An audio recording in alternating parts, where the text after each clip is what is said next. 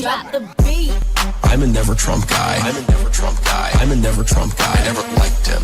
I'm a never Trump guy. I'm a never Trump guy. I'm a never Trump guy. I'm a never Trump guy. I'm a never Trump guy. Good morning. Good morning. Good afternoon. Good to see you. Hope all of you and yours are well. I hope you also enjoy that intro as much as I do, because I literally was just like, hey, what's that banging song about I'm a never Trump guy? And I didn't realize that it was from JD Vance. Like, that's the voice, JD Vance. And then and then I was like, what if we just take all the goofy TikTok dances and then we put it all in one video? So that's what we did. Good morning, Gooey Glop, Christian Valeris, Harmonic Fox, and Jonah Boy. Good to see all of you in chat. We do have a packed day today. We are going to be reviewing the Destiny content nuke just released by Willie Mac show. I'll go over why that's important momentarily, and then we'll get into the news. And just to position it already, why not? So my name's Connor, just in case you're clicking on this stream for the first time. My name's Connor. I'm a science fiction, political, and philosophy nerd, a Marine Corps and law enforcement veteran. Hello, QC John. Good to see you as well. And basically, I started out in Twitch and YouTube politics probably late 2019, early 2020. What I mean by that is I just started posting my thoughts to like extemporaneous rants about politics. And then Dylan Burns invited me into the debate scene. And after 2 invitations, I went. And then that kind of started me down the role of debating on Dylan Burns' panel show, debating on Prime Kai's panel show, talking to Destiny, talking to Vosh, talking to a whole bunch of other creators in that sphere. And then finally, here we are 5 years later with a Warhammer 40K channel that's doing very well. But of course, I've always wanted to create more content in politics. And so that's kind of what we're doing on Valor.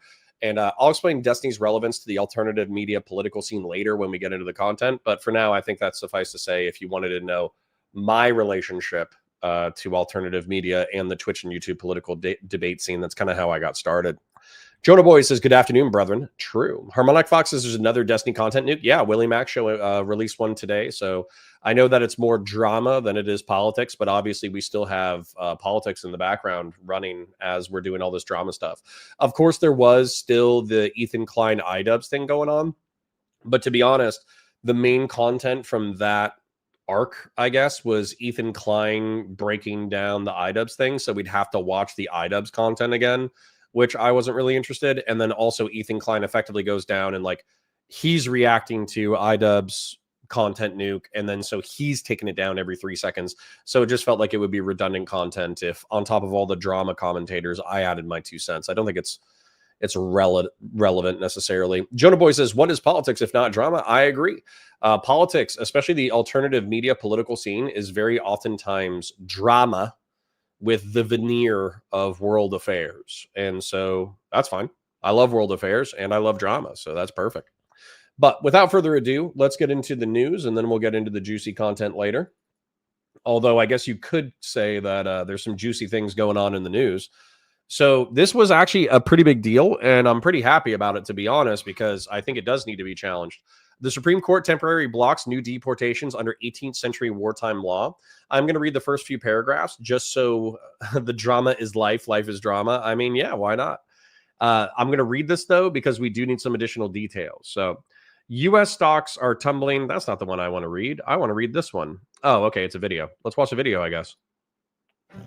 Breast cancer cells multiply because of CDK4/6 proteins. By blocking the proteins, we stop the growth. See how Dana-Farber is finding new ways to outmaneuver cancer. Yeah, kind of.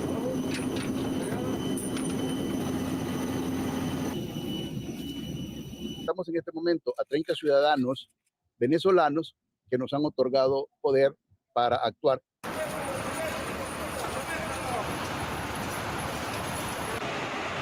I don't know if we're going to get a lot of context. Para el resto de ciudadanos venezolanos que se encuentran detenidos en nuestro país. No tienen ningún antecedente penal ni en Venezuela ni en los Estados Unidos de América. Lo único que tienen ellos es ingresos a través de la CBP One, que era una aplicación con la que ingresaban, otros inclusive que ya fueron decretados los refugios y otros que estaban en el trámite de residencia.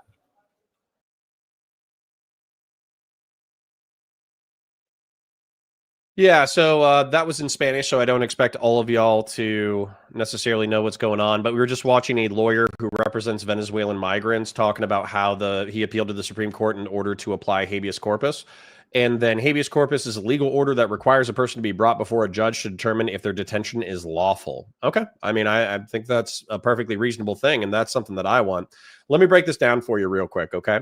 So the Supreme Court effectively granted the stay of habeas corpus because there are Venezuelan migrants and also El Salvadoran migrants who are being deported to Secot, which is the terrorism center in El Salvador, without any trial whatsoever. They're literally just being deported. There was obviously the case of Kilmar Abrego Garcia, and then there's obviously the case of the gay hairdresser who I do not know his name, but we'll probably learn it as that, media refocuses on that gentleman as well.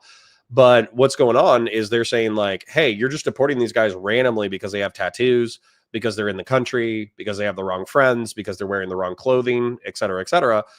Whereas these are, if you're going to use a wartime law that's meant to be used against a national level enemy or against terrorist organizations, and you're deporting them effectively to Guantanamo Bay in El Salvador, then you need to establish that these guys are actually members of those gangs, of those terrorist groups, or members of a hostile nation.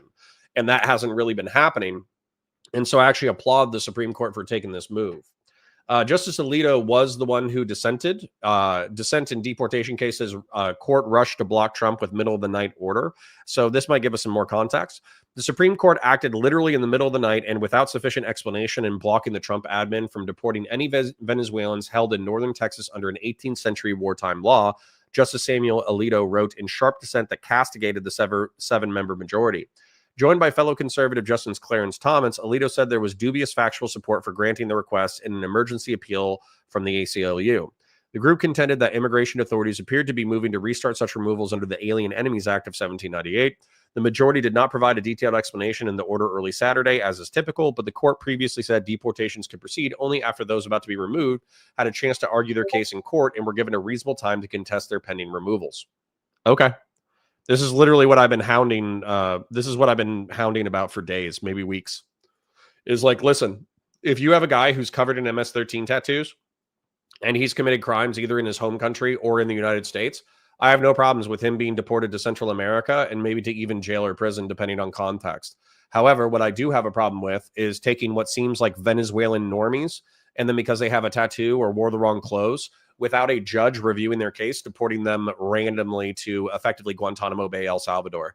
So that's been my beef. That's been my main complaint. And if the Supreme Court agrees with me, I would view that as a healthy sign for the Republic. So I am excited about that.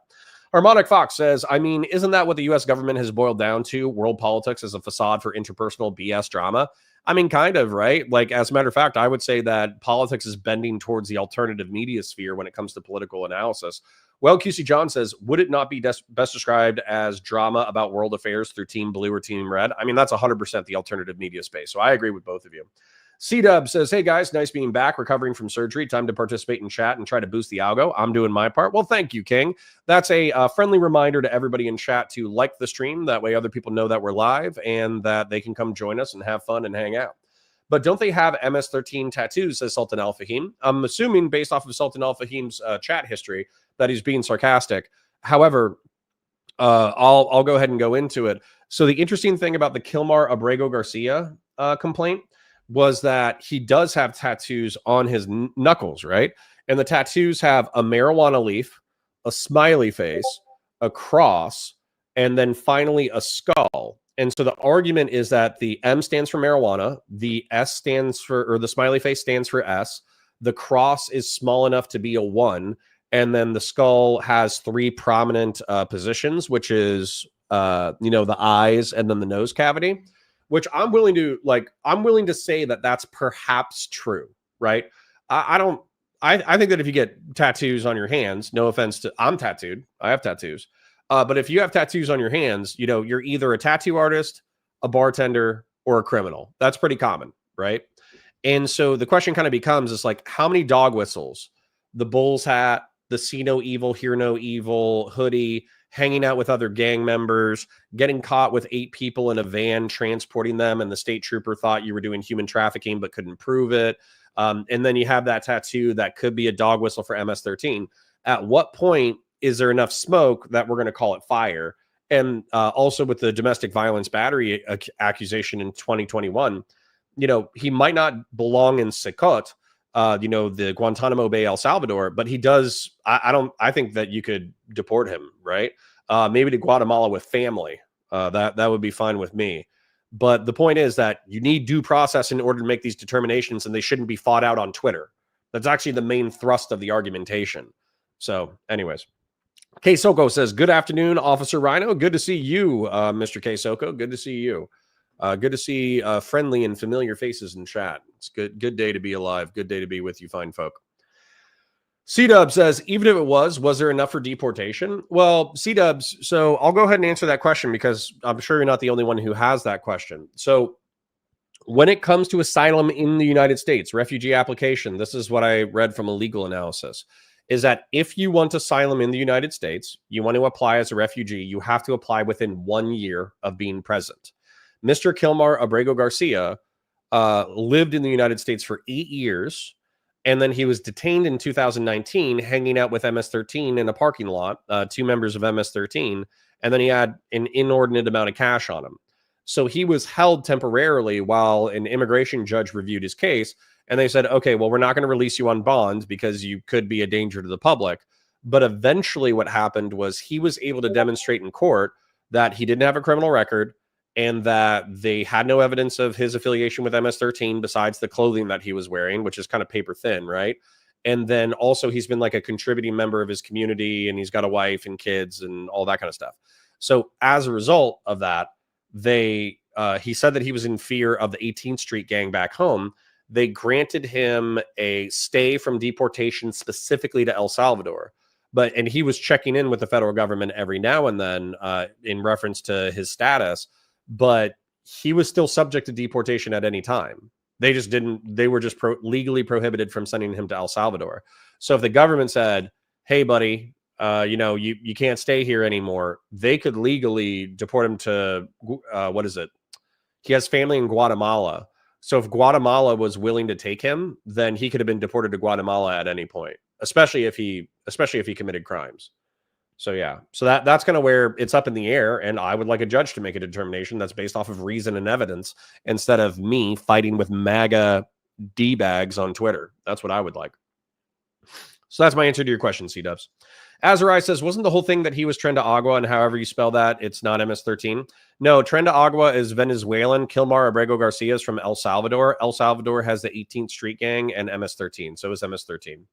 Seraph702 says, the wife made a statement that there was no battery. She was just scared from previous men in their life. She never went through the temp protection order. I understand that, Seraph, but in my experience as a former law enforcement officer, oftentimes what happens with domestic violence battery is couples will beat the crap out of each other. They'll be really passionate about wanting to put the other person in jail or prison, and then they make amends because they love each other, and then they drop the charges. So just because she dropped the charges doesn't mean the battery didn't occur, right? Silver Jacket Man says, tattoo on your hands is a social thing, like a teardrop tattoo or clown makeup. It socially communicates these hands won't be holding money anytime soon unless you're a rapper.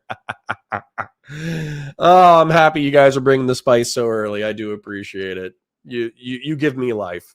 Jonah Boy says, they probably secretly appointed low-tier God as the director of ICE. Lol, have you seen any of his racist tirades going around Twitter? No, but I'm not surprised. We'll move on from chat in a second. We just got 2 more I want to catch up on. BizD says, I suspected the admin had evidence they were sitting on to make the left look dumb last week. I want my credit. Well, I guess, but their evidence is still kind of weak. You know what I'm saying? So I guess well played. Good 4D chess on you, but still, you need something stronger, I guess. And also it doesn't take away from the due process point, right? If we have evidence in contest about whether or not he's a member of MS-13, that should be fought out in a court, not on Twitter. That's actually kind of the point.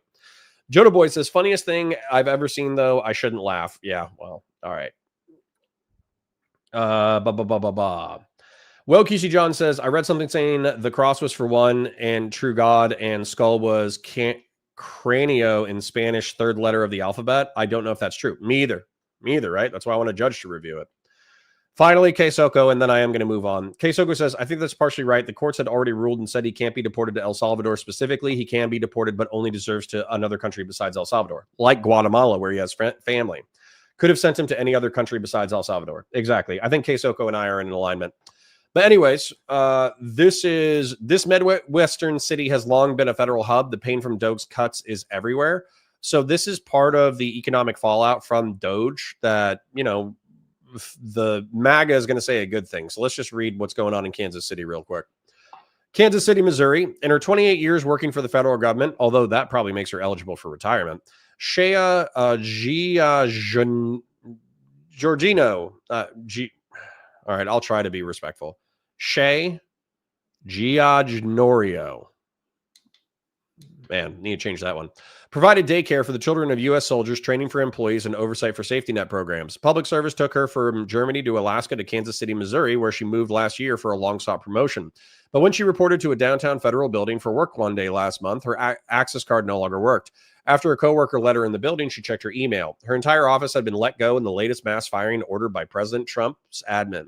The 46-year-old single mom has canceled her apartment lease, is selling her new furniture, and may have to put her daughter out of college. She wonders what will happen to the at-risk populations her team helped serve at the Admin for Children Families, a part of the U.S. Department of Health and Human Services.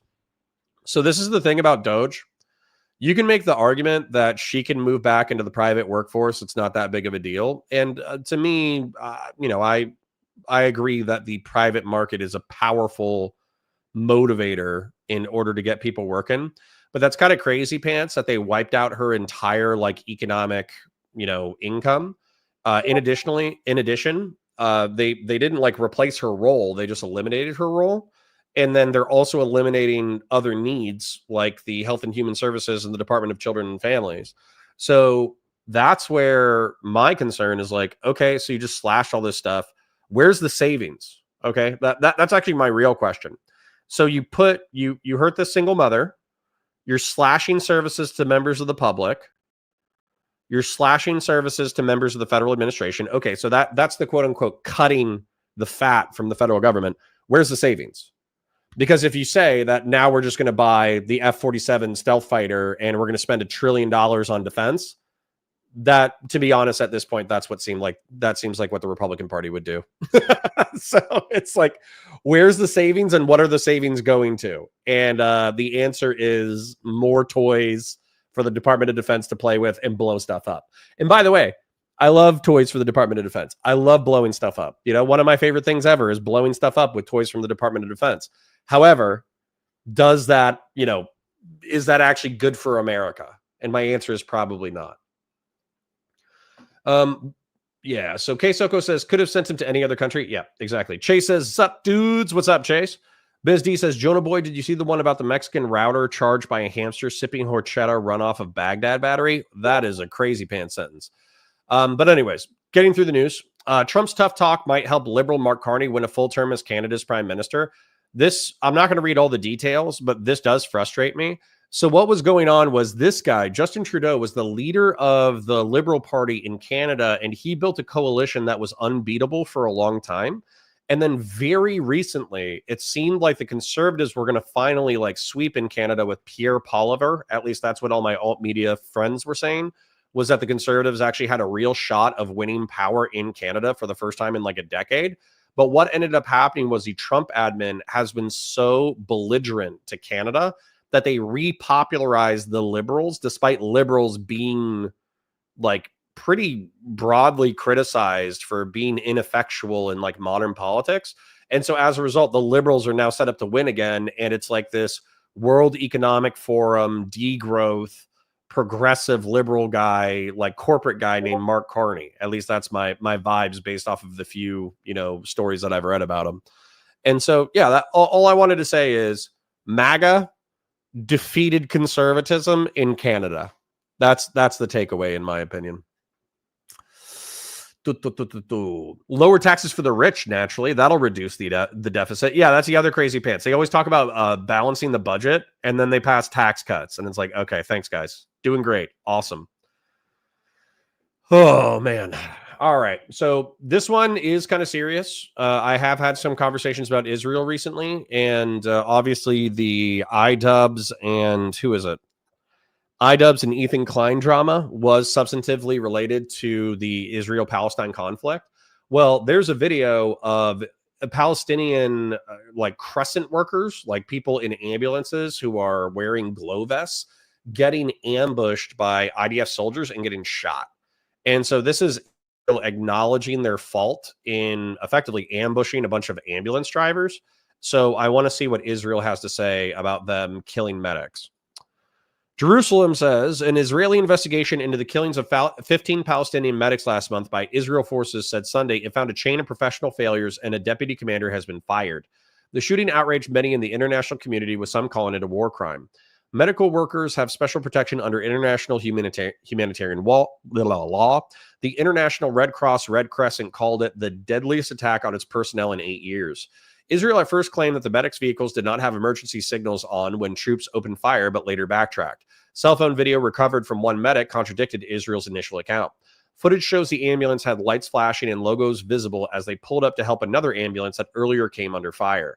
The military investigation found that the deputy battalion commander acted under the incorrect assumption that all the ambulances belonged to Hamas militants. It said the deputy commander, operating under poor night visibility, felt his troops were under threat when the ambulances sped towards their position and medics rushed out to check the victims. The military said the flashing lights were less visible on night vision drones and goggles. The ambulances immediately came under a barrage of gunfire that went on for more than 5 minutes with brief pauses. Minutes later, soldiers opened fire at a UN car that stopped at the scene.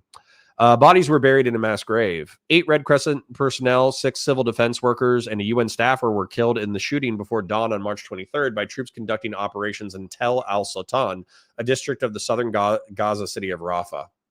So that might actually be a different shooting. But anyways, the point is that Israel killed a bunch of medics. They said that in the fog of war, they did see the flashing lights. They did see that it was ambulance personnel. However, the lights weren't prominent. And they believe that the Hamas was using the ambulance personnel as cover with which to attack the Israeli position. That's messed up, but also I'm not there. So I don't know if they took fire. I don't know if they took fire and they misidentified their target. I don't know if they were just like bloodlusty and they were relishing the opportunity to kill civilians. No idea. I wasn't there. I wasn't on the scene. Neither were you folks. So, toss up, right? That's war, baby. It's a slow-moving horror show. This one, I'm also not going to read the body. It's just funny. Hexus shared detailed military plans in a second signal chat that included his wife and brother. So effectively, we were under the suspicion that, I don't know if you guys remember this. It was about a month ago. It was when the administration first started. Pete Hegseth, the current head of the Department of Defense, he was caught showing operational details in a signal chat.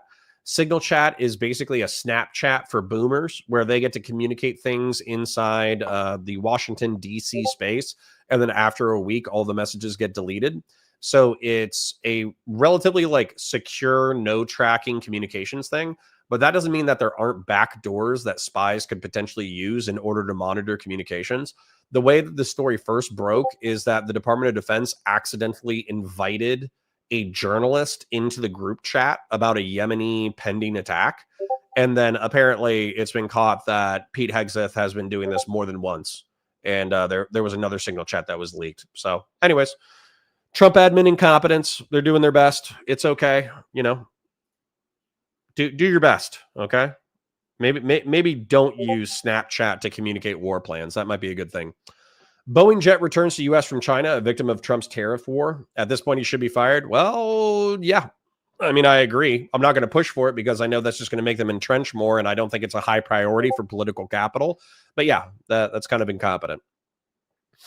So a Boeing jet intended for use by a Chinese airline landed back at the plane maker's U.S. production hub on Saturday, a victim of the tit-for-tat bilateral tariffs launched by President Donald Trump. The 737 MAX, which was meant for China's Xiamen Airlines, landed at Seattle's Boeing. So this is what's going to screw us in the long term, is because Trump's, tariffs are so bipolar and mercurial. This could spur, one, China purchasing European planes instead of American, and then there goes billions of American dollars and probably hundreds, if not thousands, of American jobs. But then not just that, but they might even develop a domestic commercial aerospace industry because they don't want to be reliant on anybody else. So effectively, by weakening our own international trade, not only are we weakening our own international position, but we're also potentially emboldening our enemies and our rivals. And so that's where I just wanted to point out that I think the Trump admin is stupid as hell. So same thing with Tesla. Tesla warned of this before the trade war kicked off. They said that a bunch of their components are going to be subject to tariffs, and they're blaming Elon Musk for enabling Donald Trump. Good for them. This guy is on Ecuador's cocaine coast with the fishermen who turned to smuggling. I just thought that this was an interesting story because the drug war has been raging for 50 years. But effectively, this guy, the news stories got access to this guy's boat in order to watch him traffic drugs. And he said that he made like 20x what he would make in a month fishing. Yeah. One trip running cocaine by sea pays $60,000, he says. Man, listen, I'm just saying, if I'm making $300 a month and I'm an Ecuadorian, and then I get paid 60 grand for one drug run, I'm going to do that like half a dozen times, and then I'm going to retire. I'm going to be the richest Ecuadorian in Ecuador. So yeah, one trip, dude, 60 grand, one trip. And you're used to making $3 grand a year, right? You normally make $3,600 a year. And somebody walks up and he's like, hey, bro, there's like a 10% chance you get like murdered. And there's a 10% chance that you get caught by law enforcement. But if you don't get murdered or caught by law enforcement, I'll pay you $60K per trip. And then boom, do 10 trips and you can retire, right? That's bananas. I understand the drug market. Why would you go fishing for a month when you could run drugs 10 times, right? So these are the economics that we're fighting against. Just to expand it into something a little bit more substantive, I think like plata or plomo is something that I bumped into while I was watching the series Narcos. And it's basically silver or lead. And it was the it was the diplomatic philosophy of the cartels. And what they would do is they would go up to cops and they would say silver or lead. And so if the cops refused to work with them, then they were like, okay, lead. And then they would kill the cop and kill his family and kill his friends and all that kind of stuff. And then if they took the payment, then they were like, okay, silver. And then they would get, paid cash, and they would go on the take and they become corrupt. And then they would look the other way when the cartels were murdering people.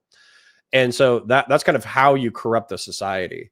And so for me, I would do the inverse, but I would do it to the cartels. So let's say that we knew who the leader of Sinaloa was, or we knew who the leader of MS-13 was. We as the governments, the United States and Central American governments, would walk up to the leaders of the cartel and say plata or plomo, right? So with plata, silver, what we'll do is we'll pay you. You can continue to produce drugs, but we'll take whatever cocaine and whatever heroin and whatever else you produce, and we'll use it for detox, like getting off of drugs, and we'll use it for the medical uses of those drug production. So we'll basically be paying them and make them billionaires in order to produce less drugs, right?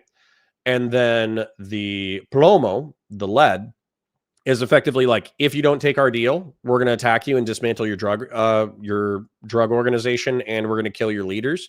And then also, if you don't secure your own neighborhoods, because there's parts of Mexico that are secured by the cartels. If you don't make your own neighborhood safe, then we're going to come and do the same thing, where we're going to, basically hunt you down. And so I think plata and plomo can be played both ways. All right. Trump is defending Obamacare at the Supreme Court. A win could boost RFK Jr.'s influence. I think we can see that this is bad, that Trump is defending the ACA in order to embolden RFK to have more authority over the medical establishment. So it's just one of those ironies of politics. I don't want to dig into it unless it gets more crazy. FSU, for those of you who don't know, How a security gap at FSU heightened students' fears even with speedy police response. We had a mass shooting this past week. And so what was going on, I'm not going to read the editorialization because I'm not trying to like, make it gross or sad or whatever. But what happened was a school resource officer's kid stole their gun and shot a bunch of kids and then either got captured or killed. So, yeah. So a whole bunch of security in Florida in particular, we had Marjorie Stoneman Douglas, I think. So we've had a security overhaul in the United States for like active shooter, or in Florida for the active shooter response, but there's still gaps. Okay. And what I, as a former law enforcement officer to you, my beautiful audience, is that when you need a cop in seconds, they are minutes away. And I say that as a former law enforcement officer. So 2 dead, 6 recovered, right? Well, why don't we check out the details? Why not? Megan Bannister put on a dress for class, a choice befitting the warm weather in Tallahassee. Thursday stood as her last day of class before graduation. Chilling reality of a gunman opening fire on the sprawling campus. Law enforcement officers responded just 2 minutes after the 911 call reported the shooting. That's good.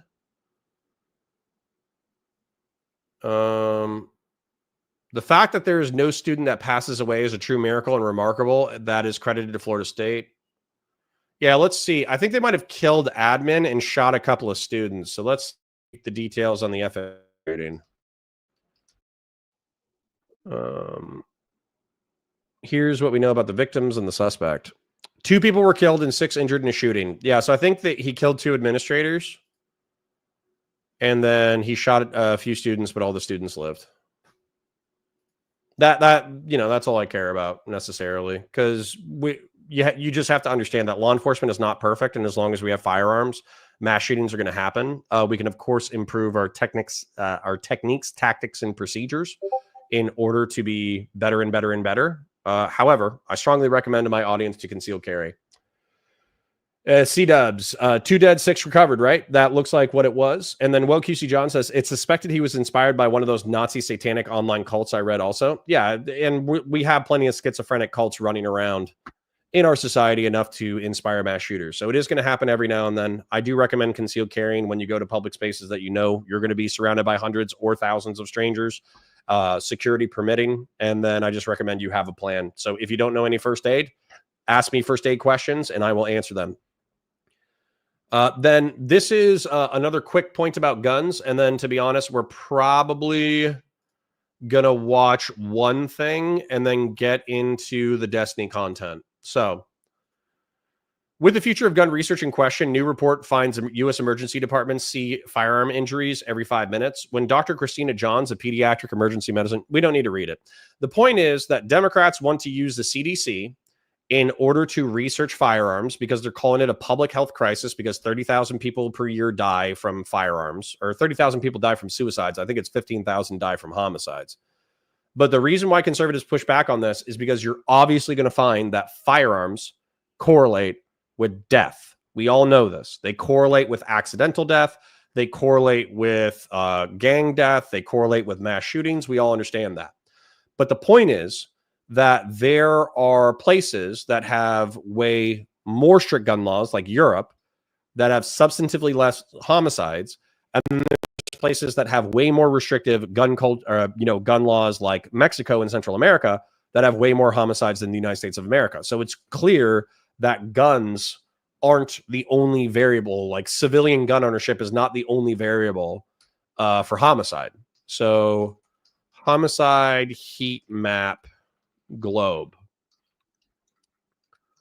And so the argument from conservatives, especially like, dude, if you don't buy into the tyrannical government can take over the United States thing, literally just look at Trump trying, right? He's trying right now. So if you look at a homicide heat map, Europe is probably the safest place. Asia is pretty safe. They're normally at like 2 per 100,000 homicides. Then Central America and Africa and Russia are obviously pretty dangerous. And then these all have like varied gun laws and varied levels of gun access. So the arguments for, Americans, pro-gun Americans, is that effectively, if you eliminated gang-related gun crime, then we would be as safe or safer than Europe. Matter of fact, you know, I have black friends. I have black friends in chat. But if we look at the black homicide rate, US, is at 29 per 100,000, which is like 5 times the national average. White, non-Hispanic homicide rate, US. I'm pretty sure it's around 2 per 100,000. So Europeans are around the European average. Like European descended Americans are around the European average. And then with black folk, and I think Hispanic folks too. So let's check Hispanic. Hispanic is like marginally higher than Northern European descended whites. Hispanic murder rate US. We'll wait. We'll let it generate for a second. Search. Yeah, Spider-Man has an excellent suggestion. Search for a local Stop the Bleed class if you can do as well. They'll teach you a lot of good stuff, and you'll get a tourniquet at the end. That is like we ran Stop the Bleed classes with my old law enforcement department. So absolutely, like the basics are start the breathing, stop the bleeding, protect the wound, and treat for shock. I say that even though I learned that like 2 decades ago, right? And the start the breathing is relatively easily. You want to make sure that your person is breathing. And if they're having problems breathing, you want to help them breathe. So if you need to do CPR, even breathless CPR, if they're not breathing at all, but pumping their chest, that can help give emergency responders enough time for the blood to continue to flow so EMTs can come and take over and give drugs and all that kind of stuff. Then when it comes to stop the bleeding, tourniquets for extremities. So arms and legs, you're going to want to use a tourniquet. And then for pretty much your head and torso, you're going to want to do pressure bandages where you just get, you know, if you have cloth, use cloth. If you have sanitized bandages, use sanitized bandages. But you're just going to want to, you know, put pressure on the bleed and then, you know, stop it as best you can while you're waiting for emergency response to show up. Then treat the wound. Effectively, you don't want to take like feces or anything that's infected in order to jam into their, you know, bleeding wound. And then treat for shock. You just want to be talking to the person as much as possible. That way they don't psychologically conk out and end up, you know, going into shock. Because shock is physiological, but it also can be psychologically as well. So yeah, that's kind of like the main thing. So start the breathing, stop the bleeding, protect the wound, treat for shock. It's all good info. And if you need more information, then take a Stop the Bleed class as Spider-Man suggests. Wowman542 says, what are your thoughts on 3D printed firearms making it more accessible for the average Joe, for or against? I'm for 3D printed firearms. I don't care. I think that the people who have CNC machines, myself included, I don't have a CNC machine yet, but obviously long-term goal is to buy one. I don't think 3D printing a firearm makes our society necessarily that much more dangerous because people have been manufacturing firearms from home since the longest time. Of course, it increases the chances of accidental death or injury. Of course, it increases the chances that those could be printed out by an armory that is basically 3D printing firearms and then passing them on to gangbangers. But my solution for that would be to find those illegal armories that are manufacturing firearms and then selling them to gangbangers intentionally. And then I would put them in prison for life. So, you know, if we found a 3D printer in the hood that was just handing out 3D printed Glocks, that way people could commit murders without having to worry about the guns getting tracked. Yeah. Then not only do you put the murderers in prison for, you know, 20 years to life, depending on context, you also put the gun manufacturer in prison for life because he knowingly sold unserialized firearms to murderers and basically knew what he was participating in. So that's how you solve that.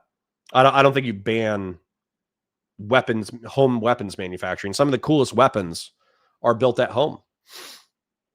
Of course, C-Dubs points out rather intelligently, of course, Spider-Man would have resources for saving lives. That's a great point. True Zealot says, if you don't count gang violence into I have black friends, doesn't elaborate either. So true, True Zealot. So true. No. So if you don't include gang violence, the only reason why I'm pointing that out is probably 2/3 of American homicides are related to drug and gang crime. And so if you live not in the worst side of town, and if you don't deal drugs, then your chances of getting murdered in the United States drops precipitously. And then the reason why I said I have black friends is because I brought up black crime statistics. So I just wanted to say, just because I'm bringing up crime statistics by race doesn't mean that I'm individually bigoted to different black folk. Like they're 99.9%. Well, actually 99.5% of black folk are perfectly kind, sweet, caring, hardworking, decent human beings who are just trying to survive. Right. It's that 0.5% that are giving us issues, which can be said of pretty much all of humanity. But obviously we have if the homicide rate is 29 per 100,000 and the rest of the population is at 2 per 100,000, that's a problem, right? So let's take a look at the Hispanic homicide rate before I continue. So in 2010, the homicide victimization rate for Hispanics was 6 per 100,000, more than twice the murder rate for whites. So yeah. So basically, like Hispanics black folk have 6 times the homicide rate of the national average, and then Hispanics have like double the homicide rate of non-Hispanic European descended Americans. So don't live on the wrong side of town, don't deal drugs, and you'll probably be okay. All right. Chase says, ghost gun kits have been around for ages. I live in a very dangerous area and shots are popping off all the time, even when you are mostly fine if you are uninvolved yourself. Yeah, I agree. There's definitely dangerous neighborhoods, but Chase, my advice to you, I say this sincerely since you're one of my regular chatters, get out of that neighborhood. And if your family still lives there, get them out too. You know, save up your money as a family, make housing in a better neighborhood a legitimate priority of you and your folks, and then get the fudge out. Because like West Baltimore, as an example, I was hanging out in West Baltimore. There was plenty of really kind people that I met while we were hanging out in Baltimore. But the truth is that for them, homicide was just like a way of life, like just hanging out, you know, at the store, at the barbershop, at the fishing store, at the whatever, and then randomly seeing somebody get gunned down in the street. That's just like the way they live. They're just used to watching young men murder each other, you know, once a week, twice a week. It's pretty bad. Chase said, I would is all here and I own a house here. Seriously, though, if you keep your nose to yourself, nobody messes with you mostly. Yeah, Chase, I agree with you. But at the same time, that doesn't mean you want to get caught in the crossfire, right? So again, you know, much love to your family and much love to you. But I would say take care of your parents as they're kind of checking out of the world.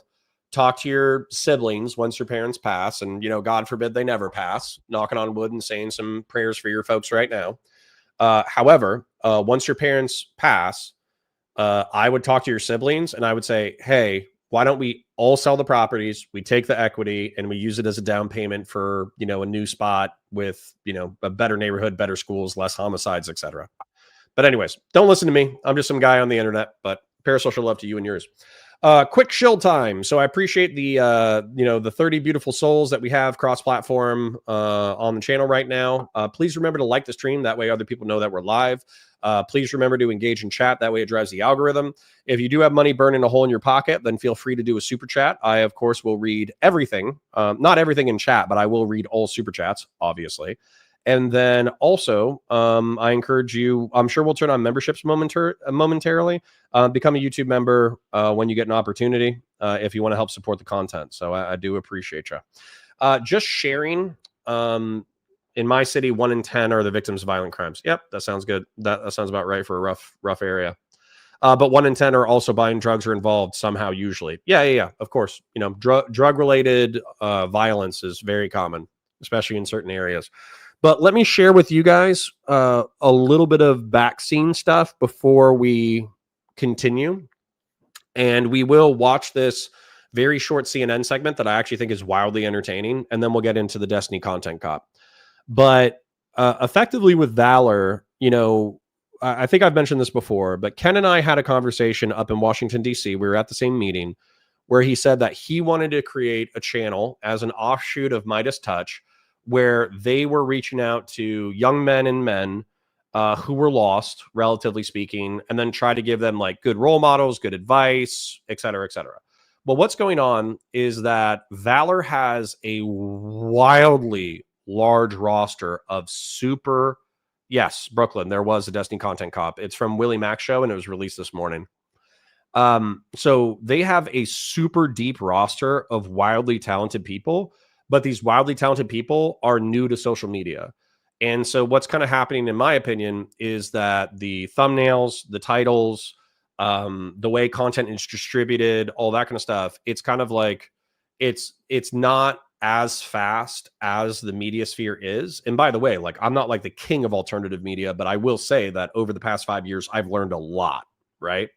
And so they do need a substantive amount of help on the back end. And so I've been reducing my hours streaming in order to help them on the back end. But the truth is that they might need more. And so I'm going to talk to Ken. I'm still going to be streaming today, 5 hours. I'll probably keep up with the 5 hours per day, 5 days a week schedule. But I'm going to talk to him and I'm going to say like, hey, this is what I think needs to get done. We either need to hire somebody to do this or I need to do it for you guys. And we'll see how that conversation goes and what he thinks the channel needs versus what I think would be smart, and whether or not they want to give that to like a full-time editor, or whether or not they're okay with me, picking up some of the back end. That way I can help the other channels grow as well. So just giving you a heads up, things are going to be flexible going forward. And I might have to help them on the back end. So just a heads up to the audience. But Sean Kaplan says, any mention about how you feel about the Savage Asmon's dead mom take from Destiny yet? No. Can he stop? Sean Kaplan, tell me more. What did Destiny say about his dead mom? Destiny, listen, we all started watching Destiny. Like almost everyone started watching Destiny because he was spicy and he was funny and he was mean. But I think it's different when you have like a late 20-year-old, early 30-year-old who's being a shitposter versus like an almost 40-year-old man with a kid, with a long-term girlfriend, with this, with that. And then he's like, ha, Asmongold, you idiot. Your mom's dead, lol. Like, jeez, all right. Like, no offense to Steven, but isn't your mom suffering from dementia? Isn't she on her way out too? Do you need to be talking smack about somebody's dead or dying mom? Good God. Chase says, I personally think the joke about Asmongold's mom was Giga Chad because of how Asmongold would make equally as hurtful jokes to people. Okay, I mean, like, if it's tit for tat, it is what it is, but yeah. Good God. Well, Asmongold, not a kid. He's like 34, apparently. Oh, of course. I wasn't saying that you can't make fun of Asmongold because he's too sensitive because he's just a young kid. I don't care. All right. I'm not seeing the detail. Oh, hold on. Chase says JD Vance could use his dead mom as that was a necrophilia joke. Okay.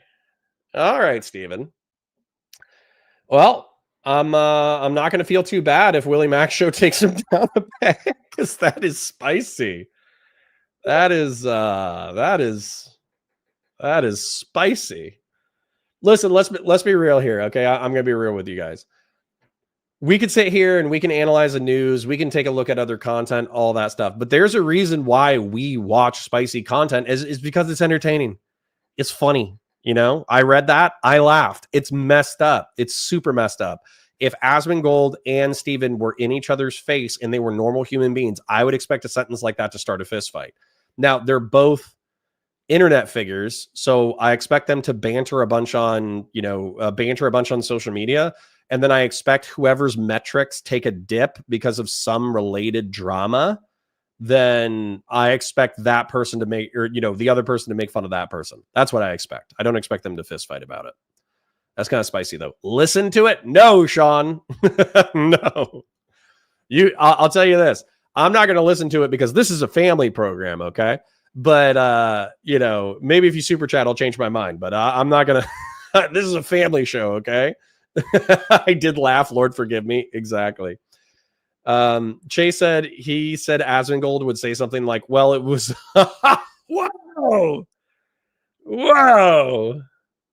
whoa, that's spicy.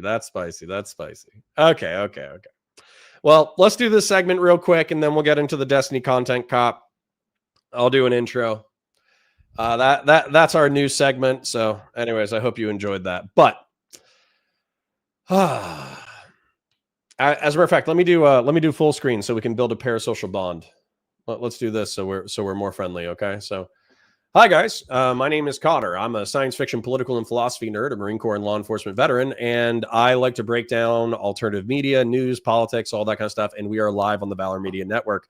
The Valor Media Network is a place where a lot of really cool dudes get together and talk about their professional and personal experiences and how to develop and all that kind of stuff. But I'm not going to lie, my show is basically rolling in the mud with schizophrenic alternative media personalities.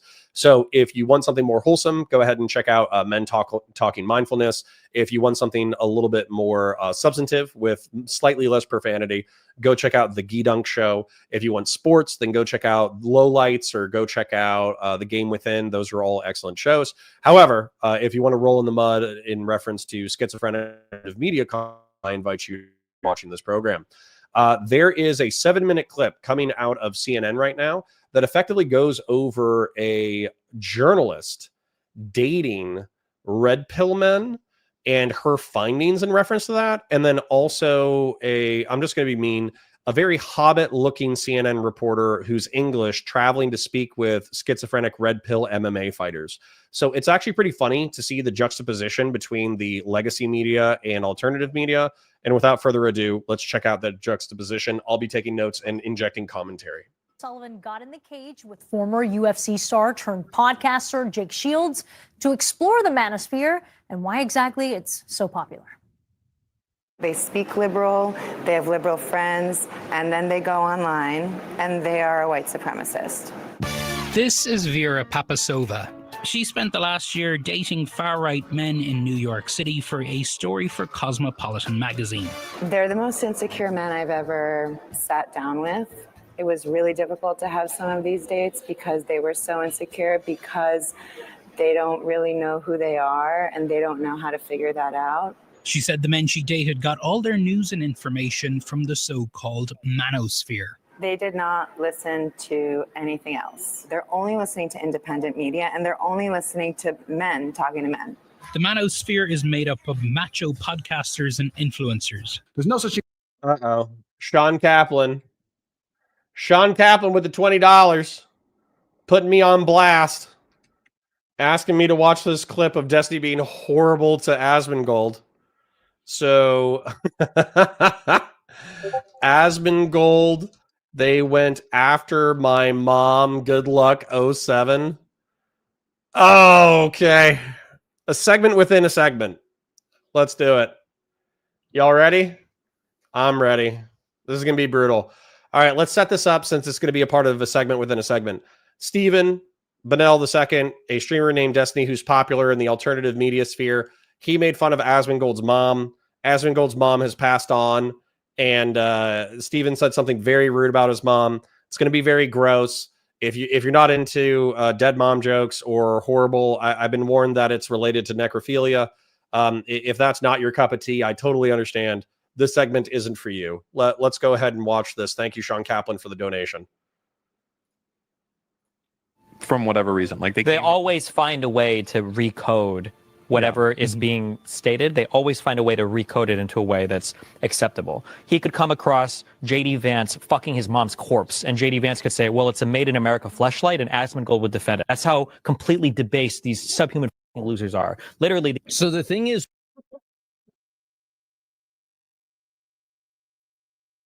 Listen, I'm going to go ahead and classify that as a hyperbolic statement that he doesn't think Asmongold would truly defend his dead mother having relations with J.D. Vance.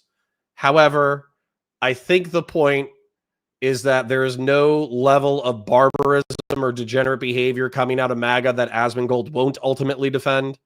I'm going to take that as the steel man of Destiny's position. Let's go ahead and see what Asmongold's response is. With Destiny and saying stuff like this, right? And I want to let you guys know that, like, I don't really take this very personally. My mom wouldn't have given a about this, but the point is that Destiny, and I think this is what a lot of his community does, they justify anything bad that Destiny does, whether it's the sex pest allegations. Guys, DGG, get real close. Listen to me. During the fucking Red Pill arc, while your fucking Messiah was out there telling Andrew Tate how to treat women better, he was distributing his fucking friends' nudes to random whores he met online. He's a fraud. The long. Hold up. Listen, Nick Diorio and I follow each other on Twitter. I appreciate the fact that he hasn't unfollowed me. Okay. I like Nick's content. I watch Nick's content, and let's just say I've been accused of being Destiny's last orbiter, his last sweeper, right? Here's the thing, though. During the Red Pill arc, I'm not going to lie, I didn't even watch that because it was effectively Giga Tradcon Red Pill versus Giga Progressive Blue Pill takes. And so I never worshiped Steven as a messiah. I never thought he was a sexual guru. I never thought that polyamory or promiscuity were somehow virtuous. I never believed these things, right? So when he's like, oh, well, your buddy's a hypocrite, let's go ahead and compare the sins, okay? So Andrew Tate has been, we've watched it on this program, been credibly accused of forcible rape multiple times by multiple women. He's been credibly accused of using the lover boy method in order to recruit women into sex trafficking in Eastern Europe. And he's been credibly accused of physically assaulting women multiple times with photo evidence of their abuse, okay? What Steven did, which is not good, I want you to hear this, it's not good, not defending the behavior, I'm describing it, is he made homemade pornography with the consent of other human beings, and then he took that homemade pornography, he held on to it for years, and then he shared it with new people with whom he wished to have like a sexual flirtatious message without the consent of the parties that were involved that originally created the content. Also, allegedly, he was having consensual physical relations with both men and women, and he audio recorded the incidents without the consent of the involved parties and also distributed that. That's bad behavior. It might potentially violate one criminal law in reference to like illegal wiretapping where you're recording something without the consent of the other involved party. It does not constitute cybersexual harassment. It does not constitute digital voyeurism. If you want those breakdowns, we can break those down another time, right? So we have forcible rape, beating up women, and sex trafficking women on one hand. We have distributing homemade pornography without the consent of the involved parties on the other. I'm going to go ahead and say that Andrew Tate's behavior on the sexual misbehavior and criminal scale is a 9 out of 10. And I'm going to put Steven's behavior at a 2 or a 3. Also, just because criticism is coming out of a potentially hypocritical person who also has negative behaviors in reference to a certain topic doesn't make their criticisms untrue. Okay? So if you want to throw heat Steven's way, not my problem. Go ahead. That's fine. No beef. You do you. Whatever. But everything that I just said is 100% true. And I don't think you can argue on the merits of what I've just said. You can just get pissed off that I'm being too charitable. I'm extending too much charity to Steven, and I'm not being mean enough considering his sins. I think that's the only thing that you can say. Lawsuit for revenge porn. I don't even want to get into the details with that. You know, him saying that stuff about the guy that got shot at the Trump assassination rally. Fuck the. How is the Steel Man different from his statement? Because the Steel Man was that Asmongold will excuse any degenerate behavior by MAGA, whereas what Steven said, this is happening, I hope you're paying attention to what I'm about to say, is that Asmongold would condone J.D. Vance necrophiliacally assaulting his mother. Like, I don't know if you're DGG, I don't know if you have autism, but do you understand how you could communicate that Asmongold endlessly defends MAGA without bringing up his mother or necrophilia? You understand that that's possible, right? All right. All right. The dude, the firefighter guy, if one of you were in the crowd and you're a conservative fan of mine and you end up, getting blown away or whatever the I'm making fun of you the next day on Twitter. Him saying bad stuff about the kid to make an honorary Secret Service member. Sorry, let's take a look at that. Difficult to know if the rabid Trump support comes from his parents indoctrinating him or the abscess that the brain cancer left behind. Yeah, that's messed up. Obviously, he's going to catch flack for that. He's not going to be surprised that he catches flack for that. He should catch flack for that. Okay. What was the other thing though? The firefighter statement. I'm just going to save you a 2-minute rant, and I'm going to say, I laughed. It's messed up. I shouldn't laugh. That's how Steven accumulates an audience, is by being hyperbolic online. It's funny. It's messed up. Both can be true at the same time. I hope his community realizes that all of the way that he's been acting with this is tremendously counterproductive. This is what I wrote. A lot of people excuse deranged outbursts like this in Destiny's community because they think Destiny is fighting for a greater good that supersedes any form of accountability or decency. A lot of people have even preemptively justified it by saying, if this is what we need to deal with to fight against fascism, then it's okay. No, you don't have to deal with this. You don't have to have idols that are manipulators, sex pests. This person does not need to be your avatar. And I think that Destiny was not always like this. And you can even see him. Destiny creates a false narrative. He creates a hypothetical situation in order to justify acting insane. It's a completely made up reality that Destiny has created for his audience in order to justify joking around about, fucking somebody's dead mom, making fun of cancer kids, because right now Destiny's burned so many bridges with so many people. You don't need to act like this. You don't want to act like this. People don't like you when you act like this. When clips like this hit the mainstream audience, people shit on you, and people shit on me for saying this too. These are things that average people don't like. Average people.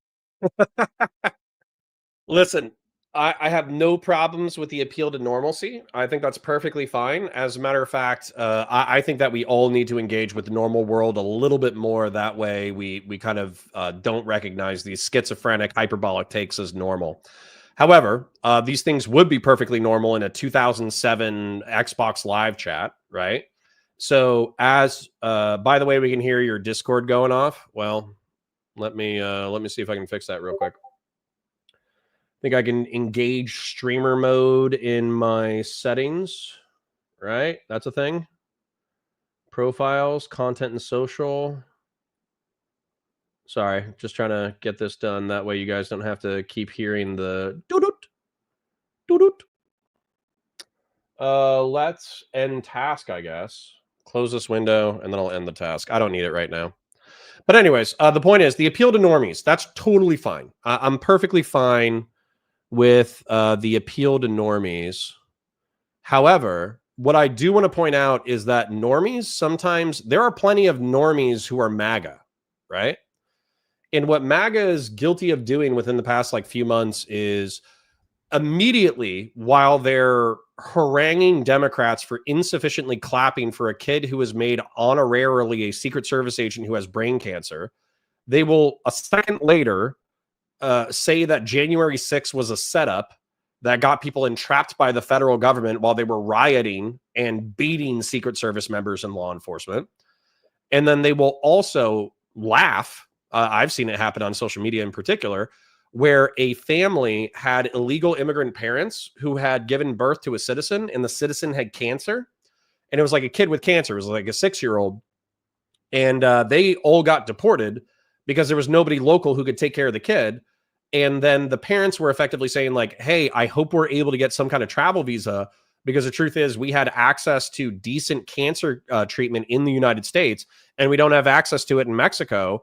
So we need, we kind of need to be able to travel to the United States in order to give our kid life-saving cancer treatment. And I saw hey, this is part of the complications of having a mass deportation process. And I had plenty of people in MAGA in my chats, in my replies saying yeah, screw them. They don't care if this kid with cancer dies. So it's kind of like this, this pearl clutching, right? This pearl clutching of, oh, how dare you behave deranged? Meanwhile, they're laughing about Kilmar Abrego Garcia maybe getting murdered in Sakat, and they don't care whether or not he lives or dies, or they don't care about that Mexican girl with cancer, or they don't care about the gay hairdresser that nobody knows where he is because the media chose not to focus on him, and instead they focused on Kilmar Abrego Garcia. So yeah, so dude, A2. Okay. I'm not saying A2 Brutus because you betrayed me. I'm saying A2 is and you. That's what I have to say about Asmongold and MAGA in general. Steven's being mean. I could find you dozens, hundreds, maybe thousands of examples of not only MAGA being cruel, but that cruelty being led by JD Vance and the President of the United States. People didn't like that I said this either. I'm also an asshole, and I'm a victim of this myself. What is the probability that Tom Homan would let me go with him dressed up as Ash Ketchum, watching them do deportations? You've been charged with sex crimes with children? Let's take them in, process them, lock them up. I mean, who are the people that are against this? These are people that are like sexual predators. But the difference is that I said that it was a joke, and you're being... Those need to be established in court. That's all I've seen sensible people saying.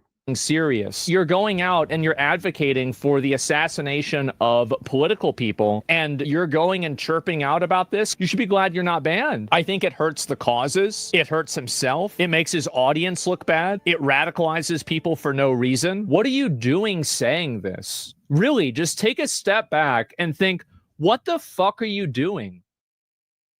Okay.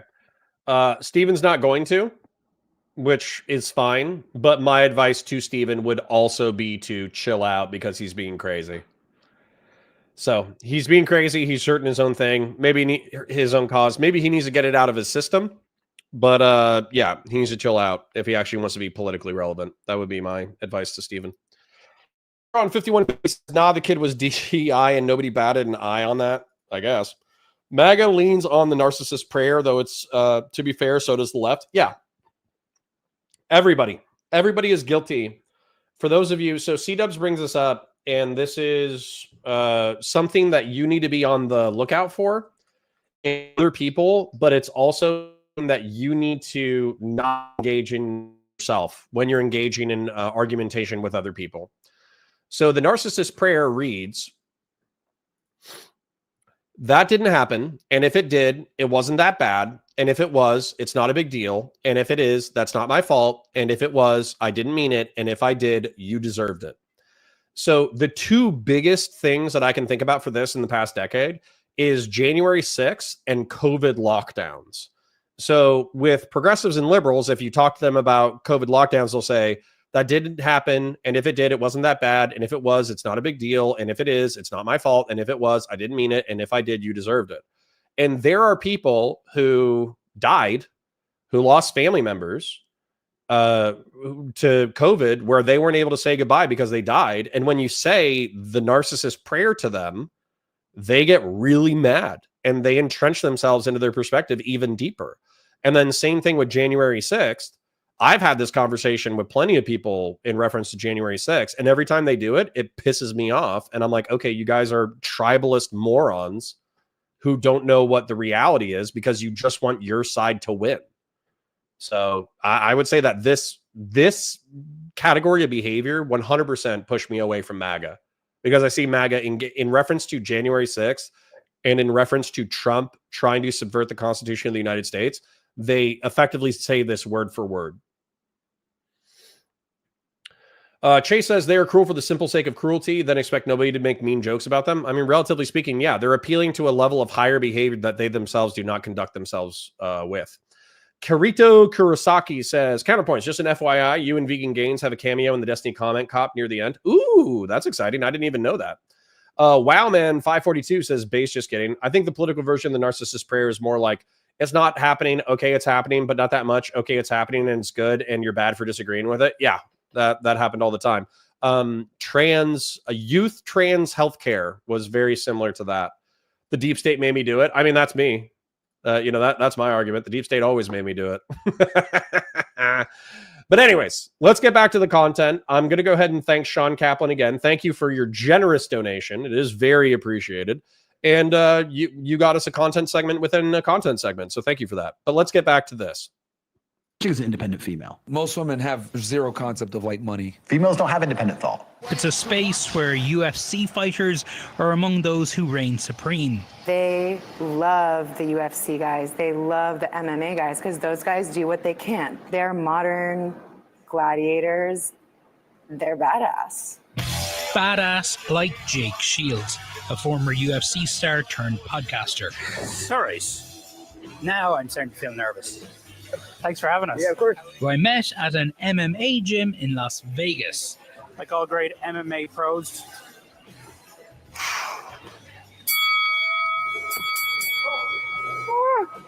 I've never hit anyone in my life. I'm not punching back. Hit me. No, sit right here. KO. This is CNN. Do you miss being full-time pro? Like in terms of You know, of course I miss it. To go from professional athlete, which is the highest of highs, to retirement. And I guess the podcast has helped. You could fall into depression if you just go from the most amazing career where you're famous and spotlights to all of a sudden you're a nobody. Sure. Like other podcasters in the Manosphere, Jake regularly hosts controversial guests. And I named All right, let me pause it real quick. I feel like So let's address the original content real quick. So we had that gal in the opening who says that she dated men, red pill men, for a year. And I just want to say, I'm just going to be real. Sorry if this turns anybody off. That's repulsive to me. Okay. So the fact that you would be romantically involved with, go to dinner with, maybe kiss, maybe have physical relationships with a bunch of dudes just so you can kind of interview them about their worldview. I think that if you're going to try to appeal to red pillars, or if you're going to try to appeal to anybody like even moderately conservative, you need to explain what that actually means. Now, she works for Cosmopolitan, so I'm sure that she's infinitely less sex negative than I am, but already I'm kind of like gross. So you dated a bunch of men, you had romantic relations with a bunch of men who you probably secretly despised just so you could learn more about them. Well, that kind of already goes ahead and justifies all the things that they probably already think about you, right? So they speak liberal, they have liberal friends, but when they're online, they're white supremacists. So I would want to see this, categorized, because I've been in progressive spheres for so long. When I hear white supremacist, I don't even hear it as an insult anymore. Okay, I really don't, because white supremacist used to mean, at least when I was growing up, it used to mean that you were racist, meaning that you hated people based off of immutable characteristics, meaning that you would treat people poorly based on their immutable characteristics, and as a result, you were a repulsive human being. That's what white supremacist or racist meant 20 years ago, 30 years ago. But now, white supremacist means like an academic perspective on, you think that American culture that includes like timeliness and a deference for authority and deference for the Constitution of the United States and all that kind of stuff is a white hegemonic patriarchal construct. And so as a result, you're a white supremacist if you like the founding fathers or the Constitution of the United States.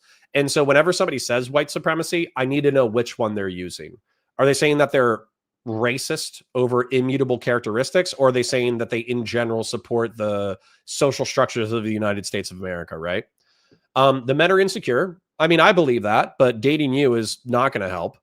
They get all their news from the Manosphere, and then they show Myron and Andrew Tate. I'm unsurprised, but I've been in those guys' chats, and no offense to anybody. If you watch those guys for entertainment because you think they're funny, that's one thing. If you watch those guys in order to get your information, then you probably have an 80 IQ. I'm just being real. Jake Shields is an MMA guy turned podcaster. Now, Donnie spars with former UFC star turned podcaster Jake Shields. Donnie stars, it's not his fault. Okay. It's not his fault he was born and looks like a hobbit. It's not his fault that he has asthma. It's not his fault that he's never been in a fight before in his life. But I'm just telling CNN that if they actually want to have any kind of impact whatsoever, and if they actually want to reach young men, so to speak, then their vehicles for reaching young men, quote unquote, cannot be 35-year-old asthmatic, 200-pound, 5'5" people who have never been in a fight before in their lives, right? Because Jake Shields is playing nice right now. He could have murdered that CNN actor or a CNN host, and the CNN host couldn't have even made it funny. It actually would have been like depressing. And so why don't you hire a man to go talk to men? It's a feminized segment, right? One of the things that Jake Shields shares that I think is actually probably core to where he's at right now is that he's professional with pension money, limelight, all that kind of stuff. And then he went into retirement and now he's a nobody. Well, he says a bunch of crazy stuff on Twitter for attention. And he's also not the most handsome guy that I've ever seen. And so as a result, I'm going to like go ahead and evaluate all of his content creation with more of a lean towards the fact that he's looking for attention. That's what I'm going to presume from now on, because effectively that's what he just told us. Moving on. We have to fight back what we're told we're allowed to do. I just don't like to be told you're not allowed to talk to this person. Like, why can't I talk to him? I'm not saying I agree with his ideology, but I should hear what he has to say. He's hosted the former Grand Wizard of the Ku Klux Klan. Today I have a very, very special guest, Dr. David Duke. I know you're controversial, but I have no idea how controversial. And Thomas Russo, the leader of the white supremacist group Patriot Front. Let's go where we disagree a little bit. Yes, sure. Let's hit race, because you're a white-only group? So the organization only allows people of American ethnicity, and all Americans, I believe, come from Europe, so they're white. The true heirs of the American spirit fight on! Yeah, no, I understand and talk to these guys, but I've also not brought anyone hateful. If I do, I'm going to be really, really on top of them. But so you saying that you haven't brought someone hateful on, right? People will say, well, you brought on a Grand Wizard of the KKK, you brought on Patriot Front. Yeah. They're hateful. No, I think those are excellent questions, but people go and watch the actual interviews, I think they would be like, oh, this guy's not near as hateful as if I expect it. But Vera says hate isn't what the men she dated were really looking for. One of these guys brought... So hold up. So this is where I view libertarians, no offense, and instinctively, like, I could be considered like a statist libertarian in some regards for how I would want to construct an ideal society. However, libertarians are oftentimes contrarian, meaning that they kind of have the don't tell me what to do, dad attitude. And that's exactly what Jake Shields says. Dave Smith says stuff like this all the time too. I literally think they either needed a dad who needed to either hug them more or beat them more, but whatever they did wasn't the right amount of either hugs or beating. I have no idea which one, but we probably need to figure it out. But libertarians are oftentimes useful idiots for more extremist authoritarian stuff, because they have the perspective of like, well, I can talk to anybody. And it's like, true, like you can talk to anybody and you should be able to talk to anybody. We're in a free country. I completely agree that you as a free citizen should be able to talk to anybody. But oftentimes they're very stupid. And so as a result of being stupid, they don't have the ability to push back on people. So Jake Shields, no offense, maybe he's smarter than I give him credit for, but he says that if somebody was explicitly hateful, then he would be aggressive with them in the studio and he would push them on it, which is probably true. But David Duke and the head of Patriot Front, they're used to doing interviews that are contentious and aggressive. And so they know how to effectively either dog whistle or spread their message without being specifically hateful. I almost guarantee you, when it comes to the leader of Patriot Front, he might be a little bit more spicy than David Duke. But if you talk to David Duke, he's been doing these interviews for 40 or 50 years. And so as a result, when you ask him, like, do you hate black people? He's going to be like, no, I don't hate black people. I just want them to, I want the ability to maintain my own society with my own people that are similar to me. If you look at Japan, if you look at Mongolia, if you look at China, if you look at this place, if you look at that place, you'll see that they're 95% this thing. And so I just want that. And I want that for me, my people, and I want that for mine. And I get called a bigot for it. And then Jake Shields will go, oh, wow, that's really interesting. Right. Because he's too dumb to realize, like, we are in a civic nationalist construct. And necessarily, in order to achieve David Duke's result, you would need law enforcement to enforce segregation laws. You would need a black person to walk onto the wrong side of town and for law enforcement to say, get out of here or we're going to beat you up or arrest you. So Jake Shields doesn't have the tool belt in order to push back against that. And I'm sure the Patriot Front guy also probably dog whistled like crazy and wasn't called out because Jake Shields just took them at their word on a naive level. Brought me to a political meeting. And did they talk about politics? Barely. Exactly. They talked about, it was a bunch of men complaining about girlfriends and wives, regurgitating Andrew Tate type of advice about how to train your girlfriend, how to train your wife to be submissive. And so this group was supposed to be a political group, but they're talking about relationship problems. And the fact that that's what most of the time was spent on, you don't need to be a neo-Nazi. You need therapy. The appeal of Jake's podcast. Okay, none of these guys want therapy. I'm just going to be real here, okay? None of these guys want therapy. That's like the least solution that's going to work, okay? So she went to a politics meeting where 90% of the conversation was about trying to train your wife or girlfriend into being submissive.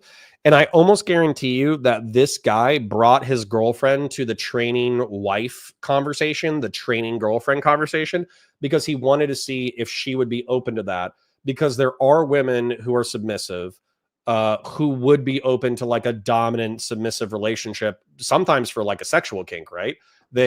Or like a relational kink. They might enjoy that kind of relationship. And so as a result, they would submit to it. And these men are probably actively looking for submissive women in order to engage in that kind of relationship. The truth is, though, that there is an outsized demand from antisocial, schizophrenic, autistic men who want a submissive wife compared to attractive, submissive women who want to be in an abusive, in my opinion, abusive relationship.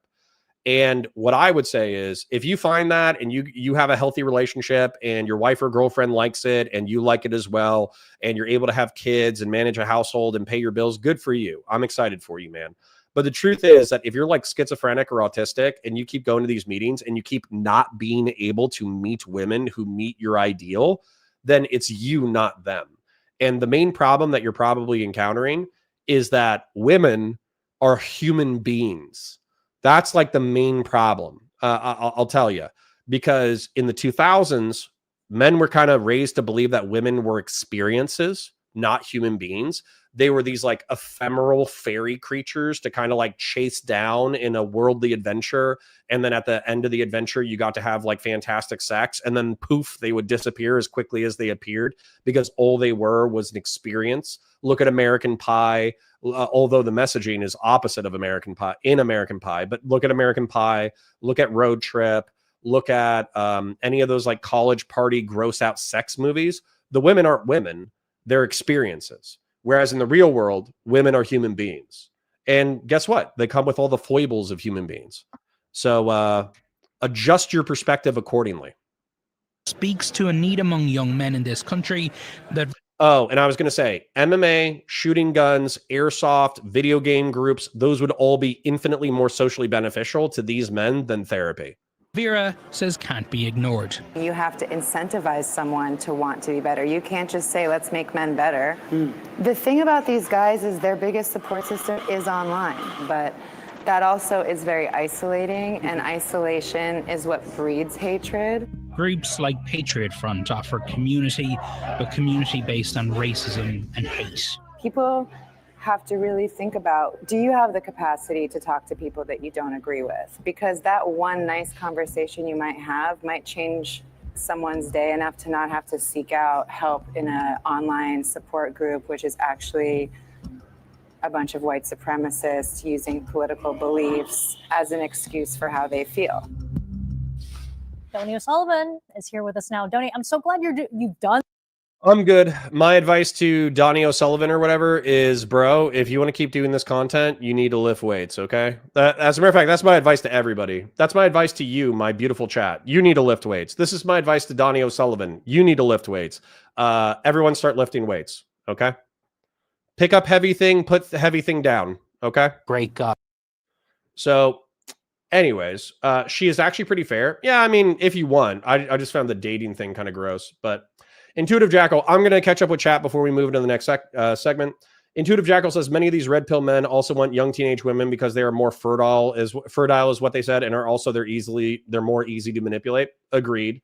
My advice to Donnie is stop pretending Hassan is a good person. Lol. If that happened, if this guy pretends Hassan Piker is a good person, yeah, then we need to go ahead and red pill him about Hassan Piker. It's the scorpion and the frog type stuff, says Jonah Boy. Exactly, because you kind of, I don't know, you can start as like a nice, gentle, sweet, soft boy looking for friends, but then they're going to turn you into a monster pretty quick, like an antisocial schizoid monster. Destron 5150 is responding to Wow Man, saying, pretty sure there's something to the segment that's somewhere on the internet. Not sure what we're going there. I'd take Donnie O'Sullivan more seriously if he wasn't a Hassan Glazer. Okay, Big in Gaming apparently has seen some other content where this guy was glazing Hassan Piker, which is sad.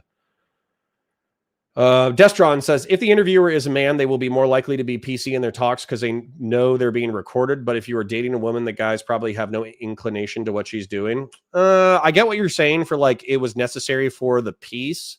However, I do find it to be sleazy. So I get it. This is happening says, you really think Donnie knows anything about Hassan beyond he is a left Twitch poll streamer? I have no idea. Yeah, me either. Okay. Anyways, so we are going to move on to the Destiny Content Cop momentarily. This was brought up, or this was released today. It's an hour long. It'll probably be a substantive amount of our content today. Since it's an hour long, I'm going to go ahead and use the restroom before we get started. I'm going to... I actually need to like use the restroom. So I'm going to go ahead and pull up some new content that I generated for my Counterpoints 40K channel. And then we'll get going. Up. Boop. Boop. Let's do, sorry. Let's do it this way. Counterpoints 40K. All right, this is science fiction violence from the beautiful universe of Warhammer 40K. I'm going to go use the restroom, and I'll be right back. I parasocially love you. Don't go anywhere. Like the stream. Hi guys, welcome to Counterpoints. My name is Connor, and today we're going to be breaking down the lore of Space Marine 2 as if it were a movie.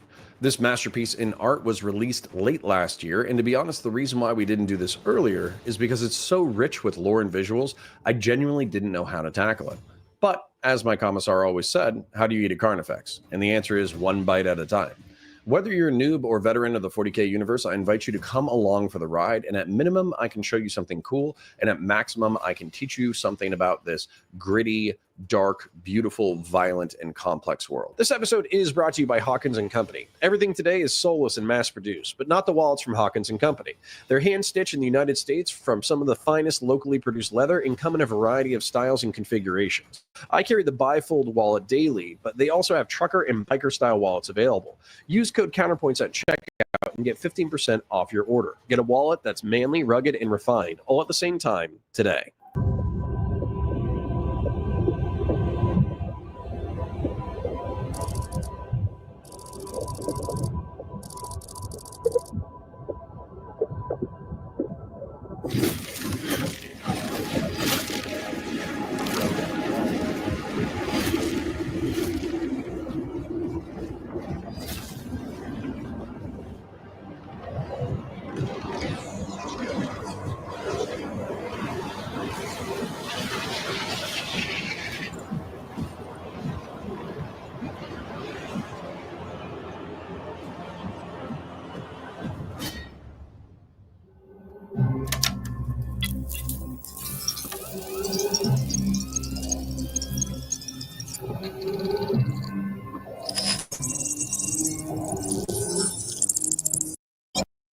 We're going to fast forward to the Death Watch killing some people, and then we'll get back into content. Approaching drop zone.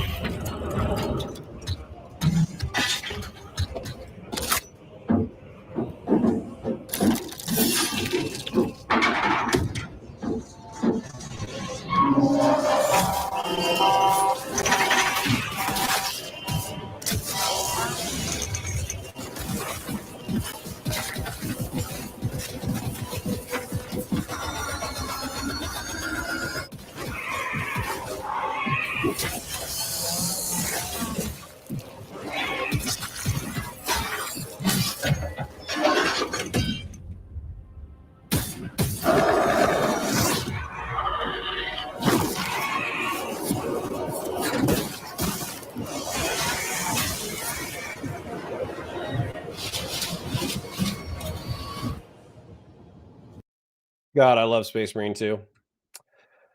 Wowman542 says, welcome to the new segment of Valor Media Counterpoints, reacting to Counterpoints 40. And no, it's not that bad. It's not that bad. I just needed a little bathroom break. But anyways, let's go ahead and do the intro and get into this. We'll make sure that we have some HD so we can enjoy it all. We'll be fast forwarding the advertising. We'll be making sure that the volume is up. And let's go ahead and do an intro. So, hi guys, my name is Connor. I'm a science fiction, political, and philosophy nerd, a Marine Corps and law enforcement veteran. I am hanging out with a bunch of beautiful people on this Monday morning in order to go over the Destiny content cop. For those of you who don't know, I'm a part of the Twitch and YouTube political debate scene. Destiny, or Stephen Bennell II, is, I think he has like 750,000 subscribers on YouTube.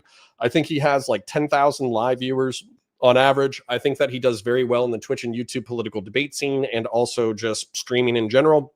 He is one of the progenitors of the political content genre. He's one of the first streamers to do it and do it well.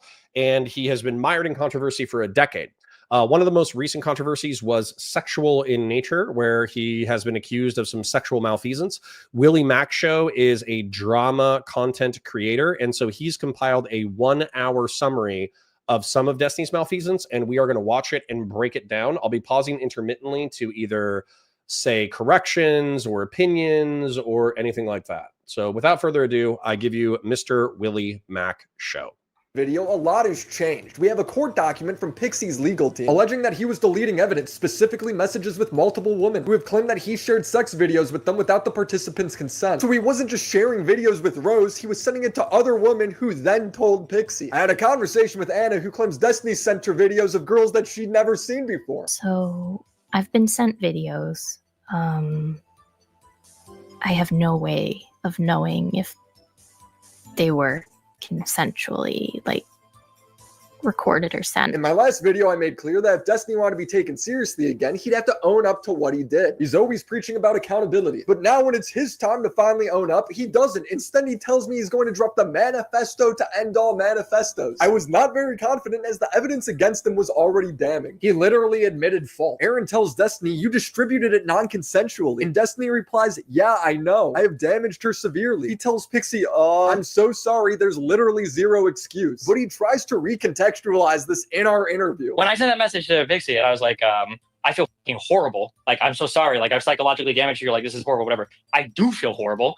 It has nothing to do with whether or not I consented to send the video. I just feel horrible that something that I was involved in ended up leaking publicly. Like, even if she would have said, like, even if that wouldn't have been sent to anybody, if somebody would have hacked my Google Drive, I would have said the exact same thing. So was his manifesto good? Well, it seems to have persuaded much of his own community, with many of the top comments praising him. However, when you get down to the meat of the argument he's making, it doesn't change anything. I confront him about doxing, pedo allegations, as well as converse with people from his past. This is the Destiny manifesto. For those DMs about you saying like, hey, I wish this person, has this person been doxed yet?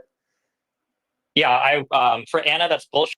For just feeling like Queenman, I'd kill him if I could. I'd choke the fucking house and do it. Bro, I swear to God, if I quit streaming, I'm going to go on an assassination mission, okay? These people are going to start disappearing one at a time, okay? That's why this video was sponsored by Aura. And it What a great segue. Good God. Okay, Willie Mac. Opening strong. So Anna has been sent videos of other girls.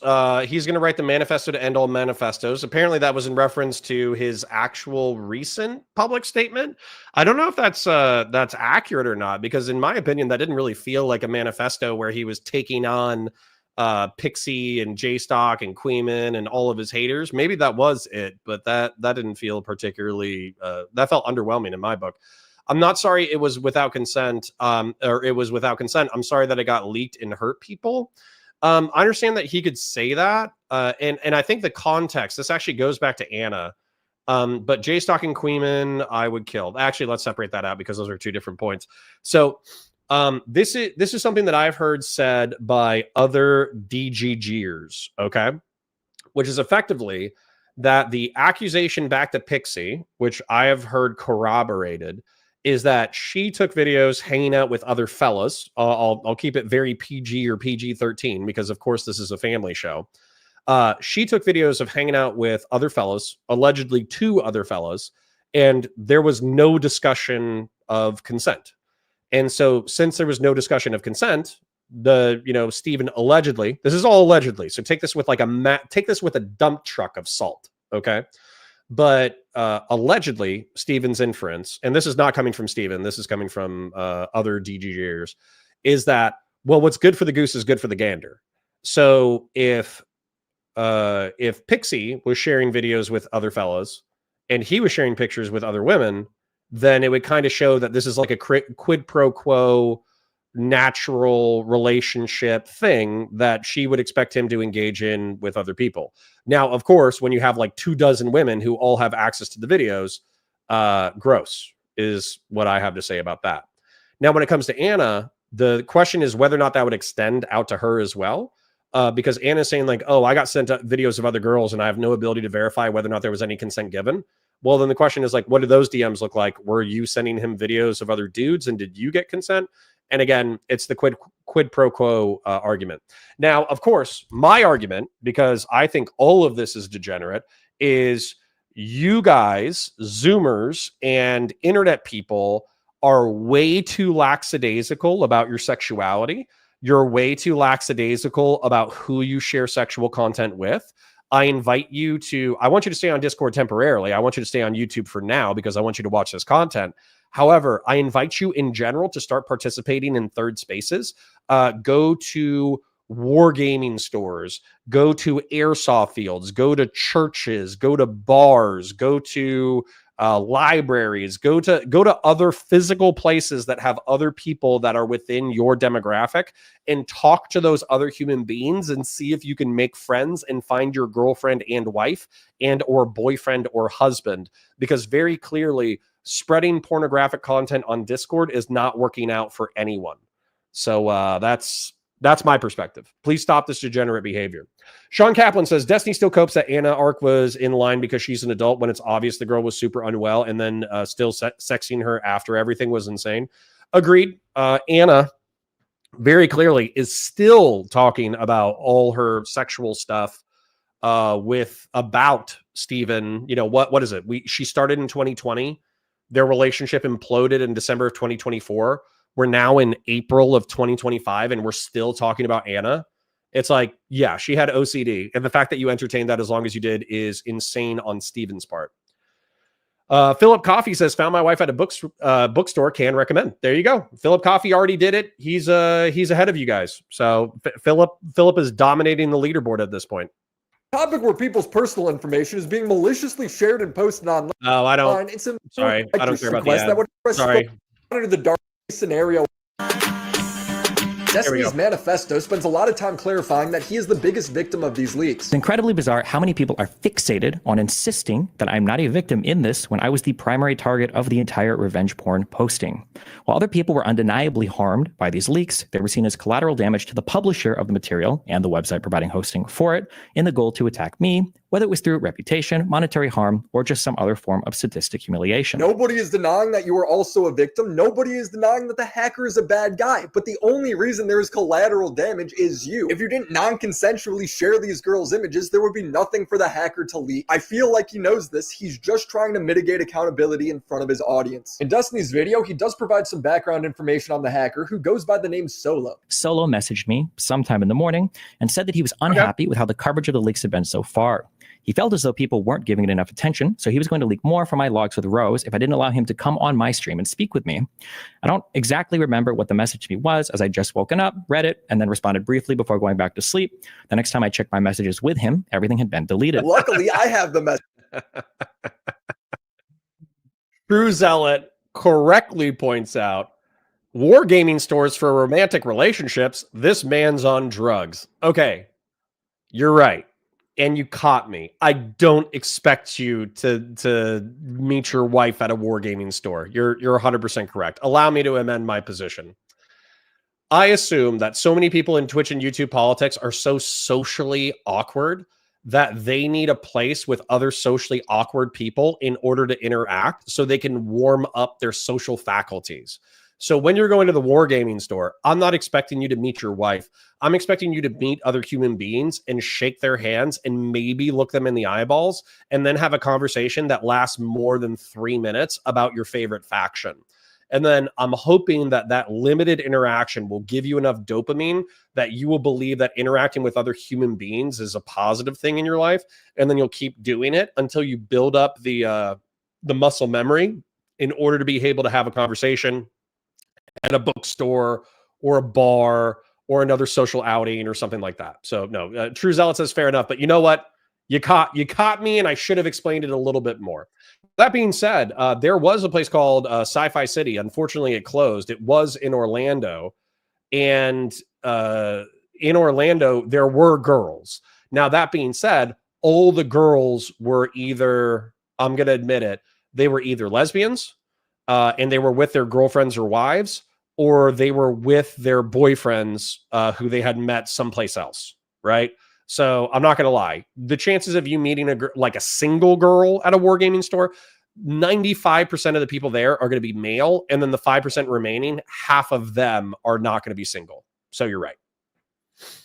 Messages. The messages are so demanding, Destiny talked to him on stream, or else he's going to leak all the DMs and videos he shared with Rose. He also threatens to release Rose's real age, saying, "You were negligent in verifying her age even after you joked about her looking so young that you would need her ID to make sure she was really even 18. The only other time I heard this allegation of Rose being potentially underage is when I interviewed Kelly Jean. So he tweeted like a bit over a week ago that the Rose girl was an OnlyFans girl. She's not. Yeah, so hold on. Jonah Boy and Sean Kaplan bring up another location that I think is worth exploring, but you can't be a creep in that location. So dance classes are probably a good way to meet women. They'll pair you up mostly with guys if they're probably gay. And then Sean Kaplan says dance classes are fantastic as long as you're not there for women. They can pick that up a mile away. So there, when I was in college, I had a friend. He actually gave us a dono, a week back. His name was Zach. Okay. And Zach and my buddy Tony and Zach were my roommates and my friends. Zach and Tony, they went to yoga classes on campus, and they also went to dance classes on campus, specifically like, I forget what it was, but it's like that 50s sock hop style dancing. And what ended up happening was you could go there and you could dance. And if you were a creep, then obviously like they're not going to mess with you anymore because you're not there to learn how to dance. You're there to pick up women. However, if you're there and you're normal and you act normal and you shake hands and you talk to people and you show interest in them besides immediately being like, "Hey, my name's Jessica." And they're like, can I take you for a coffee? Could I take you for a drink? Like don't lead with that, right? Go, okay, hey, cool. Nice to meet you, Jessica. My name is Sean, right? And then she could be like, oh, cool. Well, Sean, how'd you get into the class? And you could be like, oh, I'm going here. My major is this, that, the other. What's your major? And then back and forth. And then so you have a normal conversation, and then you can kind of decide who they are and what they're about and whether or not you're even compatible as friends, let alone having a date. And then once you warm up, then if you're not a total psychopath, then they might even be like, hey, I got a bunch of friends. We do a D&D game. Or, hey, we got a bunch of friends. We go to the Geek Easy, which is a speakeasy, but it's for nerds. Or, hey, I got a friend and we're going to pizza, or something like that. And then boom, and then just stay. Keep yourself in the friend zone, right? Stay in the friend zone. Not because you don't want to eventually find your wife, but the first woman you meet who's vaguely attractive to you is probably not your wife. So just be normal, talk about things other than, hey, do you want to go get a drink so maybe we can see each other naked later? Like, don't lead with that. Nobody is interested in that. Don't do hot yoga though, unless you're a masochist, says Sean Kaplan. Yeah, there were some hardcore classes that beat the crap out of me. We'll get back into the content, I promise. But we're pitching classes on how to not be freaks. Yeah. All right, continuing. She never had an OnlyFans. She was never on any platform that could have verified her identity. Why is she known as like a Fansly OnlyFans e-girl? She sold nudes via Twitter. So it's not that we're trying to say Destiny's a pedophile. It's that we're saying Destiny is reckless. I'm gonna be real, she does end up doing that. It's very... Hold up. I'm gonna fast forward just because they had the bio or whatever. And she sells porn on the internet. Oh, okay. So hold on. The platform that could have verified her identity. Why is she known as like a Fansly OnlyFans e-girl? She sold nudes via Twitter. Okay, so this is the thing. 1852 double D E Sloyd looking for something nasty, trying to good God. Okay. This is red flags all day, every day. Do not interact with this human being. Do not interact with a human being like this. Okay? Don't do this. Okay? It's bad for you. It's bad for your brain. It's bad for your bank account. This isn't going to help you. This isn't going to help you become a better person. Even if you interacted with this human being, you're not going to get this word that I'm currently highlighting. You're going to get pictures, right? And then if you're actually looking for a real human being, then and they find that you participated in this behavior, they're going to think you're an impulsive degenerate. Okay?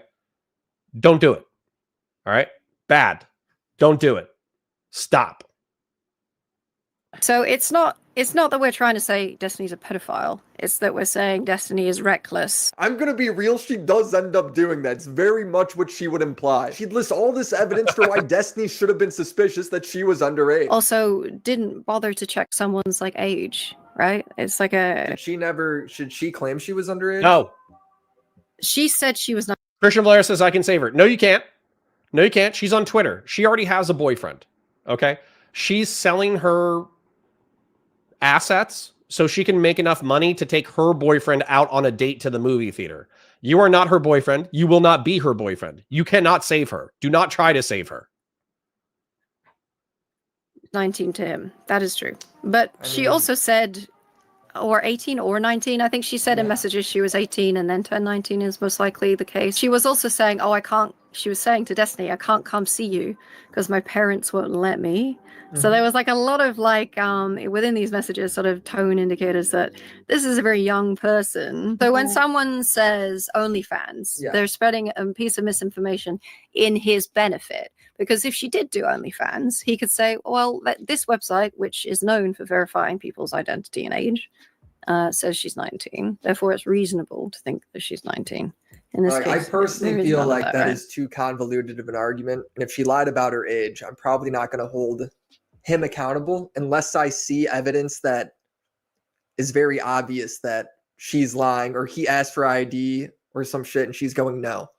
So he does do that. He makes a message saying, is that in the leak? I'll have to find the exact quotation of when he mentions identity. Kelly never proves this. She links me to the hacker telling Destiny she was underage, and Destiny replies saying she told him she was of age selling not safe for work material. When we started talking, she told me she was of age. The solo guy on Kiwi Farms says as much. I don't think she's underage. I don't think she was ever underage. Well, I mean, except for when she was underage, but before I talked to her. When navigating Kiwi Farms, the hacker himself would clarify in a later post, to Rose's knowledge, Destiny did not know her real age. And even if he did not make it known to her. I don't believe Destiny is a pedophile. Now, apparently there are DMs jokingly asking for ID, commenting on how young she looks. If I go to a club and I f someone underage, it doesn't matter that I ask for their age. If they turn out to be younger, you're still going to get prosecuted the same way. It's like the onus is on you. You can use that as a defense only to a point.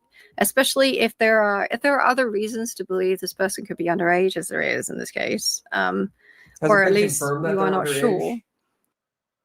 No, I don't think we can confirm their identity. So Rose's boyfriend says she was 17 at the time, and I don't know if she says she was 18 or 19 at the time of sending things. I get what you're getting at. I need more before I'm comfortable going that far. Yeah. Kelly wasn't able to ever find me this message, so I asked Destiny about it. Did she ever engage with you or like show you like a site where maybe it did check for? I'm going to fast forward, guys. Reason being is because we're litigating this, and my answer is going to be the same. Okay, this is my answer to you guys. Okay, don't do this at all. Okay, don't do this. As a matter of fact, I'm going to go ahead and go full screen for a second. All right. Okay. So hold on. My beloved viewer, my beloved chatter. Okay. You are probably not a millionaire. Okay. You are probably not going to be a millionaire. You are probably going to be a normal person working a normal job, doing normal things. And so as a result, you should never try to be Destiny or want to be Destiny, frankly, because in my opinion, I did my own video essay where I did a quote where It's though a slave, a man who worships God is beholden only to one master, whereas a man who's beholden to no one has as many masters as he has vices. Something like that. It's some Augustine quote. And so what happens is when you don't believe in God, when you don't believe in objective morality, when you don't believe even in a subjective morality that reigns in your behavior, then you can effectively do whatever you want. And what most people do whenever they can do whatever they want is they pursue pleasure-seeking hedonism. And so they try to maximize their pleasure and minimize their pain, and they often do so through sex and drugs. Let's be real. And so as a result, they get into situations like this, where despite having, I think at the time, Stephen had a wife, Melina. He had a woman he was in love with, Lauren Southern. He had somebody with whom he was exchanging sex, which was Anna and Pixie. And then he, for some reason, thought that it was okay to DM this 19-year-old or 18-year-old OnlyFans girl on Twitter. Why? What are you achieving? You're not having children. You're not having children with any of these people. You are pursuing pleasure, but you are already getting pleasure from 10 different people. What are you achieving? And the answer is, I'm going to be real. I feel like it's boredom and death avoidance. Okay, that's what it is. He's bored because he's rich and he's already achieved everything that he wants to achieve in life besides politics. And then it's death avoidance because if he's constantly engaging in high school level drama, then he doesn't need to focus on the fact that one day he's going to die. And that's actually terrifying. So Slaanesh smiles upon destiny. Literally, he's like a chaos cultist who worships Slaanesh. No shit. Like if Steven wasn't Astartes, if he was a space marine, he would be Emperor's children. If he was a chaos worshiper, or if he was a normal human being, he would be a Slaaneshi cultist. 100%. And so I think he should probably stop, evaluate why he's doing what he's doing, and then pursue a different god, pursue a different idol, pursue a different objective, because there's nothing productive being here. It's effectively degeneracy. And I brought this up before. The historical context of degeneracy is something that you do that makes you worse and saps some of your life force. And I guarantee you that Stephen has lost some of his life force by losing the people that he loves in his reckless pursuit of pleasure. So Jonah Boy says, Pokemon games after you beat the Elite Four type stuff? Pretty much when it comes to sex, yeah. And QC John says, that sounds like a recipe for the worst migraine headache in history. Right. Imagine that your wife and the love of your life and the two girls that you're sexting are yelling at you because you were sexting someone who was maybe out of age. What are you doing? Please stop. Please stop. It's self-destructive. It's stupid. Stop doing it. It's bad. It's bad. We all know it's bad. Do not follow in his footsteps. This is bad behavior. With Rose and her talking about using Tinder. I haven't used Tinder in like 8 years, so I don't know. Google says it verifies age. There needs to be more tangible evidence. Right now, the worst case scenario is that she might have lied. Philip Coffey says, potential future content, which chaos god each YouTube personality secretly follows. Yeah, I mean, literally, I would be Emperor of Mankind or Korn for sure. Yeah, the hedonic treadmill. Yeah, exactly. Lied to him. And that's the end of the good news for Destiny. Like, yes, congrats, you're not a pedophile, but the few extra wins he racks up during his manifesto are just so insignificant. You know, yes, Pixie did ask for a comical amount of money. Her first demand letter to me was for a total apology, then at least $15 million in compensation. Fuck that. Yes, people weaponizing your nudes against you is wrong. I was now in an impossible position. A revenge point of me was still being blasted across the internet with family members, including my 13-year-old son, being spammed with explicit videos of me, sometimes even by popular social media personalities like Just a Minx. I guess it's because I'm a guy at school. I'm trying to get better, but the image of Destiny sucking that is ruining it. Based. And then this is just her casually, replying to tweets of mine. It's good. Getting some good Twitter engagement here. Not that anybody gives a fuck because she's a girl and I'm a guy, but you know, it's all good. Sue her. Sue all of them. Hold them accountable. But why would this make me view the Pixie situation any differently? What you're complaining about is what Pixie and everyone else you shared videos of has to go through now too. You chose to share videos of yourself with an e-girl. They didn't. You made that decision for them. He acts like this is a risk everybody signed up for, which is not true. For people who are extremely concerned with their privacy or material possibly leaking. So hold up. This needs to be addressed as well. You know, I was thinking it, and you know, obviously. So when it comes to the internet, and by the way, I do kind of identify as one of Steven's last remaining orbiters, friendly acquaintance. You could even say like online friend if you want. This should be a story, a cautionary tale for hedonism gone awry, and also the way that your future children or current children perceive you should be a consequence. Now, a lot of people don't like bringing up the fact that Stephen is a father because they don't want to make it so personal that it effectively implodes any of their criticism, because the second you start bringing up family, right, it kind of gets very personal. However, that being said, your conduct, if you are, Stephen and I had a conversation about this where we were talking about the balance between like your moral duties to society versus pleasure-seeking behavior. And effectively what he said was that in 2022, when many of these things were going on, he had not calibrated his pleasure-seeking behavior in order to be in line with his duties to society. And since then, he's tried to recalibrate it. I think that's insufficient. I think that he's had a child that I think Nathan, you know, is, I don't know, in his teenage years, I think is what they said. So 13, 14, one of your hedonic calculators, one of your calculations should be, what happens if my behavior is exposed to the public, and what kind of social consequences will my family receive as a result of the exposure of my private behavior? And everyone should think about that. Everyone should think about the consequences, not just for you, but for your family. And I think that's something that Stephen will admit to. It's part of what we talked about during our conversation, was that his family has suffered grievous consequences as a result of this incident.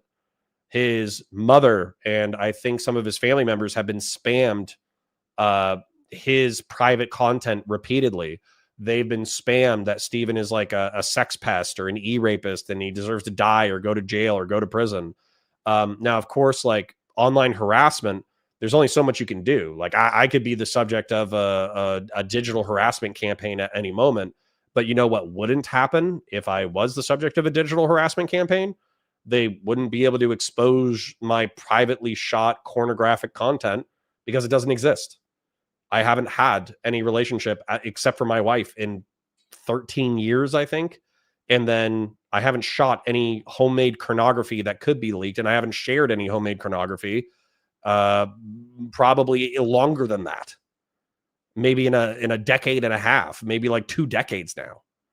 So they can say I'm a bad guy and I deserve to die. They could say that. They could tell my family that, but that's about it. That's all they could really do.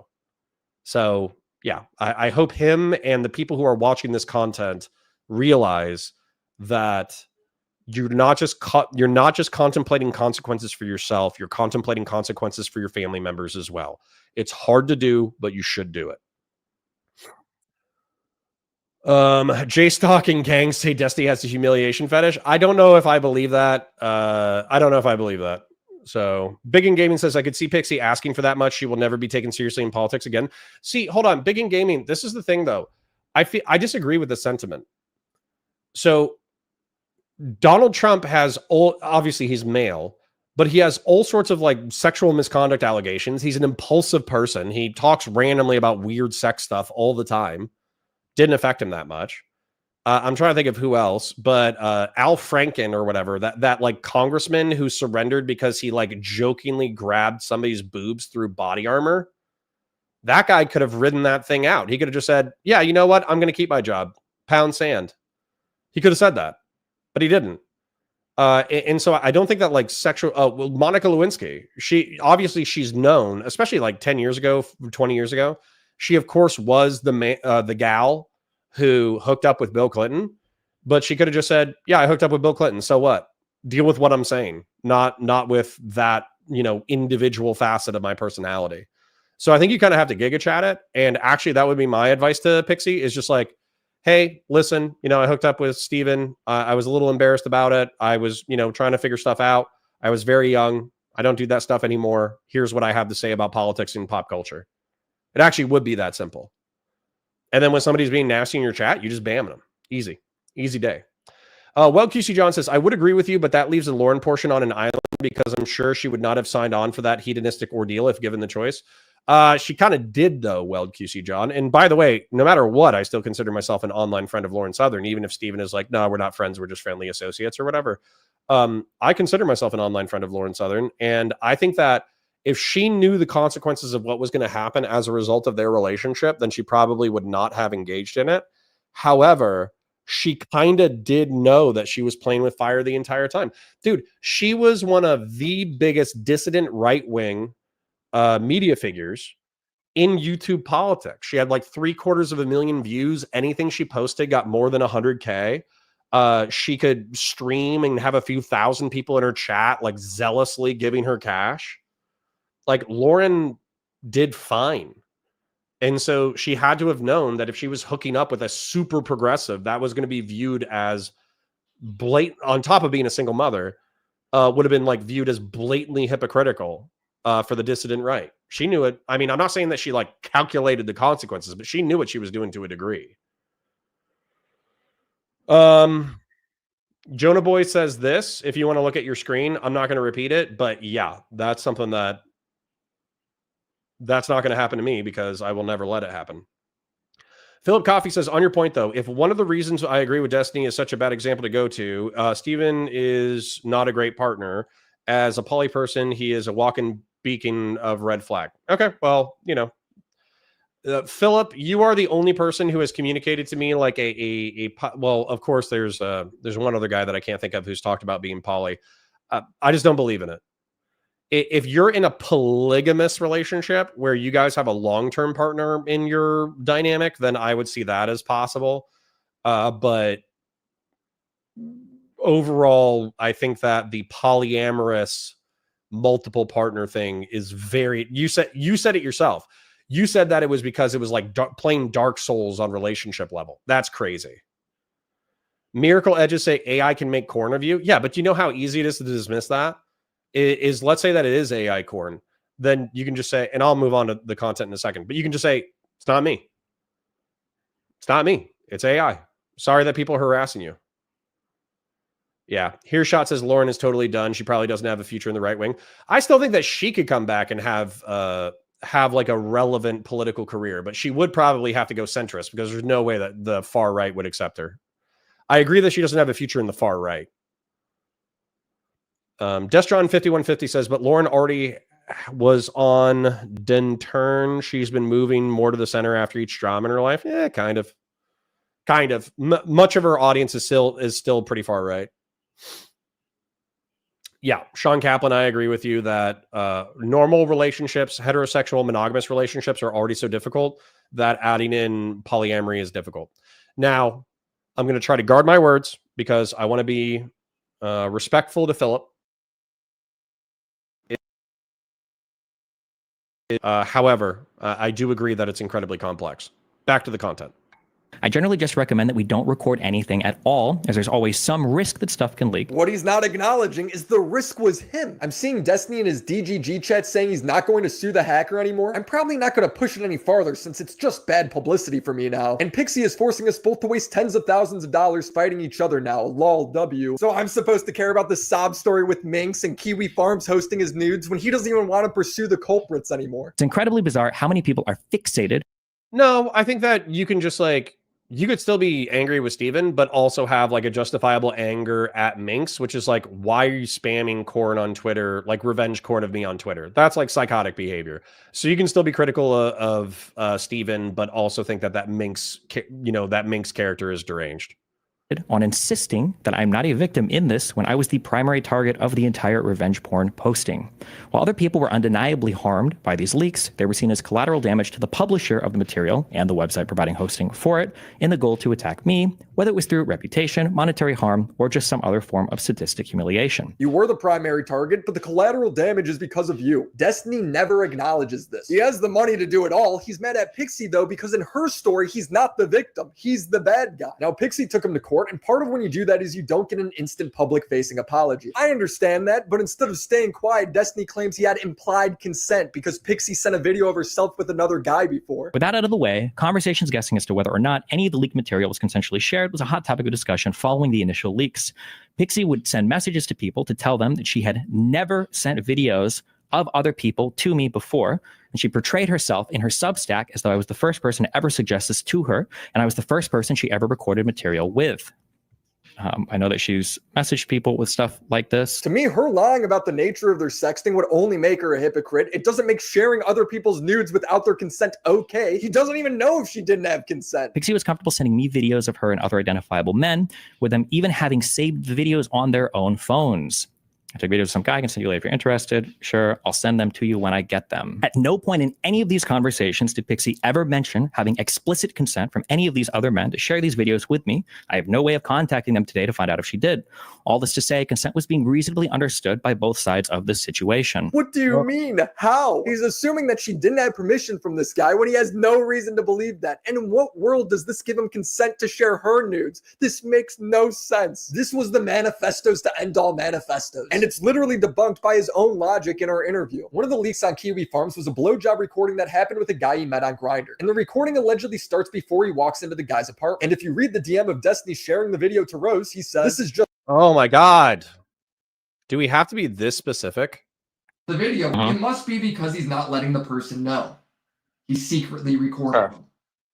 Yeah, sure. So here, okay, so let me preface this by saying the only reason that recording that you're talking about is leaked is because I think all the girls that started messaging afterwards were like, oh my God, this might be non-consensual, blah, blah, blah. I think that group of people started leaking shit to Kiwi Farms of hookups that nobody is alleging anything wrong has happened. So it's very fucking annoying. And that what you're talking about, like literally audio, that entire thing is now just public for no reason. So that is revenge porn of me posted that everybody's just spreading because it's fucking epic and hilarious, okay? That makes sense to me. If the guy involved isn't claiming wrongdoing at this point, who cares? It's irrelevant. That being said, generally with guys on Grindr, there are guys that I've spoken with and some people are like, hey, are you... All right, listen, my homophobia is coming out. I'm sorry. We're going to keep going. So the allegation, okay? The allegation is that Steven, in reference to a character named Sherry, who is a gal that was in his community for a prolonged period, and then also in reference to a dude, they both hooked up, and allegedly he audio recorded without their consent and audio recorded an act, okay? The reason why I'm kind of pushing past this, right, is because I don't care about the details of the sex stuff. Like, specifically, it was like an audio thing, and specifically, they went to this apartment. We're arguing about the principle, right? So the principle is, should Steven, as a quickly approaching 40, I'm also approaching 40, man who has an extreme amount of wealth, should he be conducting himself in this fashion? The clear answer is no. The other question is this affecting his ability to to coordinate with mainstream political efforts? And the answer is yes. We already know that this has damaged, his public reputation, that has led to less people being willing to talk to him, less people being willing to recommend him, less people being willing to orbit him, so to speak. And so as a result, we already know that this has damaged his reputation. So then the follow-up question kind of becomes like, okay, is he recalibrating this behavior in order to be more politically relevant so that these things can't happen in the future? And I am gonna say, like, even though I consider Steven like a, I don't know, friend, online friend, friendly acquaintance, friendly peer, whatever you want to call it, I understand the pressures of the lawsuit, but him being unable to say, yes, in 2022, I was engaging in reckless pleasure-seeking behavior. It was messed up. I hurt some people as a result of that. I stopped engaging in that kind of behavior in X date, let's say like middle of 2024. As a result, I don't plan on doing, I do recognize that I messed up. I don't plan on doing that going forward. And so therefore, pretty much everybody who's a fan of me, whatever, you can just wait and see whether or not I'm conducting myself in a better way. But what we get instead is kind of like, well, actually, if you think about it, I'm the victim and all these other people did wrong things too. And I'm not going to lie, that's not particularly reassuring when it comes to like, are you going to be able to control your hedonic Slaneshi demon that's possessed you? Are you going to be able to control that demon in order to be effective politically in the future? Right? So that's where it gets anxious, because it's like, for all I know, in 6 months or a year, this could have totally blown over, and Steven is going to start trying to drag alternative media attention into mainstream electoral efforts, and it'll be a worthwhile thing to participate in, and that'll be awesome. Or it can be revealed that he's a fucking serial killer, and I have no idea. I have no idea which one's which, because he's not showing the typical pattern of contrite behavior. Sorry. Philip Coffey says, appreciate it, Connor. Maybe we can come together on this. More people who are poly, or should be. More people try to use it as a bad means to save a relationship. For most people, monogamy is the right path. Yeah. So Philip, if I just don't ever want you to feel like I'm talking about this perspective and then I'm sharing my insights, and then you feel like I'm attacking you. That's the only thing I'm trying to avoid. So I do have my perspective. I do feel a certain way about it. I'm pretty passionate about it. However, I don't want that to feel like Connor is saying that Philip is a bad guy and his relationship is stupid. Like, no, that's not what I'm trying to do. I'm trying to say that from my perspective, most people can't make it work. And as a result, you should try the tried and true methods of meeting a partner, building a relationship, building a family, et cetera, et cetera. Oh, Hill Williams says, it shows a foundational lack of accountability for one's actions and the effects that they have on others. Right. Which then I wonder if it's like a psychological thing where he just doesn't have the same psychology as a lot of other people, which is fine. But you need to be self-aware about that in order to avoid damage in the future. Silver Jacket Man says, I can relate to Elon having the natural, in my opinion, inclination to want to populate the stars with your genetic offspring. He's just going about it in a clinical, non-techno-barbarian way I can't approve of. Yeah, agreed. If I could, my wife would never sign off on this, but if I was a multi-billionaire, maybe I would be interested in having like CRISPR babies, as many CRISPR babies as possible in order to colonize the stars. However, I'm a normal person in a normal relationship, and I don't have billions of dollars. So my wife is not going to let me create thousands of CRISPR babies to colonize Mars. Unfortunate. Videos. He writes, this is false. This guy was my ex who consented to sharing. I was not recording random one-night stands. I'll be real, the DM she links don't really prove anything, but then a guy named Tom asks, the question is whether or not you had consent to share the videos. She clarifies, I had consent. I believe the courts will exonerate me. So Destiny's entire defense of calling Pixie a hypocrite is debunked by his own logic. It comes off as incredibly desperate. She says, Destiny, you are now using intimate details of my life against me. I need you to stop. You've already shared some of my most intimate moments for the world to see. Why are you forcing me to share more? Another defense Destiny alludes to in his response is that he was part of the scandalous videos, therefore that makes it okay to share. In a way, Pixie is kind of like the perfect victim. It seems like she shared nudes with you. You shared them with a third party. That party got hacked. It all leaks. And wait, I want to clarify a couple things. Hold on, just real quick. I never sent nudes that somebody sent me to somebody else. I've never done that before. It's really weird. I've only ever sent videos that I'm in. Now, sometimes those videos are with other people, but like in terms of me sending anything to another person, it's like it's because I'm in it, not because somebody else is in it. Just to be super clear on that. To some people, that doesn't matter. For other people, that's like a really big point, because when that post was written for Pixie, it was written like he wanted to show my body off and blah blah blah. That's not true at all. Like, she's not even naked in that video. That doesn't make any difference to me. He violated the person's trust in.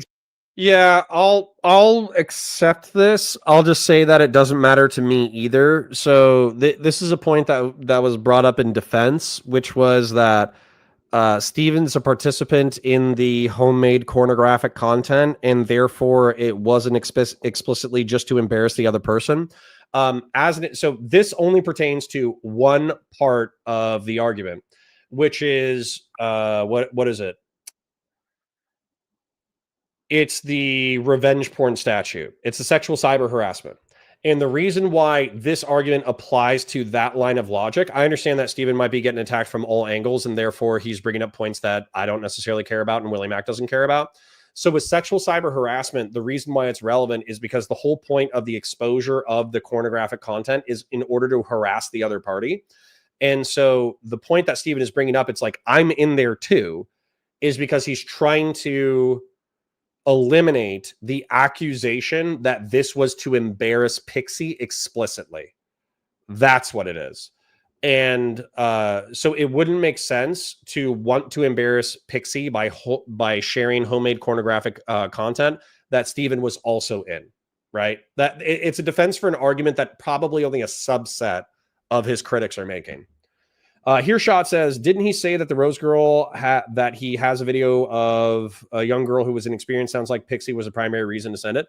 Well, yeah. So Hearshot, I don't know the exact motivations, and I'm not going to analyze it. But yeah, I do remember vaguely there being a quote, effectively saying like that Pixie was inexperienced, which is part of the reason why it didn't work the way that it was supposed to. Blah blah blah blah blah.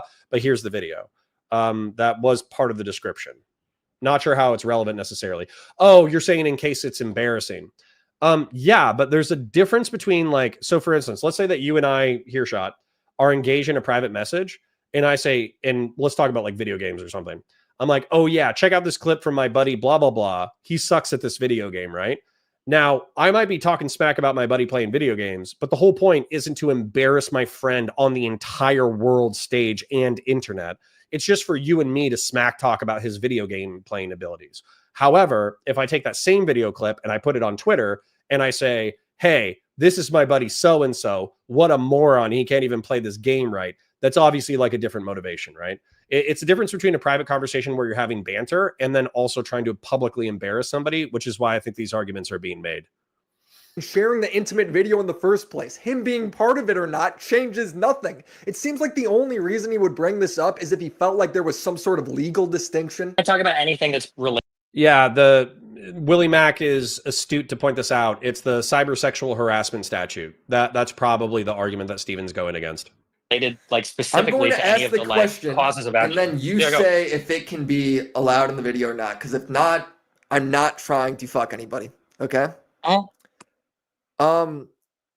You very much clarified you're part of these videos too. Guess what I'm wondering is, does that make a legal distinction? Is that why you clarified that? There's two parts that are really important that I'm okay comfortable talking about. So for one part of legal distinction here, and this is annoying because it applies legally and it applies morally, I think, and I guess it applies to the PR angle too. Like, I have never ever in my life like tried to like shit on somebody by like sharing like a revenge porn thing of them. You're talking about like the maliciousness of it, right?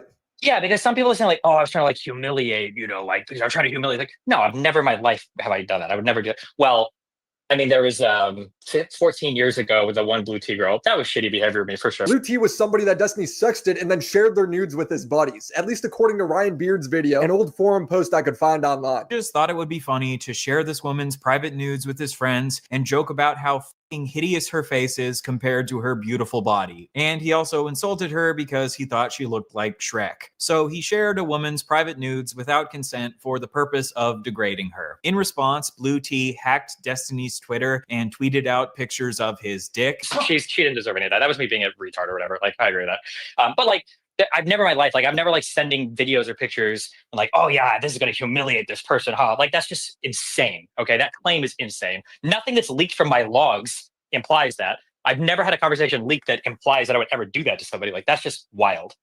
Yeah. Just to be clear, these, because I have not seen the videos, just to be clear, there is videos of Pixies that were leaked. She was not aware that you shared these with Rose. Can't speak to that. I will clarify Okay. one thing. Fair enough. It's video. It's one singular video. The Blue Tea drama happened in 2012, and if he was caught sharing nudes then and he was caught sharing nudes now, that means he was probably sharing nudes in all the years in between. In fact, right after the Pixie drama blew up in January, DMs from a girl named Hannah leaked showing Destiny seemingly still trying to share nudes, saying, "Oof, I guess now that some stuff is leaked, LMAO, if you want videos of me eating, I got them." She laughs and then says, "Haha, no, don't show me that. Those are super private. I can't imagine how it feels having something so private be public, even if you were poly." Now this is So I've heard this. I've heard the DGG statement on this is like, oh, it's just a joke or whatever. But this is another thing that's kind of alarming, right? Like as a friend or whatever. This is 1925. This is 4 months ago. So I get it. His perceptions of sex are way different than mine. But even as a joke, like let's say that this is a self-deprecating joke. Let's just run with that narrative for like 20 seconds, okay?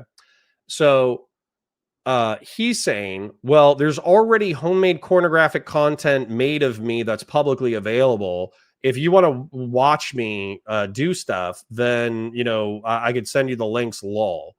Even as a joke, it sounds like you're trying to get this person exposed to more pornographic content of yours, probably in the hopes that they would be willing to, despite all of the drama, despite all of the issues, you're still trying to get people to engage with you sexually, right?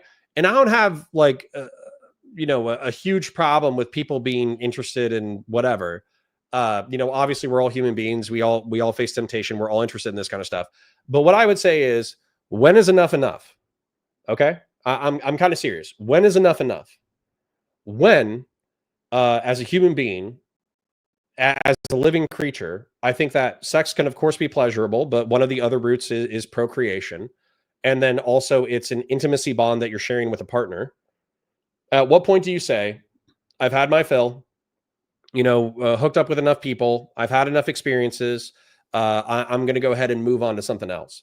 I said this in my video, my essay, where I said that this is effectively, like, in my opinion, emotional and sexual retardation. That this is what I'm referring to as emotional and sexual retardation. He's trapped at a teenage level tier. This is my armchair psychoanalysis. He's trying to prove that he is desirable sexually, and then he's trying to engage with that as much as possible because it probably provides pleasure and some level of self-esteem. Okay? So we get that. When do you evolve past the need for validation that you are desirable? And then when do you evolve past the constant need for pleasure?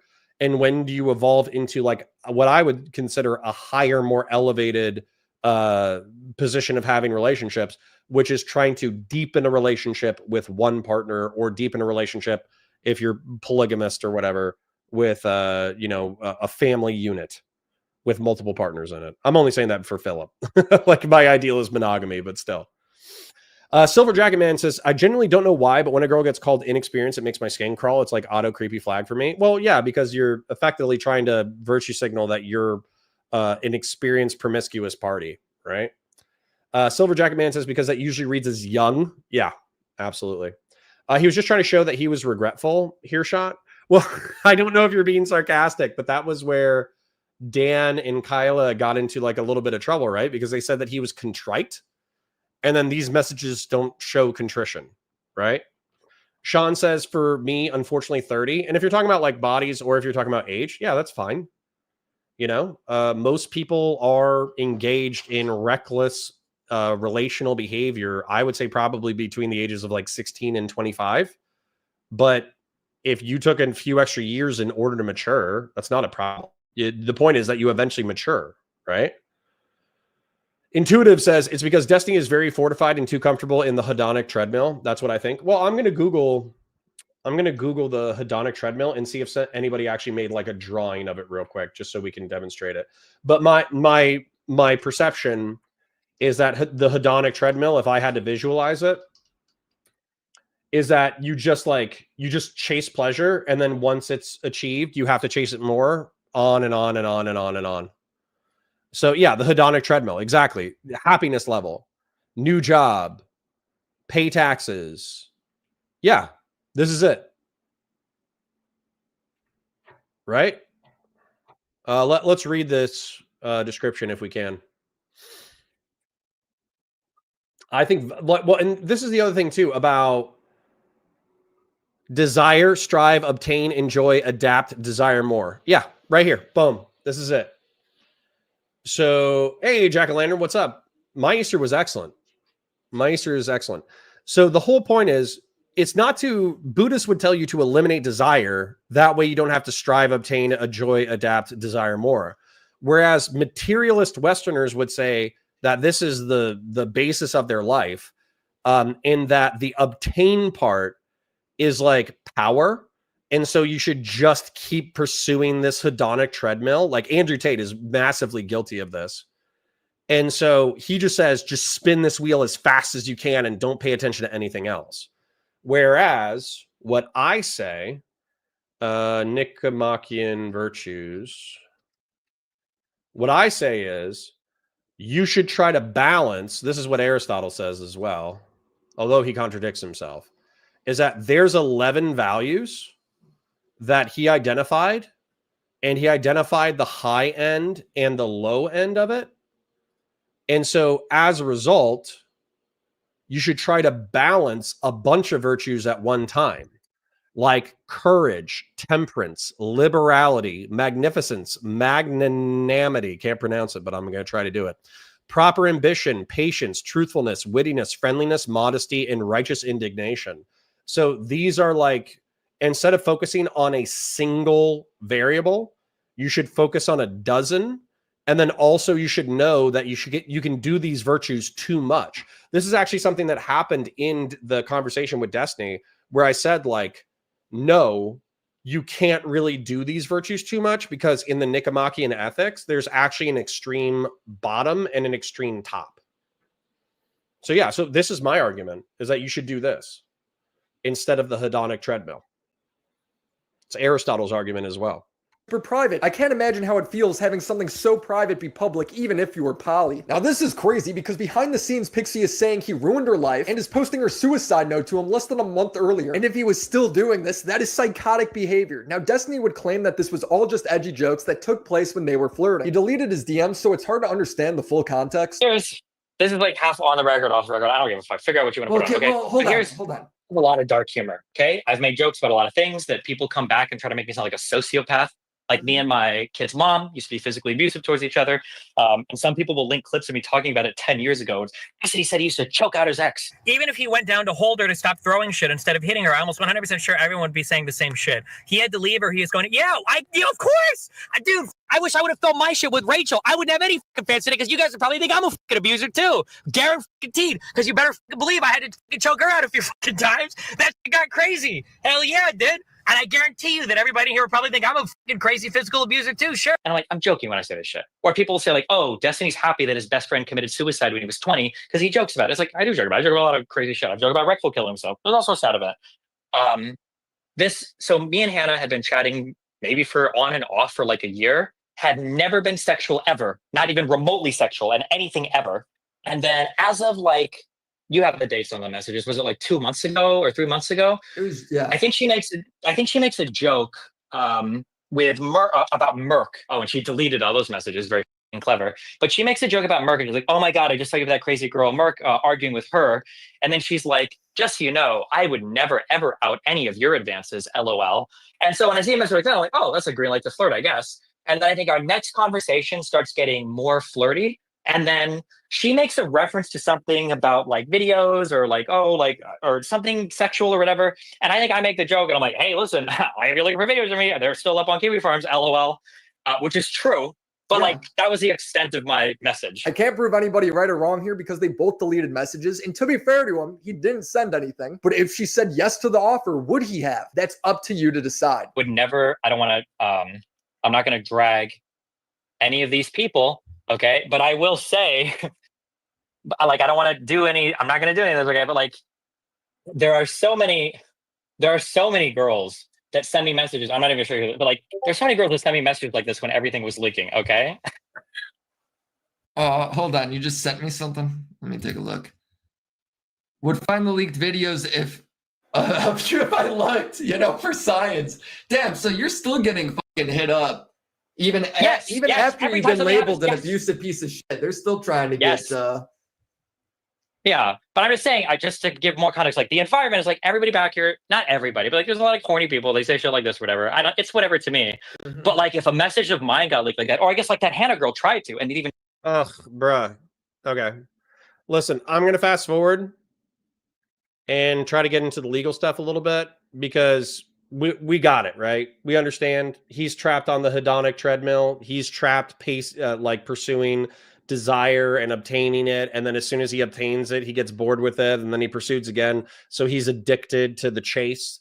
Whereas Buddhists would say stop chasing, and I would say that pleasure is not the only virtue, and therefore you need to accumulate and pursue more than one virtue. Dicky Boy says, I also don't think it's weird to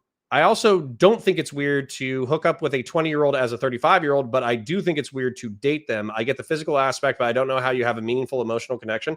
See, well, Dicky Boy, I already disagree with you. So here's my thing. It's not whether or not two adults with an age gap can be attracted to each other. That's not the point. And you're kind of hitting on it, although I disagree with you.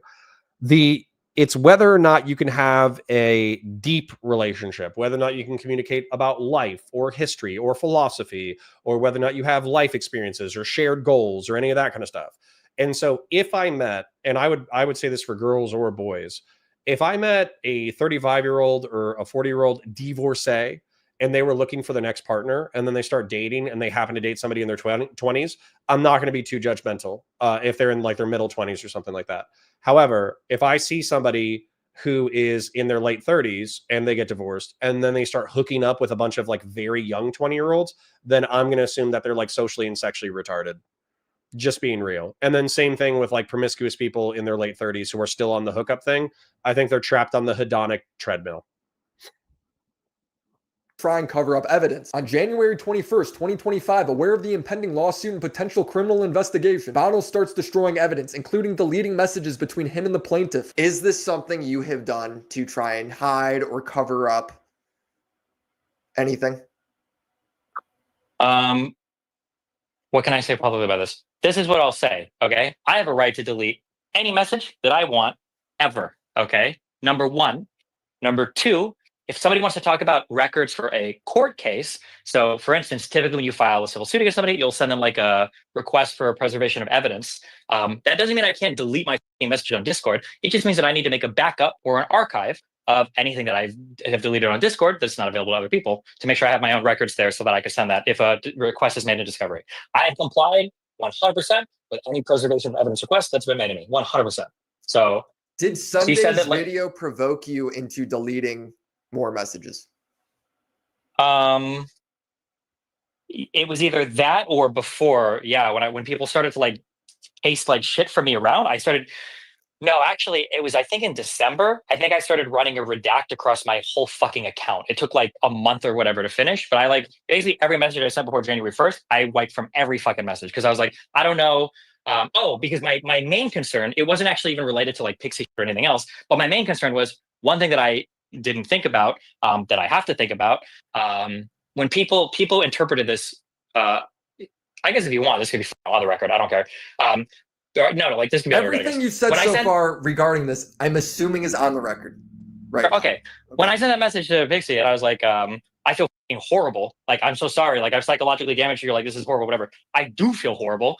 It has nothing to do with whether or not I consented to send the video. I just feel horrible that something that I was involved in ended up leaking publicly. So he's saying he preserved the deleted DMs for the court case only, but he's also recontextualizing DMs of him admitting fault. If you remember, Destiny replied to Nick, I didn't admit to anything. Nick would reply with DMs of Destiny saying, yeah, I know. I have damaged her severely, seemingly acknowledging that he's the one responsible. He's now saying that this is not the case. Like, even if she would have said, hold on. So let's steelman it. I'm not saying that this isn't cope. It could be absolute cope. But let's read it just so we can see Steven's argumentation, even if it's cope, okay? So Aaron, Straighteraid, Friend of Pixie says, which is probably extremely difficult to prove in her case. She's not a high-profile micro-celebrity, and you didn't leak it maliciously. You didn't even leak it at all. You distributed it non-consensually. So what Aaron is trying to say is that there is a difference between him publishing it in an effort to damage Steven, or excuse me, in an effort to damage Pixie, versus distribute it non-consensually, which means that they consented to producing the video, but who is it? Pixie didn't consent to sending the video to anyone else, and then Steven did it, right? So Destiny says, yeah, I know. So this can be viewed as him consenting to this entire previous sentence, but let's read on and see what's going on. I looked into it for obvious reasons just to be sure, but I don't really care much about the legal side of it or whatever. Obviously, I have severely, at the very least, psychologically damaged her. Which is probably extremely difficult to prove in her case. She's not a high profile. You didn't even leak it at all. You distributed it non-consensually. So he could be agreeing to the fact that he sent the DMs without her express permission, while still asserting that he had implied consent. Now, you can call that cope. That's totally fine if you want to call it cope. But that is the narrative that he's running with. So let's see what else is said about it. Yeah, I know. I have damaged her severely, seemingly acknowledging that he's the one responsible. He's now saying that this is not the case. Like, even if she would have said, like, even if that wouldn't have been sent to anybody, if somebody would have, like, hacked my Google Drive, I would have said the exact same thing. Holy, I feel so horrible. I'm so sorry. This is, like, terrible. Like, I'm sorry. You didn't deserve this at all. Like, this is really bad. I'm so sorry. Like, it has nothing to do with whether or not I sent it consensually. It just has to do with the fact that because of, like, whatever, my actions or whatever, like, at some point, like, shit got leaked. That being said... Oh, go ahead. Oh, well, I was going to say, that being said, one thing that I just, and maybe it was just me being stupid, but one thing I never considered before was, regardless of if I'm vetting people appropriately or not for setting material, I never considered what if somebody else gets on somebody else's account. So after stuff started leaking, like in November or like I think in early December, I started to run a redact on everything, because now I'm thinking, well, fuck, what if like a boyfriend, a sister, a father, what if somebody dies and like a friend gets a hold of their account and they log in and they see a bunch of explicit material? I'm just going to fucking wipe all my combos and everything, because I don't want to risk like other people's shit leaking or my shit leaking as a result of that. Did you? Which, by the way, this can be, let's call it dual use. His wiping of his social media logs can be dual use. And one of them, I think I joked about it when I saw it. So I went into my Discord DMs, and Steven and I have never shared anything explicit. Like we've maybe had like a couple of personal DMs that weren't necessarily work related, but it was more like, hey, are you going to play Space Marine 2? And he's like, yeah, it looks good, blah, blah, blah, blah, blah. Never happened, right? And so I log in one day, and I see my DMs, and my DMs are wiped on our end. And I'm kind of like, that's weird, because like we didn't share anything creepy. So it's kind of weird that he deleted everything. And this was kind of like the peak of the drama. So I was feeling a certain way about it. So I made a joke about it on the internet where I was like, you know, lol, Steven just wiped all his DMs with me. The truth is, though, that I already saved all the corn that we shared together, right? Just making a joke out of it. But what ended up happening, though, is I think I DM'd them and I was like, hey, man, you know, sorry that you feel like we can't have like, a relationship anymore or whatever. We had a good run. I wish you well, you know, hope you do good in the future. And he's like, hey, that wasn't like a personal attack. I wasn't trying to say like you're individually a piece of shit and I fucking hate you. What's going on is I'm wiping my records because I have no idea who's gunning for me and who's going to be like snapshotting stuff. And so basically like I'm wiping everything. And so I could understand it from that aspect too, particularly like I don't engage in that kind of reckless behavior. You could screenshot anything that I've said in Discord, and there's probably some edgy comments in there, but you could screenshot it and then I could just go back on my side, screenshot it again and show the context. There's nothing like edgy. There's nothing with me pursuing relationships outside of my wife. There's nothing about me pursuing inappropriate friendships. There's nothing me soliciting anything negative, because my presumption is that if it happens on the internet, the entire world can see it, right? DMs get leaked all the time. So who I am in private is also who I am in public. And so you really can't take me out of context because I have conduct both private and public. They're both the same. You can criticize me, but I could literally just go into the DM, screenshot it and show the context. And then your criticism is probably going to be like, oh, Connor said an edgy thing. Okay. Welcome to the internet. Right. But, yeah, so my encouragement to young people, I guess, based off of this segment of Willie Mac's video is conduct yourself the way you are in public, conduct yourself similarly in private in a way that you find honest and authentic, but also truthful.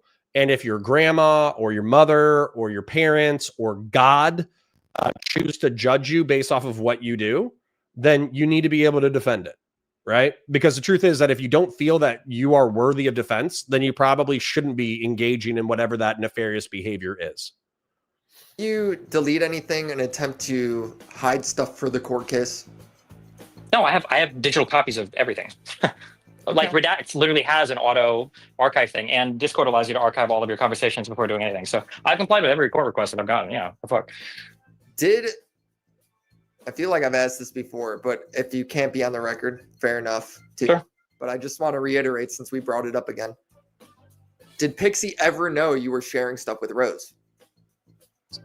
That involved her. It's both of you, I understand, but that involved her as well. For claims that are like, these are like the hyper-specific claims that this court case is going to deal with, I can't, on advice of counsel, I can't talk about those things in particular. Okay, fair enough then. I will say that when we recorded stuff, I was either married to or I was engaged with Melina at the time. And so, I mean, at the very least, like that's one person that I'd be sharing stuff with that she would know, obviously, right? But what is he on about? He's already said it. He's taking responsibility without taking responsibility. It's hilarious. If you're still defending Destiny over this Pixie stuff, why? Like, this is really bad. I'm so sorry. Like, it has nothing to do with whether or not I consent consensually. It just has to do with the fact that because of like whatever my actions or whatever, like at some point, like shit got leaked. I find it absurd that he's apologizing not for sharing the videos non-consensually, but for the hacker leaking them. Bro, the girls didn't want them shared in the first place. I can't get into it in the interview because he wanted all of that off the record. But it all comes back to this implied consent argument, which we've already determined is ridiculous. Now, I don't know what the result of their court case will be. If what he did was illegal, I'm not a lawyer, I don't know. But So you can call it Cope, call it DGG Cope, call it Stephen Cope if you want. I'm going to try to explain the implied consent, even if you think that it's rawly a legal tactic. Okay.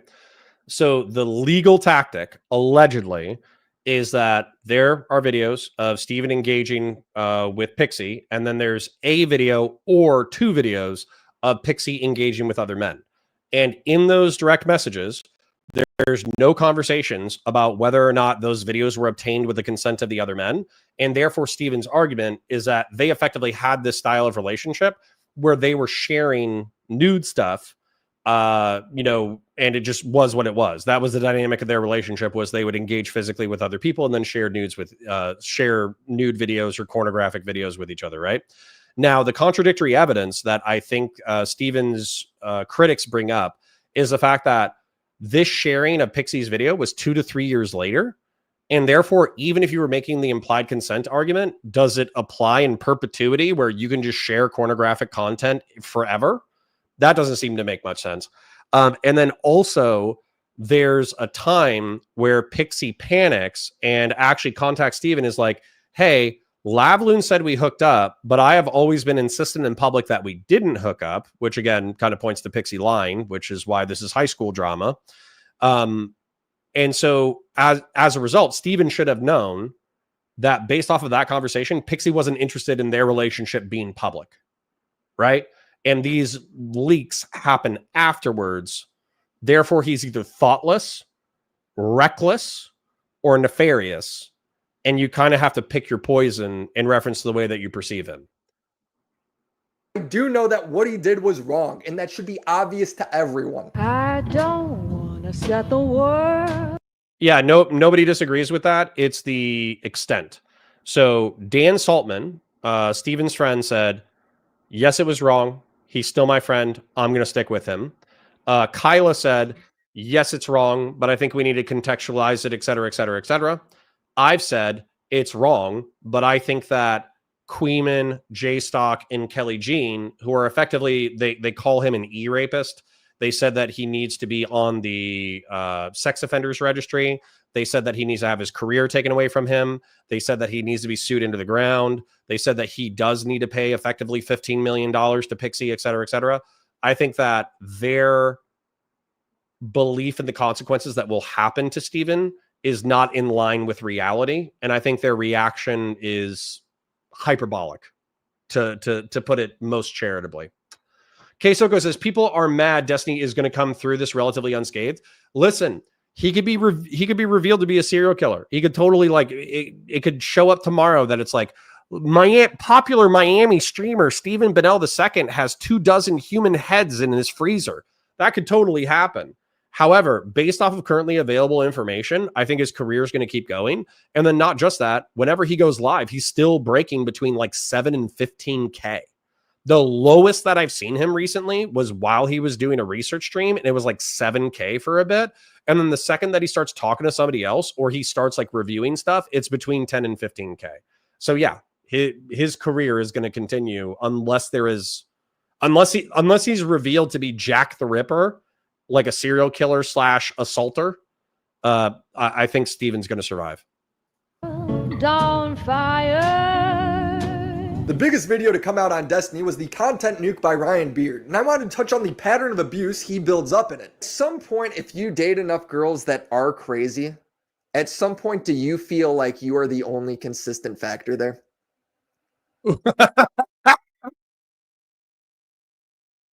That's a great question, Willie. That's a great question. Sapien Green says, whoever has bodies in their freezer, it seems it's someone who doesn't like Ethan. Yeah. For those of you who don't know, Ethan Klein, in reference to his response to iDubbbz, he recently received 2 human skeletons in the mail. Like, if they were purchased from like an anatomy or stolen from an anatomy lab, if they're serial killing victims, who knows? But allegedly, they're 2 human skulls that were sent to Ethan Klein in reference to the recent drama. And then Willie Mack said, he says, like, hey, you've dated all these crazy chicks. There's probably like half a dozen examples of crazy chicks. At what point do you recognize that you're the consistent variable in these relationship implosions? That's a great question, Willie. That's an excellent question. Christian Blair says, I don't see political orgs like PV reaching out to him, though. Maybe. We'll see. If it blows over in a year, they might still want to work with him. If it's still hot, maybe not. Yeah, for sure. But I mean, there's a lot of things about my life that's like super atypical that would draw those types of people and would induce that type of behavior as well. The issue with a video like Ryan Beard's, it's Ryan Beard, right? Have you watched it before we comment on it? And I thought about, I watched it because I thought about like, do I want to do like a long-term response and go through like every single claim? The problem is that, like, one, you're working with a full, like, 15 years of me having one of the most public lives on the internet. So basically anything I've been involved in is going to be out there for better or for worse, sometimes in the worst light possible. That being said, like, I mean, there are things that I've done that are just, like, legitimately bad. Like, I shouldn't have done them. Like the Mia Rose stuff, that was bad. Like, I admit that. The Mia Rose drop. Oh, nice. Well, I don't know. We'll let Willie Mack explain that in a second. So Silver Jacket Man says, I similarly didn't care about the Tiger Woods extra marital escapades. It didn't affect my enjoyment of his golf.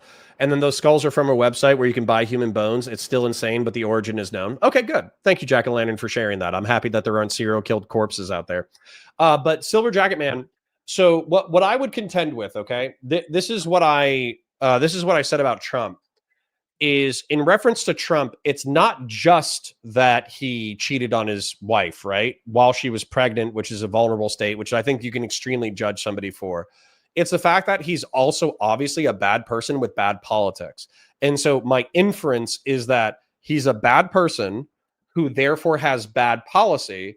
Therefore, you should judge the whole kit and caboodle.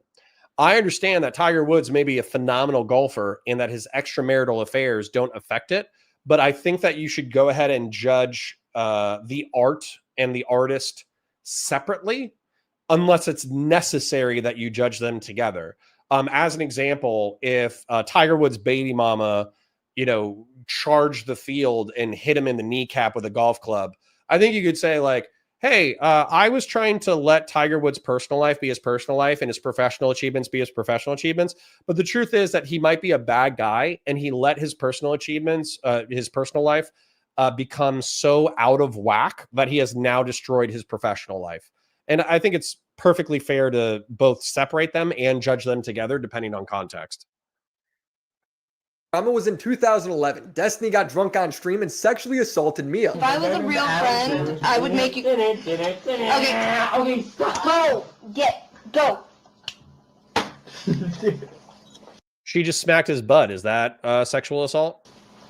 Oh my god. Listen, I'm gonna apologize. Yeah, to you. say There's sorry. So much Get to come out. this. Like there was a time when I got like, it was probably one of the people say I'm like making justifications, but I'm not. Like it was bad, but I got like super wasted for like the first time in my life on a stream. I think when I was like 22, and I was like grabbing me There you Rose's go. boobs when we were streaming or whatever. We were doing a vacation thing in like Utah.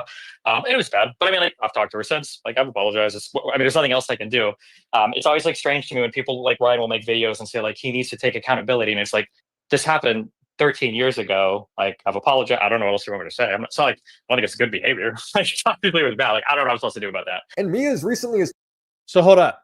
So Jack-o'-lantern says, my issue with Destiny is he portrayed his morals and political philosophy in a particular way while doing the complete opposite in private, which for me calls into his conviction and his politics. So hold on. I actually want to contend with this, Jack-o'-lantern, because this is one of the criticisms that I've heard said most earnestly that I kind of don't agree with.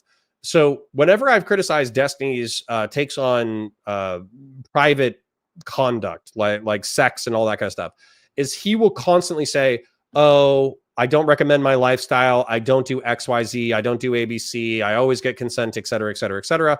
And I don't recognize my lifestyle for most people. I don't think it's going to work with most people. That can be logically true. While at the same time, young men, not going to lie, kind of stupid. They look at your behavior more than they look at what you say, right? And so if you say, do as I say and not as I do, and there are people who like you, younger men who like you, they're going to do as you do, not as you say, right? And so, especially with him having a son, you know, my recommendation, if we were friends, would be to be like, okay, stop fucking around, because obviously it's costing you both personally and professionally, and you're setting a bad example for other young men, right? That would be my personal advice.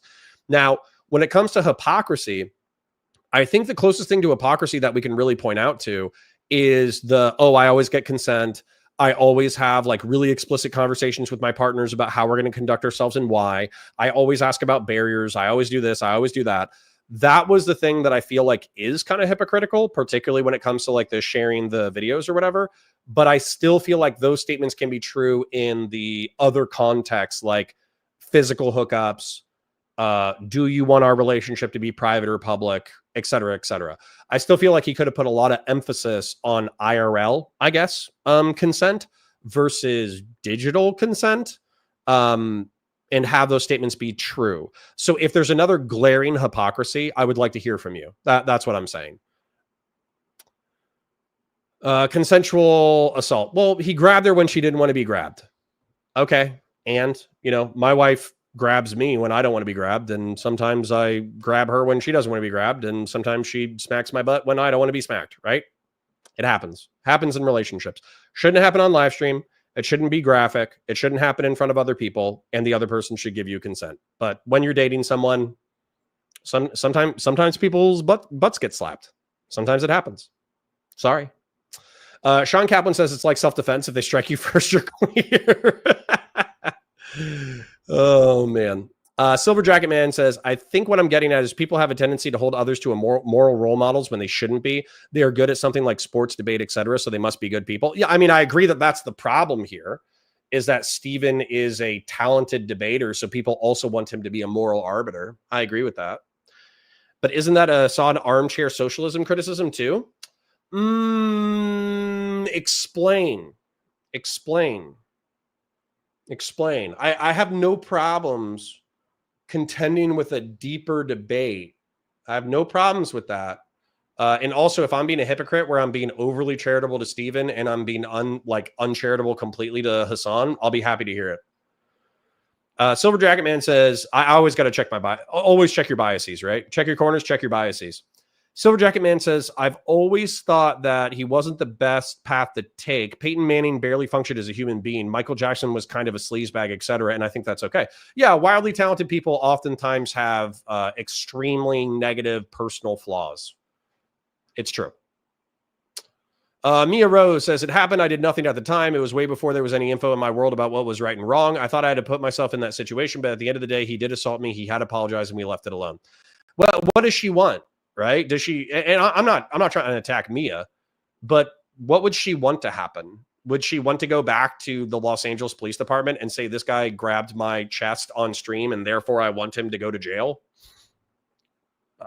I doubt it, but you know, that's okay. Let's see what they have to say about it. 2022 has corroborated this, saying, at the end of the day, he assaulted me, he apologized, and we left it alone. And the point of Ryan doing this was to show that Destiny has always treated women poorly. His best example that he brought up was Anna Voir. Anna was somebody who hooked up with Destiny, and then they'd get into a fight, she'd cry on stream. Steven, you lied. You lied and like you misrepresented so many things, Steven, and you know you did this. I mean, you've apologized to me. Oh my God, it's Frogan. Look, guys, it's a young Frogan. It's Stardust. It's the Coke Fiend, who I forget, but he's crazy. It's Haas. I don't know this guy. There's Steven. I don't know who Mickey Stir is, but there's Hans of Arkir, there's Frogan, and there's Anna. That's crazy. This is a crazy stream. Me in private, but you won't do it publicly. And so hold on, stop trying to act like it's so much different. You're very irresponsible. It is, Steven. Don't pull this. Destiny would label her as a stalker, like he can't get away from her. Well, I don't know what I'm supposed to do. If anybody else here has advice, hold on. Hold on, Steven. I mean, obviously, are you saying you're being held hostage? Yes, I told you what to do, bro. John, I'm being held hostage by an undefeatable opponent, right? You understand? She has nothing to lose. She can carry this out for the rest of her life, and there's nothing I can do about it. But then in the meantime, he'd be sexting her. He did stalk me. That she locked. Okay, then why are you sexting with her still? We're cool. We've been cool for a year, Max. Okay, so you acknowledge that you've been sexting with her for a year. Yeah, we've had on and off, sure. Max, can you acknowledge that I haven't said anything bad about her for a year? I've said we've been fine. I've said that over. The last time I talked to you about her, like 2 weeks ago or 16 days ago or something, you said that she locked you in the basement of her mind. It was a traumatic experience for you. Locked you in the basement me of her in mind. the past. In the past, Max. Oh, okay. Why? Tell me, Max. Why hasn't Anna come forward with any of this information now? Can you tell me, or do you want me to tell everybody why? I don't want to speak on her behalf. Okay, I will. It's because she said she literally wants to remain friends with me. And after seeing this, it makes me feel terrible for Anna, who was crying about this very thing for years. I've told you multiple times, if you don't want to be friends with me, then stop. But like, you don't do that. I've told you multiple times. Stop this narrative, Steven, of like, oh, stalker and stuff. You're the one f***ing calling me princess. Oh my goodness. Thank you for the raid, Terry. Very kind of you. That, huh? Very kind of you. Hello. Number two, I'm pretty sure. Hello, Cherry. Welcome. This panel is insane. Everyone's here to just suck up clout from this poor girl's mental breakdown. Now, Destiny claims the reality of this situation was different. It's one of those. All right. So I was here for this. I was here for this arc like 3 or 4 years ago. Number one, I don't know if anybody should care, but they tried to broker a truce and they broke the truce. They tried to broker the truce. They broke the truce over and over and over and over and over again, to the point that I think that everybody stopped caring. I think Chud Logic has the best take on this, which is basically like, there are people in DGG who cope and say that this was the only way for Destiny to appease her, was to effectively just continue to message her in a sexual way. I think that's stupid. I think it's a bad way to conduct your relationships. I think it's moronic. I think Steven obviously should have said like, hey, listen, this isn't going to work. I sincerely, I wish you a nice life. It is what it is. Bye. And then block her on all social media. And then if she crashes out, then just ignore it. And if she crashes out to your friends, then you just have to talk to your friends and say, hey, listen, I liked her. We hooked up. Melina and I are still together. She wanted more from me than I was willing to give. We talked about it multiple times. And she, I'm not able to communicate with her in a healthy way, so I'm not going to, right? That obviously would have been the infinitely like more intelligent and mature way to conduct this. But I think that we brought up the hedonic treadmill multiple times, where it's like, you're pursuing something in order to achieve pleasure. And then I think let's look at the hedonic treadmill again. Google hedonic treadmill. I think one of the funny things about it is that Anna is effectively a perpetual hedonic treadmill, because you have desire, you strive to obtain, you enjoy it, you adopt it, you desire more. Well, what happens is at the desire more stage for Anna, this thing implodes, and then it also implodes for Destiny as a result. And so they can basically start from scratch where they can desire a thing again. Anna can desire a stable relationship with Steven. Steven can desire the attention of a woman that he thinks is attractive, strive, obtain, enjoy, adopt, desire more. And so if Steven's life is the hedonic treadmill pursuit, then Anna herself is like a mini hedonic treadmill that just implodes all the time. So you can constantly reset the wheel. So again, this is something that I'm going to advise you. This isn't necessarily, I'm not criticizing the hedonic treadmill necessarily. Desiring things, striving for them, obtaining them, enjoying them, adapting to them, and then desiring more. That's a part of like life goal setting and pursuit. That's totally fine. What I think is that this shouldn't be the only thing you do. And I think that desires should be tempered with virtue, right? Kavari says, let's be honest, this means nothing. Destiny can't be canceled. I mean, at this point, yeah, I think he's big enough that barring serious criminal allegations, he probably cannot be canceled at this point. I agree. C-Dub says, most frustrating part is how his behavior kind of reinforces Red Pill. He pushes against them and his own lifestyle and hypocrisy does damage that legitimate criticism. That's John Zerka. I remembered his name. That's what John Zerka said. John Zerka was like, hey, man, you pretend to be anti-Red Pill, but you're living the most Red Pill lifestyle ever because you're effectively... You know, you got one main girl. She holds you down. She gives you what you need when you need it. And then you got all these other females who are interested in you either for like clout, money, or pleasure. And so you kind of do your own thing with them. And then when it burns out, it burns out. And so ultimately, you're the ultimate Red Pillar. Listen, I'm not saying it's true. I'm not saying it's true. I'm saying that John Zerka said it and there was an element of truth. That's what I'm saying. Things were like, when you dive into the details, it becomes a lot kind of more murky and dumb. So like, I think that the Anna War story. True Zealot says this weirdness with Anna's situation is why I stopped following him. Just pinged every red flag I have. Well, you know, I think it's safe to say that. Obviously, I still think Steven is a competent debater. So if he has like a blowout debate, I'll still watch that. I still think that he has the ability to mobilize his audience in order to achieve real world good. So if there's something that we have parallel interest in, then maybe I'll help out with that. But yeah, as far as like personal life goes and like drama goes, if there's somebody that I know that's involved, I'll watch it. But yeah, if there was like a new Anna arc, I would effectively wait 6 months for it to blow up. And then I would just watch like drama summaries from drama channels. I wouldn't engage with the content itself. Because I would view it as like I'm feeding the beast effectively. Sean Kaplan says on Red Pill, he did position himself as the go-to guy for proper flirting consent. Finding out otherwise is the hypocrisy. So that's the thing. Like Hassan being a hyper capitalist. This is a point that I will acquiesce to effectively. So on Red Pill, I think I remember this on the Whatever podcast, where he was talking about like how to flirt and how normal guys can still flirt and obtain consent without violating the whatever of women. Yeah, I think that if you're going to position yourself as like the master of flirtatious consent, which could be true, like he could have like a really good track record of like flirting and then breaking off engagements when they no longer work. He could still have a substantive record when it comes to that. But if you're going to do that position, then you can't pull stunts like this, obviously, without being dragged through the mud.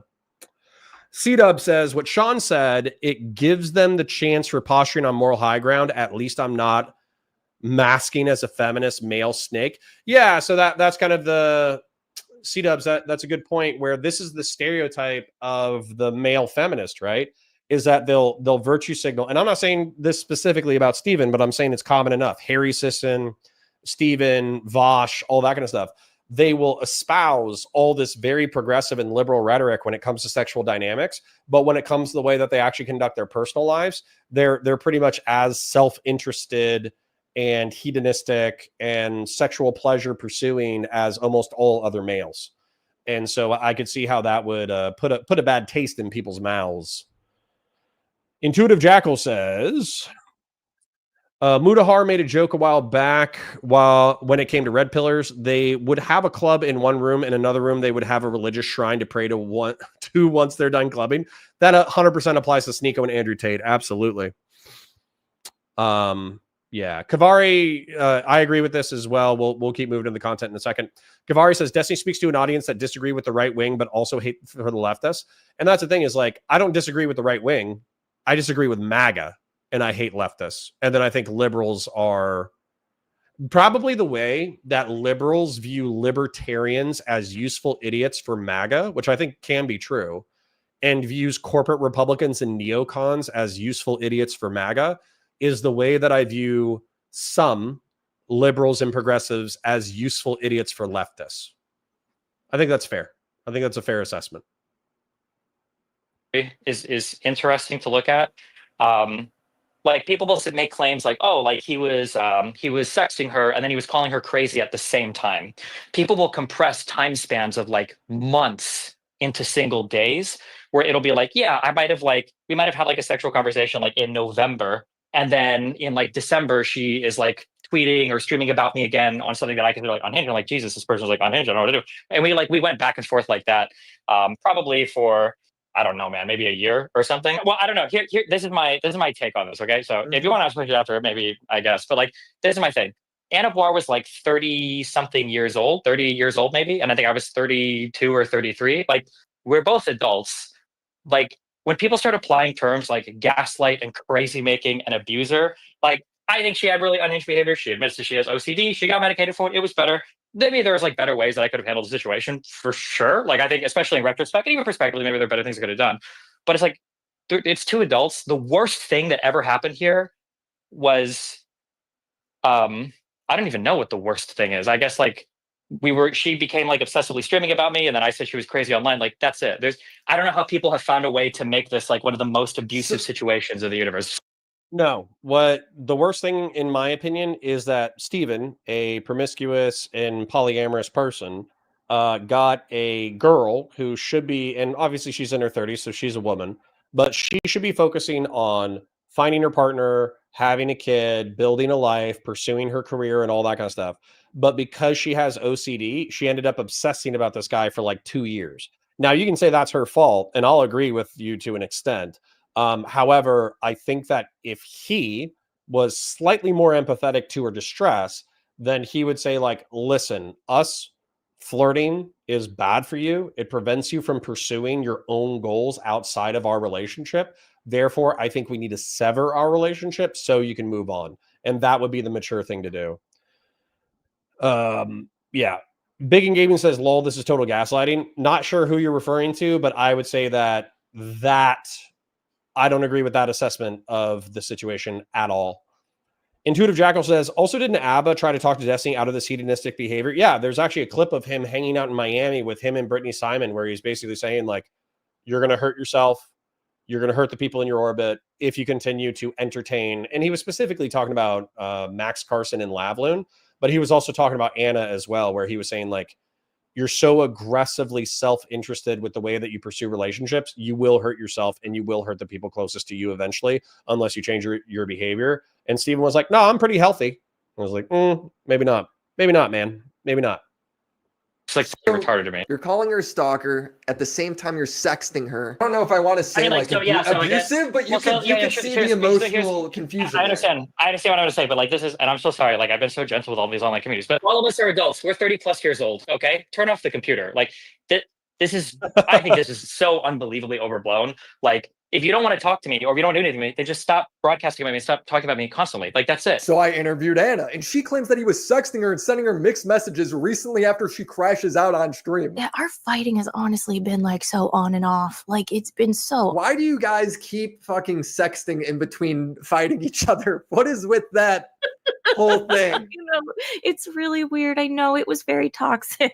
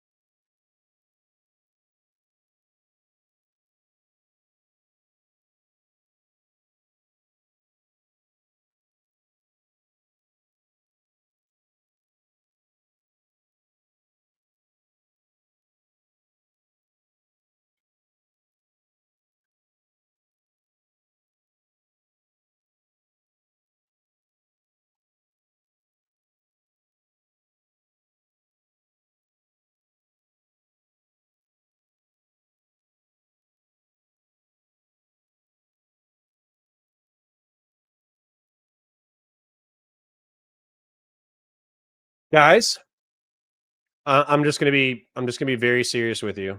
I'm gonna be dead straight. I have not met a female psychology major that wasn't crazy. Okay. I went to school in the University of Central Florida. They had a psychology program. Every girl that I met there was effectively trying to self-diagnose, and they were also trying to diagnose every single person around them while they were in their psychology program. And the way that it would go is that we would start having a couple of beers, and then they would be like, ha ha ha, ha.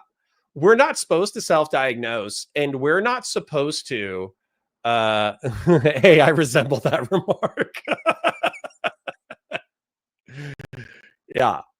So they'd be like, hey, we're not supposed to self-diagnose and we're not supposed to diagnose everybody else. But what if we get drunk and then we analyze each other's trauma using medical language from a textbook I just read? And that was like, listen, I didn't meet you a whole lot of them, but I met half a dozen, and they were pretty consistently like that, right? And then my friend, Tony, who I love, he dated this gal who was a psychology student, and she psychoanalyzed their relationship to death while having endless pathologies. And so she was like, yeah, you're showing signs of this disorder and this disorder and this disorder. And I was like, hold on, what about this trauma from your childhood? And she'd be like, I'm being mean. I'm being like a little, I'm making a joke. I don't think that ever happened. But still, like, you know, it's the kind of thing where they'll like prod into your personal life and tear all of your traumas apart in order to analyze you so they can hit you with like a diagnosis that they learned the Latin word for yesterday, while simultaneously, like, if you yank on one thread of their sweater, then the entire thing falls apart because effectively they're one trauma away from falling apart. Big in Gaming says, like Britta from Community. Yeah, absolutely. And Brooklyn, I can't believe that you said that. That's really funny. Hey, I resemble that remark. But the point is, so I was giving you big eyeballs. I'm going to try to explain how in a second. Okay. So Steven made this, hold on. I'm going to see if I can find two things. So there's Owen Benjamin,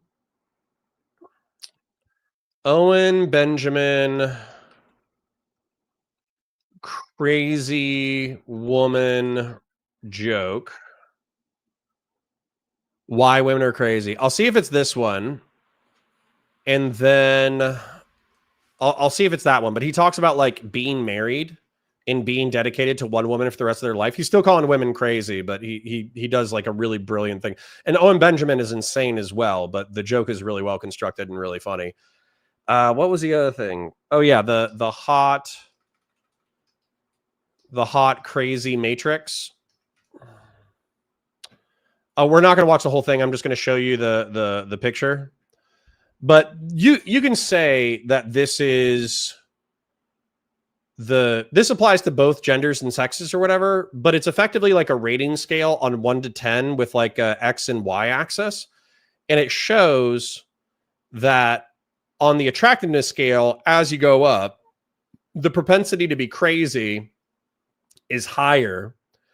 And so if you find a balance of attractive and insane, then you can find your wife, basically. And I'll say, I did find my wife 100%. Maybe not using this explicitly, like this matrix, but she's, in my opinion, like a pretty sane person. She's also a very attractive person. So I found my wife using this axis. But effectively, I would say that Steven, he's in here all the time. That's what I would say. He's just right in this zone at all times. And so what ends up happening is he gets like rhetorically and verbally stabbed all the time because he's just playing in this part of the axis at all times. Yeah, well, QC John says, if you find a 9 hot, that's a 2 crazy, that's a dude. Oh, that's awesome. All right, hold on. Let's see if Owen Benjamin, let's see if he's spitting, okay? Because he does have a joke that's, is there a dude version of the Matrix? I'm sure there is. I'm sure you could just invert it if you wanted to. Let's see if this is about it. Only reason we're alive right now, and I'll explain. Back in the day, caveman times, like a girl would have a baby, she'd be vulnerable, right? She'd be like, "Can you get us food?" And the dude's like, "Fuck yeah." Right? And he'd see like a woolly mammoth, he's like, "Oh yeah." I don't want to do the whole joke. The whole point is that Owen Benjamin has a stand-up bit where he talks about how it's the definition of insanity to date the same person, like to basically date around, but consistently find the same issue, which is women are crazy. In order to find your wife, what you need to do is you just need to embrace that one person, accept that they're crazy, and then love their craziness as a part of your relationship dynamic. He says it in a more funny way, but Owen Benjamin did have a base take once. Oh, where is Destiny himself on the crazy attractive scale? So, you know, I think we have to add in Rich. I think Rich adds. So let's take a look at it. I'm not going to do Destiny because I'm not going to be like insulting, but I'm going to look at the axis again.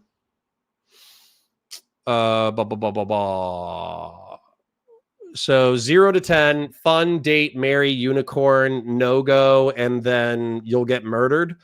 So effectively, I think being rich for men and being funny adds like a point or 2 points, okay, for men. So if you're a man and you're a 5, but you're funny, you're probably a 6 or a 7. And then if you're rich, you're an 8, right? So being funny and rich can actually take you from being quite mid to being within 1 or 2 points of your partner.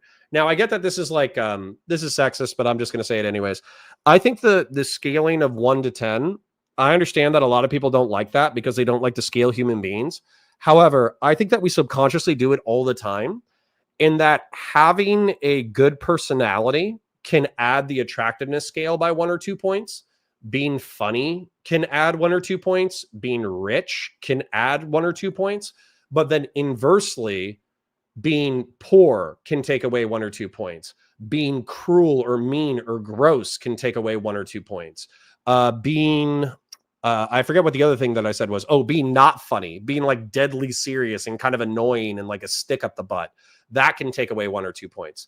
So I wouldn't just go with raw physical attractiveness, because there are repulsive people who are wildly attractive physically, but their personality takes off a few points.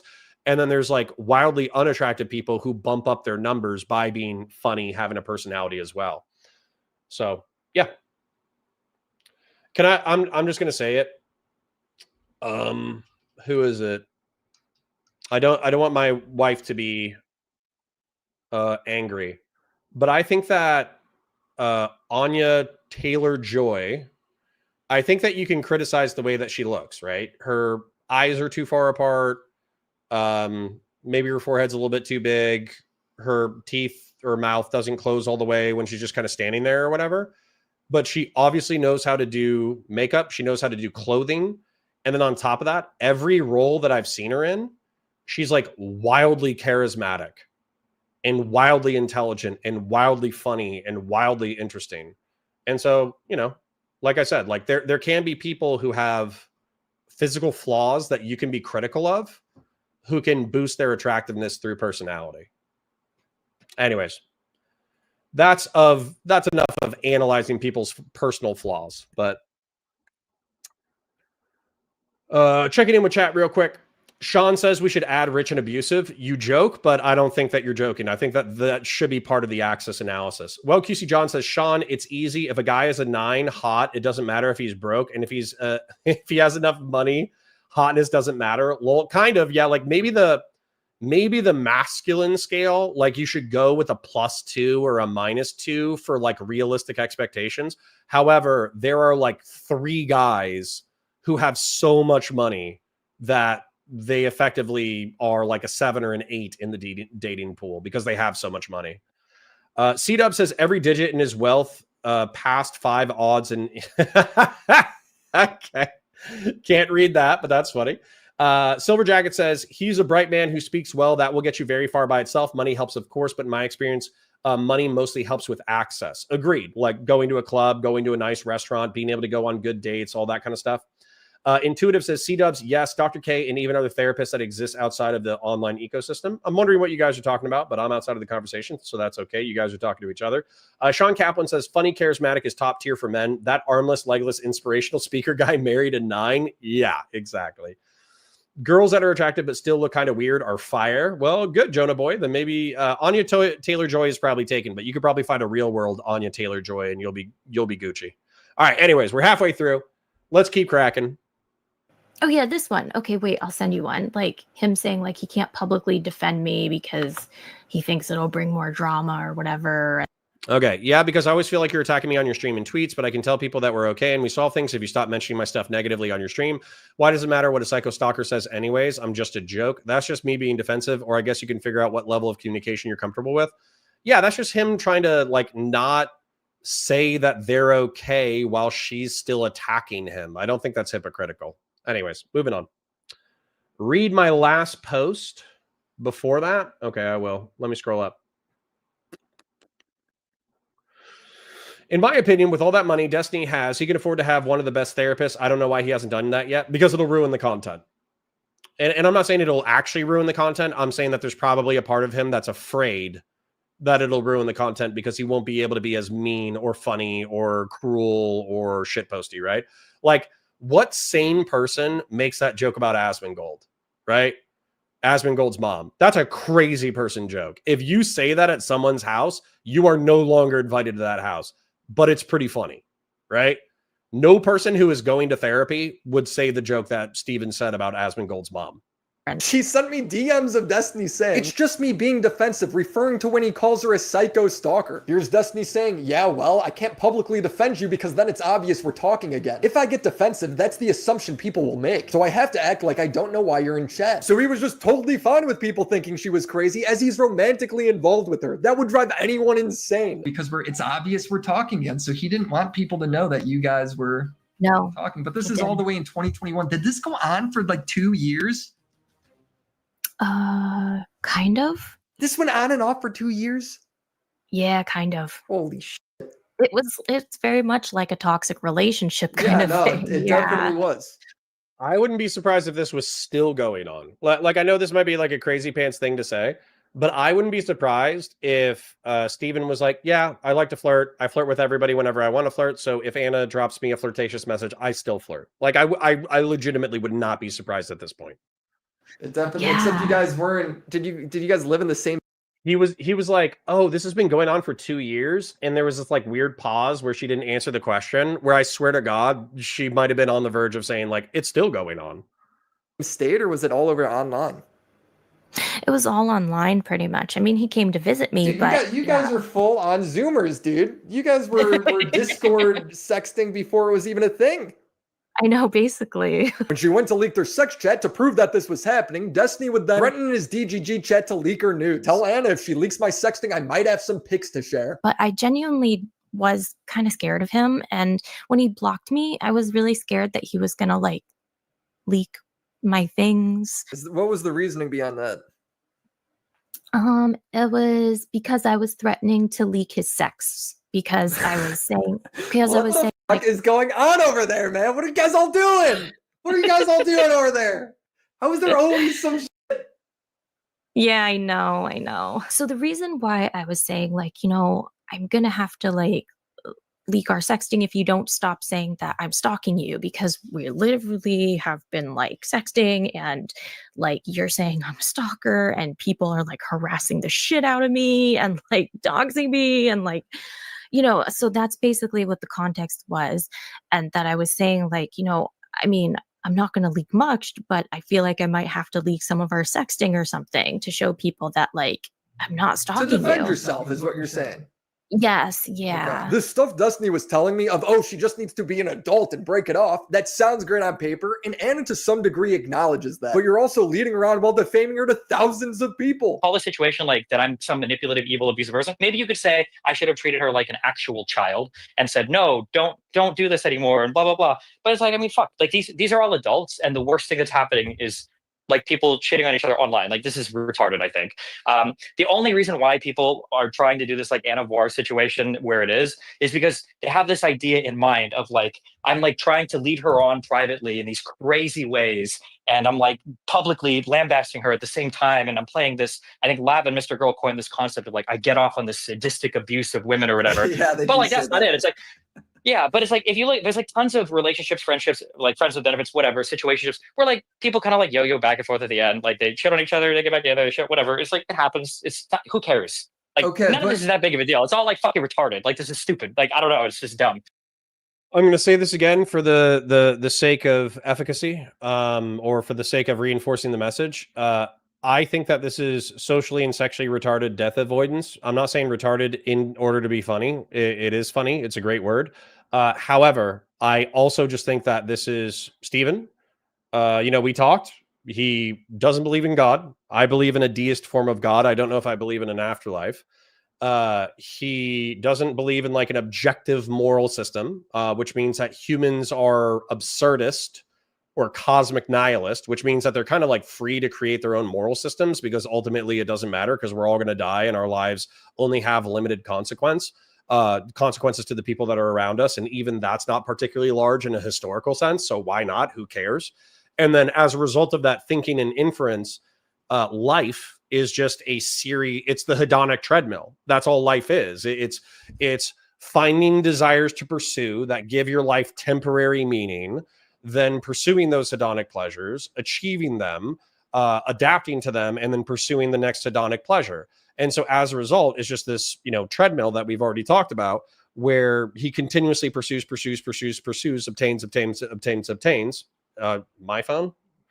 And so then as a result, it ultimately doesn't matter. But the truth is that if you kind of believe in consequence, if you believe in like inferences of human morality based off of natural consequence, if you think that STDs are a naturalist point to the fact that promiscuity is bad, if you think that abortion and death related to pregnancy is a point to that promiscuous sex can be bad, if you think that imploding relationships are indications from nature and from like the God of Spinoza that you're supposed to conduct yourself in a certain way, then ultimately you can't live the way that Stephen lives. I think it's only possible through nihilism. I think it's only possible through hedonism.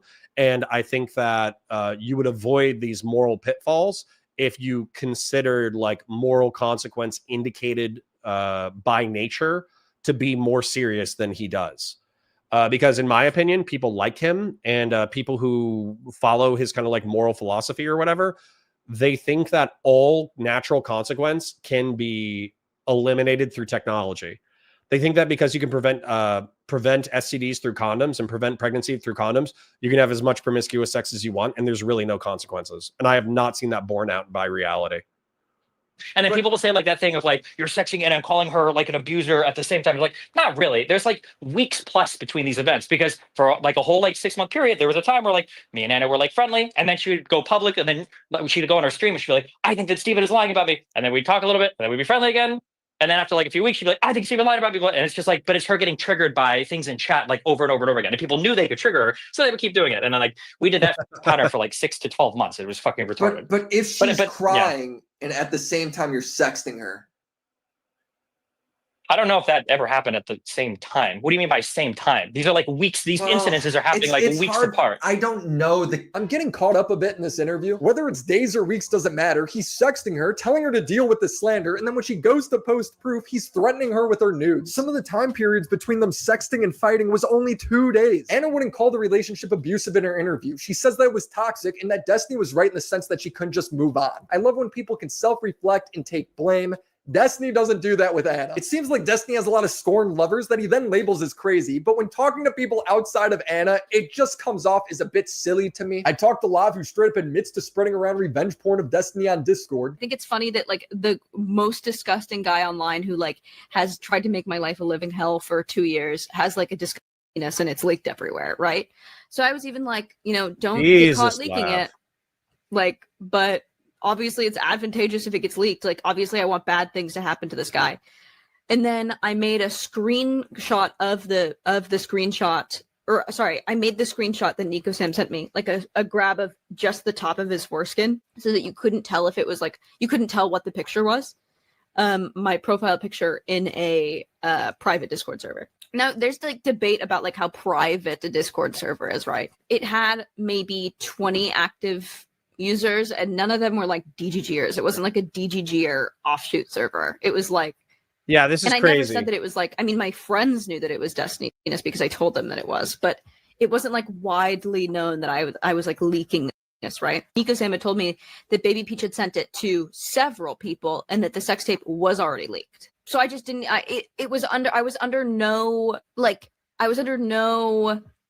did not think that like this was something that like he didn't want going around. No, he probably that's crazy pants. And I'll try to catch you guys up on why. I'm not gonna lie, I'm dragging a little bit just because I feel like we're litigating stuff that's pretty old. Willie Mac Show is an essayist, so he's not able to cover things as quickly as live streamers are. But I do feel like this is relatively like old ground, so I get why people might be not as passionate about this. But Sean Kaplan says, holy smokes, I figured it out. Steven weaponized the golden rule. Well, I asked him about that in our debate about like morality. I asked him, I was like, so the golden rule is generally speaking, do unto others as you want to be treated, right? But a video clip that we watched by Nixon effectively said that when you're dealing with the Russians, you do unto others as they do unto you plus 10%. And so that's actually the way that I view Steven is the second that he has a relational falling out, if the person walks away, then he walks away too. However, if the person seeks some kind of revenge, then he seeks that same revenge plus 10%. And so the reason why Lav thinks similarly, in my opinion, this is like crazy pants. So Lav took a screenshot of a leak of pornographic material and then use that as a profile picture for a Discord server. That's crazy pants, right? That's crazy. That's crazy. That's crazy to think that somebody isn't going to come after you when you do that stuff. You can say that Steven started it because he's such a bad guy for XYZ ABC reason, but you can't pretend that this is like, bear in mind also, I'm like in my late 30s. All of these people are in their mid 20s to mid 30s as well. They're all adults. They're just all stuck in high school and they won't grow the fuck up. Probably loves that you shared that. Just call it implied consent. She wrote to me how Destiny would make her send her feet pics to get airtime on his stream and how he made her out to be crazy and called her mid-Jew. I've heard from multiple sources this live story. The only one on the record was Destiny though, but he tells pretty much the same story and it's hard for me to tell if this is a story of abuse or just two scorned ex-lovers. Kelly Jean is somebody that I've talked to and she was very upset because you, in statements I asked about in my first video, you kind of like brought her in with Lav as somebody who was part of a Discord that shared your nudes. And now Kelly claims she wasn't ever part of this Discord, but Lav has very much admitted that she did engage with revenge porn of you. It is undeniable because she has bragged about it many times on camera. Even when I messaged Lav on my own, she was very upfront about it. Kelly says she wasn't. So yeah, so here's the thing. Sorry, this is just occurring to me right now, and it occurred to me before, but Lav and Queeman jumped onto my stream and basically said that Steven, it could have been majority Queeman, but the thrust of the conversation was that Steven was like a sex predator who needed to be in jail for the rest of his life, who needed to be added to, well, they actually didn't say that part. They said that he needed to be added to a sex offense registry. They said that he needed to get sued and lose like tens of millions of dollars, right? They basically said that he deserved every single bad thing that is happening to him and is going to happen to him, and they were preying on his downfall. Well, Lav, who's part of the anti-Destiny hit squad, knowingly and openly leaked revenge porn of Steven. So are we going to carry that same energy? Is like Mr. Girl going to tweet about how Lav belongs on a sex offense registry, that Lav belongs in prison, that Lav deserves to be sued into the jail? Or are we doing the same tribal stuff that everybody does, where effectively if you're friendly acquaintances with and or friendly to one person, you don't care what they do. And then if you're enemies with that person, then you think it's the worst thing ever and you're preying on their downfall. I'll admit to that for Hassan Piker. I prey on Hassan Piker's downfall subconsciously all the time. I really wish that dude would get taken down a peg, because I think he's actually like a terrible human being who makes the world a worse place. So I am biased against Hassan Piker. Even when he does something good, I'm like, yeah, but he still did all that bad stuff though. So, you know, admit your bias. That's all I want. Kelly might have said she wasn't, but she knew about it for sure. She knew about all of it, and she remained friends with Lev and continued to chat with her throughout all of it. But you know, just saying. So I asked Kelly about this. Wasn't in the Discord, so I don't. Yeah, you're saying you weren't a part of any of that. No, not even slightly. And Intuitive Jackal asked the most important part of the stream. You said, at one point, did you tell yourself, I'm too old for this stuff? And the answer is yes. The reason why we covered news in the morning, the reason why we cover military and law enforcement stuff at night, is because I need to, at the end of the stream, is because I need to remind myself that there is a bigger world than Twitch and YouTube politics. There is a bigger world than just these alternative media pundits who are acting in the most egregious and nefarious ways possible. You know, Charlie Kirk, Candace Owens, Dave Smith, Douglas Murray, Joe Rogan, all these lunatics who are effectively like gaslighting themselves and gassing themselves up in order to be crazy on the internet so they can convince hundreds of thousands of people to act a certain way. I have to remind myself that there are more serious things like military and law enforcement. And then I have to remind myself that politics isn't exclusively the sex dramas of alternative media creators. Yeah. 100%. The only reason why we're continuing with this segment, because to be honest, I'm kind of telling myself that I'm too old right now, is for the sake of completion. Because I don't want to stop halfway through Willie Mac's show and then have people be like, oh, you missed this detail. Oh, you missed this part. You missed that part. Like I want the complete segment. So Sean Kaplan says, meant the golden rule in the other direction. Steven thinks I wouldn't do it, so they shouldn't. Yeah, I mean, he said as much. So he said as much in reference to the people that fight him, is that he doesn't engage in this behavior, so they shouldn't. And then when they engage in a certain level of behavior, like doxing or Kiwi Farms or whatever, he's like, okay, we'll do that too. Big in Gaming says, honestly, at least Willie Mac is doing context, something iDubbbz didn't do in his Hassan stuck-up piece.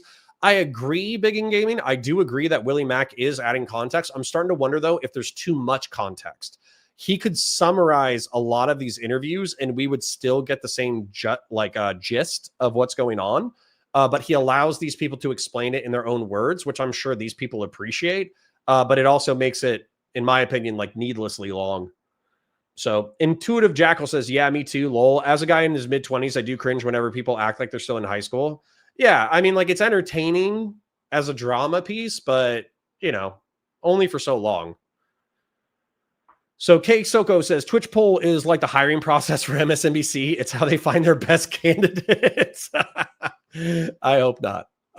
Although I have seen Hassan Piker and Destiny on mainstream media news shows recently, so should be a little bit worrying. And the first time Destiny has alleged this was about 2 weeks ago, around the same time that he messaged you by the looks of it. He followed up with him clarifying what he said about you.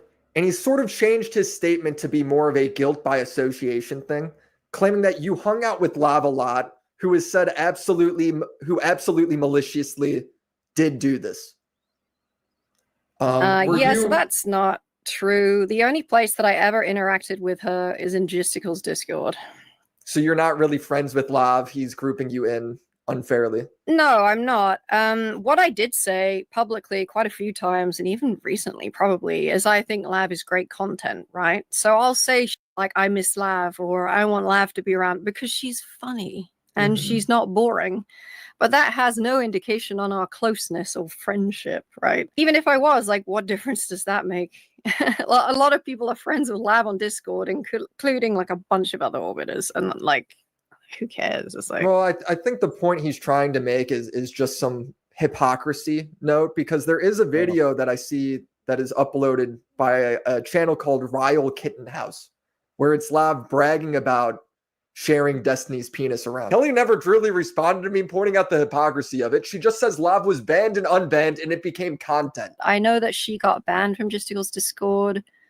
And then there was like a rule in place. She came back, but it was under like the preface of you're not allowed to talk about this banned topic. And then, yeah, I think this is also on Ryle's YouTube. I don't know if you've seen it, but she was in like a bunch of calls like towards like the early part of last year where it did get brought up. And then they had this debate back and forth about whether his dick is ugly or not. I am not watching. Let's see, dude, hold on. I have to make a serious point about this, and then I want to address something in chat. So this, to me, undermines everything. Okay? It undermines everything because we have J-Stock, we have Queeman, we have Kelly Jean, we have Ryle Kittenhouse, and they're all acting like Steven is on the verge of going to jail, on the verge of going to prison, on the verge of being added to the sex offense registry, on the verge of this, on the verge of that, losing tens of thousands of dollars, gonna lose hundreds of thousands, if not millions of dollars in the court case. He's gonna lose his platform, this, that, the other, or he should, right? I guess I should add that caveat. However, Kelly Jean, full face, like very serious, says that actually what ended up happening was we just started debating about whether or not Steven's anatomy was ugly.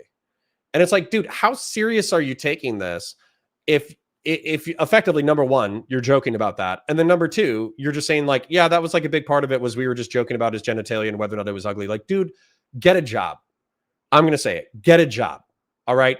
Even if you have all the money in the world, even if you have hundreds of thousands of dollars saved up from your OnlyFans career, even if you have hundreds of thousands of dollars from like streaming that J-Stock cut you off a slice, so you're making thousands of dollars per month or whatever, you need 20 to 40 hours spent in the real world so you can remember that like Twitch and YouTube politics is a silly place filled with silly people and they do silly things and you're a part of like the court of Camelot filled with silly people. Okay? Yeah, just touch grass for like, 20 hours a week. You'll be all right. Now, I'm just getting into it, okay? So I need to touch less grass. That's what needs to go on. Big in Gaming says, Hassan was on CNN with Donnie talking about young men turning right. It's why I say Donnie has a love for Hassan Piker. Well, dude, number one, that's terrifying because CNN is viewed as pretty like moderate and centrist. Number two, the fact that Hassan Piker is now on CNN is terrifying. Although I guess that means that the alt media is technically getting as many, if not more, live and pre-recorded views than legacy media. Also terrifying. And then with the legacy media trying to sweep for Hassan, yeah, that makes my job, of coming in here and basically criticizing these characters. It makes me feel like it's all the more urgent because otherwise all of alternative media will be dominated by clowns. Excuse me. Jonah Boy says, he says lav like the beginning of lava, but then stopping short. He does. He's saying it weird. Or get a hobby. A hobby's fine too. Warhammer, gardening, dog sitting. I can't think of what else, but yeah, just normal people things, right? Then Kesoko says, hey, even when you're hating, you got to give respect to it. You guys are nasty. All right, moving it along. This is such weirdo territory. Like, what's my take supposed to be? Lav's a hypocrite? Is Kelly supposed to be more mad at Lav? Am I supposed to say, Destiny, how dare you call Lav mid-Jew pussy? Did you call Lav mid-Jew pussy? Oh my God, that has nothing to do with the story. All right. I think I fly to California. I'm like, okay, fine. And then at the I'm kind of tired though. I don't know. She's like, oh, let's go to a gas station. We get a Red Bull. It's cool. It's whatever. It's like, okay, whatever. Go to a gas station. I got Red Bull. Shit's whatever. All right. With me. We don't care. Like, he tell people. This is the part that we probably care about. I have no way of knowing if they were consensually like recorded or sent. Can you say who was in them? Sorry? Can you say who was in them? I didn't know the people. Oh, okay. Yeah. I mean, that makes sense. I saw faces, but like I didn't know who they were. Yeah, I have no idea who it is. Yeah, and so like when this stuff came out, I was kind of like, oh shit. Uh-oh. That means that what if they like didn't consent to that being sent? Yeah. So that was a little disturbing, of course, to realize. Yeah. But this is Steven's argument. Okay. This is everybody's acting like they don't know what he's talking about, but then they understand this perfectly. So Steven was taking pornographic content and then sending it around to a bunch of girls. And these girls never asked where it came from and whether or not they had consent until this story dropped. That includes Pixie. That includes Anna. That includes probably another half dozen girls. They all got homemade pornographic content and they did not ask whether or not it was sent with consent. They only started bringing it up when it was kind of realized that, oh, it wasn't sent with consent. And as a result, Pixie got exposed. So that's where Steven's argument, right, regardless of whether or not it's going to hold up in the civil trial or in the criminal trial, his argument is going to be that this was a normal behavior inside this group of friends. Here's chat messages from Pixie that corroborate the fact that this is like normal behavior. And therefore, since it's normal behavior, you're holding me to a standard that they themselves do not hold themselves to. So, you know, if anything, Solo is the party that's responsible, right? Solo is the party that's responsible. And effectively, Pixie was doing the same thing that I was doing. And Anna was doing the same thing that I was doing. Not that Anna's a part of the court case, but I'm assuming that's going to be part of his argument. And I mean, I came out like kind of supporting Pixie and like and Cherry, of course. Were any of those girls? Well, I guess you wouldn't know if it's Pixie or not, right? I don't know if the. I have no idea. I don't think so. I don't think so.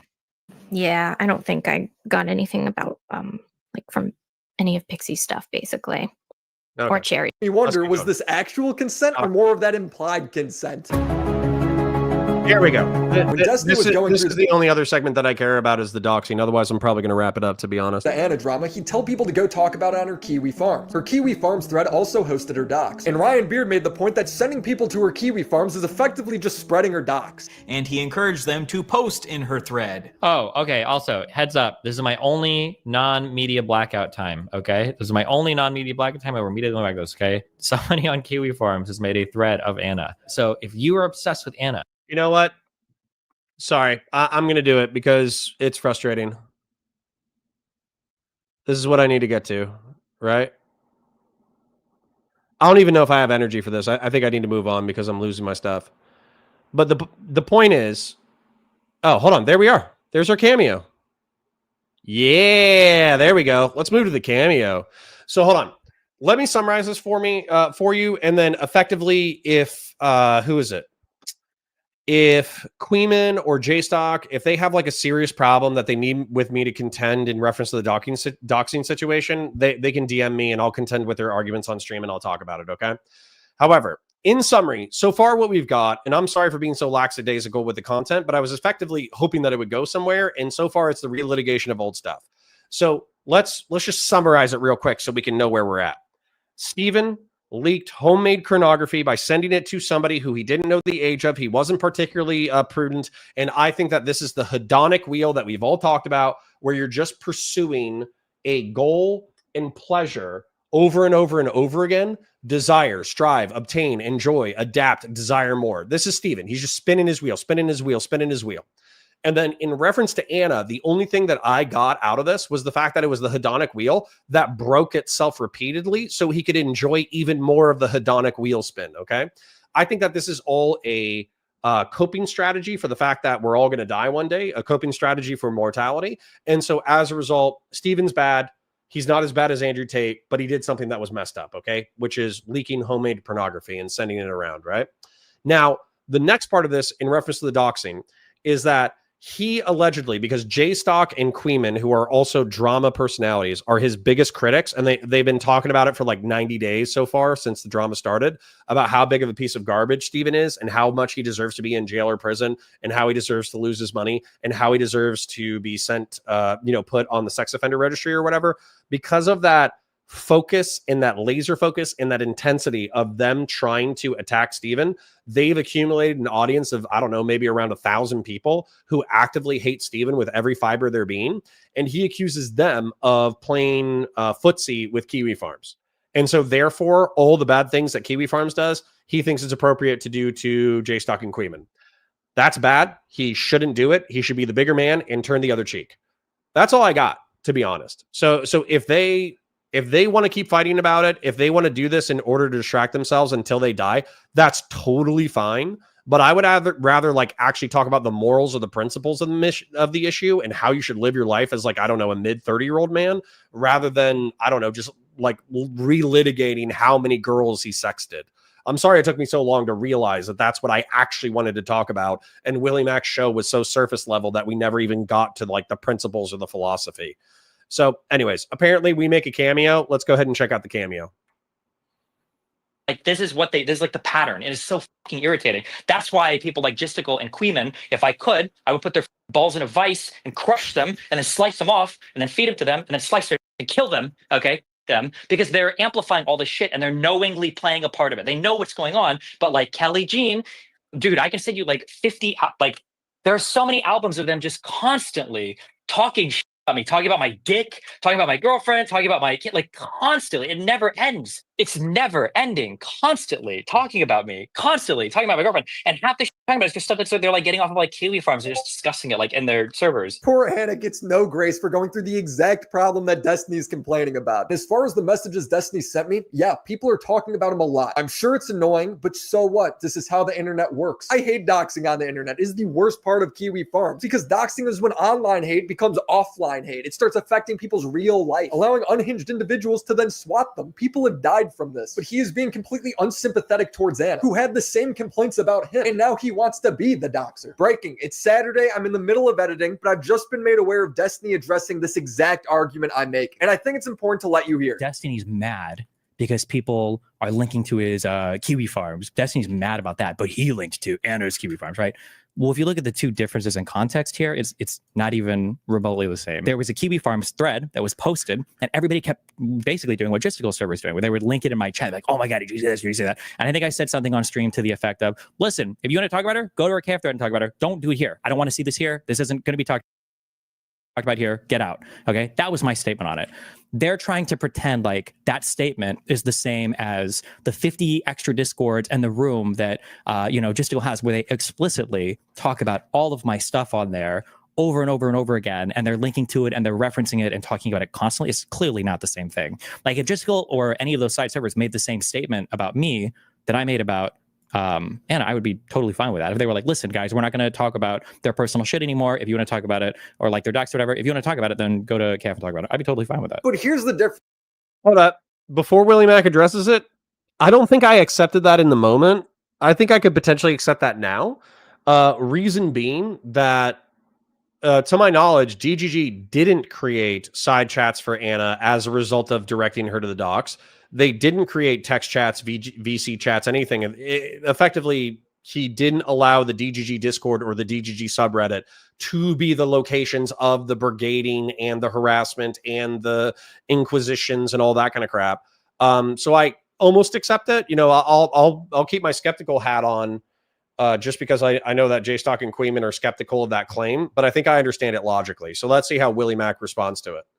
Anna's story isn't breaking from Kiwi Farms, it's breaking from Anna's and Destiny's stream. Meanwhile, the sources from the Destiny drama come from Kiwi Farms. They kind of have to reference it to some degree. I mean, would any reasonable person say that I doxed Keffels because I referenced her Kiwi Farms? Absolutely not. I'm not set on this opinion. It's probably a case-by-case basis, and I don't know everything J-Stock or Queeman have said, so I could probably be persuaded depending on the circumstances. Let me know what you guys think. Destiny sent me a message implying that he wanted to use these doxes to sue J-Stock and Queeman. I guess that's better than posting them publicly. You said J-Stock... Yeah, and I don't care about the rest of this. So, even if he was joking, he said that he would put their testicles in a vice and then crush them. So, I mean, I just view that as like more schizoid teenager behavior. So let's try to re-summarize and recenter real quick, because I understand that this video kind of lost the plot. I blame Willie Mack show. Okay. So let's get together and let's talk about this real quick. So what I was hoping for, this is what I was hoping for out of the segment. I'm sorry that it took us so long to get there and then it ended up not being a part of the segment. However, what I was hoping for was a brief summary of what actually happened that Steven did that was wrong. And then I was hoping for an expansion because it calls itself the Destiny Content Nuke. And so I was waiting for effectively like either new information or for him to talk about the morality or the philosophy or the reason why Stephen's wrong or any of that kind of stuff. And what we got instead was a series of interviews from Stephen himself and some of his orbiters that was skeptical of Stephen's claims, which, by the way, is totally fine. I don't care if you're skeptical of Stephen's claims. That's great. Be skeptical. Assume that he's acting in a self-interested way. It is what it is. I don't care, right? But what ended up happening, what I was hoping to draw from it, was to be able to take something that was like a moral analytical frame, like Stephen's living this way and this is bad and he's setting a bad example for other people and therefore we should criticize him for that stuff. And instead we got like a litigation of like the micro details of each drama. And so I don't care about that. I don't care. We've been over it. We've all been over it. We've watched the content a million times. So please, for the love of God, give me some meat to dig into, right? When it comes to the doxing, we literally just skimmed through it, excuse me, because I don't know if it's going to be a similar thing where we're litigating all the details instead of actually digging into the principle of it. So what has happened is Stephen has been the subject of people he shared homemade pornography. People took that homemade pornography, they spread it as far as they possibly could in order to damage his reputation. And then people who hate him as a result of either his political takes or his morality or who he is as a person or his influence in Twitch and YouTube politics, they want to damage him as much as possible because it's like taking down a large figure can give you a lot of like visceral thrill, right? And so I would say that Queeman and J-Stock can believe that they want to take him down for moral reasons. That's totally fine. However, they also probably want to take him down because, let's face it, he's a big target. If some glup shitto random streamer did this, they wouldn't care at all. They would talk about it for one day and they would move on. The reason why they've been talking about it for 90 days is because Stephen is such a big character, right? And casts such a large shadow in the space. And so, finally, Stephen is saying what's good for the goose is good for the gander. So if you are going to play footsie with Kiwi Farms, which is doxing and harassing my family, who is sending this leaked homemade pornographic content to members of my family, then effectively I want your public information so I can similarly screw with your life. That's what he's saying. And that's bad, and he shouldn't do it, and he should grow up. He should stop sexting anyone that he's not in a committed relationship with. He should try to limit his committed relationship to people who are actually decent human beings who aren't going to screw up his life. He should stop dating crazy people. He should focus on his girlfriend. He should stop doing this tit for tat BS with the drama community. And that's it. That's all I have to say. I'm an almost 40-year-old man. Okay. I'm ready to, I'm ready to either see the drama content elevated, or I'm ready to move on from that specific drama because it's a dry well, in my opinion. Yeah, the Silver Jacket Man, he did draw me in. The Silver Jacket Man says, I'm with you. The phrase content nuke is totally overused, overblown. He used it. Willie Mac show, he got me, okay? He nailed me in the marketplace of ideas. He got me because the Ethan Klein iDubbbz drama was so recent and it was a content nuke. I was like, oh, sick, like another content nuke. There must be more things that expose Destiny for being like a negative person. And depending on context, I can either add more information or I can defend him or I can attack him, whatever is most appropriate. And instead we got a relitigation of drama that at this point is all the sex dramas are from 2022. Sherry is allegedly 2023 or 2024, but it's a very small part of the sex dramas. Then we have everything that imploded in 2025, and then we have the doxing. So it's like, it's all shit. Sorry, I'm cussing. I'm cussing too much. My apologies, Valor Media. You should not be dragged down to the muddy depths that is this content. However, it's like, we knew about 90% of this. We've already litigated all of the small details already, and then you're not adding much new, and there's no analysis of like the higher level ideas. So I'm going to give that, no offense to Willie Mac, but I'm going to give that like a 5 out of 10. That was kind of like a more like a relitigation of everything we already knew. Oh, 2022 snore. Yeah, that's kind of where I'm at right now. Why did we have to relitigate all of that? He could have summarized 70% of it in like 2 minutes. Jonah Boy says, I feel like his videos on Hassan and Keffels were like that too. Jonah Boy, you say that. Maybe I'm the wrong target audience because I know too much about Destiny. But with Keffels, it was nice to have a central location where everything was narrativized. But, excuse me, and correct me if I'm wrong, Willie Mac didn't have interviews with Keffels and with Brianna Wu and with whatever the Sherry, the editor, and with Xanderhall. He didn't take 20-minute segments and then splice them back to back where he gives limited commentary as we talk to everyone involved in the drama. He gave us a narrative summary. And so as a result of a narrative summary, we could touch on the very beginning of the Keffels drama. We could touch on the early, mid, and end.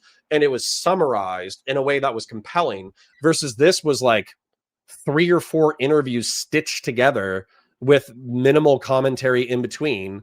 And then ultimately no decision either. Like, I obviously haven't made like a decision about how bad of a guy Steven is, but he's literally saying that he doesn't know what's true while he's conducting the interviews with the people that he's conducting the interviews with. So for me, that was pretty weak. Okay, Soko says this guy nuked himself with the repeated regurgitated takes of other people. Shake my head. I mean, dude, yeah. I don't know if you're talking about me or talking about Willie Mack, but I'll take it either way, dude. It was getting pretty brutal. Content nuke, more like content nerf dart. Yeah, this is going to bounce off. This isn't going to do anything. The Silver Jacket Man says, I legit think it uses an excuse for creators to use lazy Fallout references for art in their hit pieces. Agreed. K Soko says, I don't know. The Bible seems okay with getting even. Lol. Well, Old Testament versus New Testament, 100%. What did Blair say to piss off progressives? Thank you, Christian Blairis. You asked an important question. So we're in the content mines, okay? We're in the content mines farming our gold. We're in the mines getting our anthracite. So let me run to the restroom real quick. We're hitting 4 p.m. We got 1 hour left. We're gonna do the Blair White video. That's a good point. Maybe that one, in my opinion, I felt like I was led astray. Right? I felt like I was led astray by Willie Mack's show on that one. I'm not gonna lie, that was kind of a miss for me, but it is what it is. Not every piece of content can be fire, right? So what I'm gonna do is I'm going to play a Doom the Dark Ages trailer while I use the restroom, and then we'll get into Blair White. I don't need a reaction, I just need the trailer. Doom the Dark Ages does look good. I loved Doom 2016. I kind of love Doom Eternal. 2016 better. And then Dark Ages does look fun. Like I am a big fan of the aesthetic choices that they've made. So we mining uranium? Yeah, because we're all getting cancer. I agree with that. So, all right, let me play this for you. I'm gonna hit the head. I'll be back in probably 90 seconds. The Makers felt a weapon as powerful as the Slayer should be guided. They lied to us. And now he has a leash.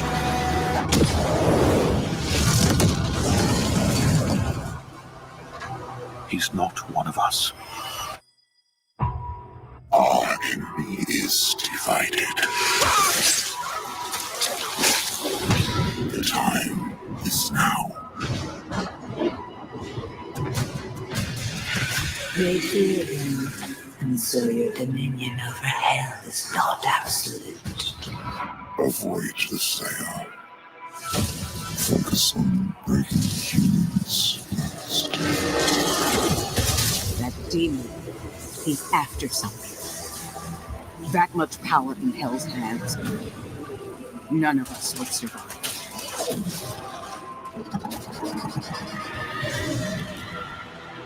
Bishop Creed, we need him.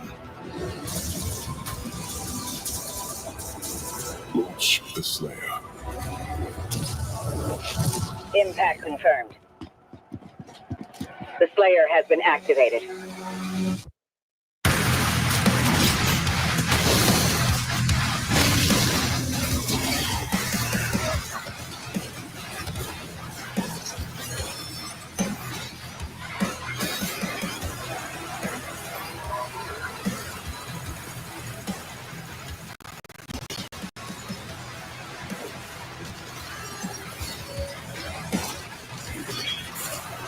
I can never rule as king, so long as you are the only one they fear.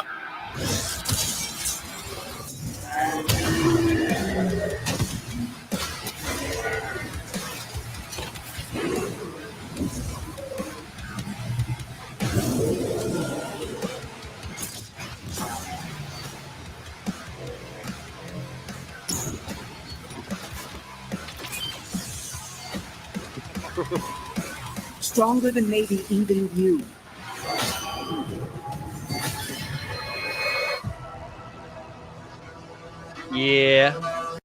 Yeah, I'm excited for that.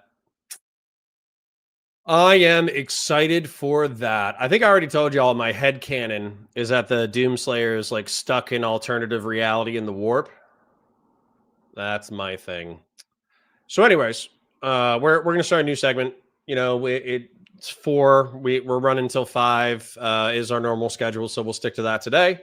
And I'll do a new intro. So hi, guys. My name is Connor. I'm a science fiction, political, and philosophy nerd, a Marine Corps and law enforcement veteran. I do parasocially love my chat for hanging out with me today. So thank you to you kind souls who are watching in chat. If you do want to catch us live, we are live 5 days a week, Monday through Friday, noon to 5. That schedule might change again just because there's some back-end work we need to do. But the whole point of Valor Media Network is to break down alternative media, break down news, break down the ways of being a young man in our current society. And part of that is contending with the pop culture and alternative alternative media issues du jour.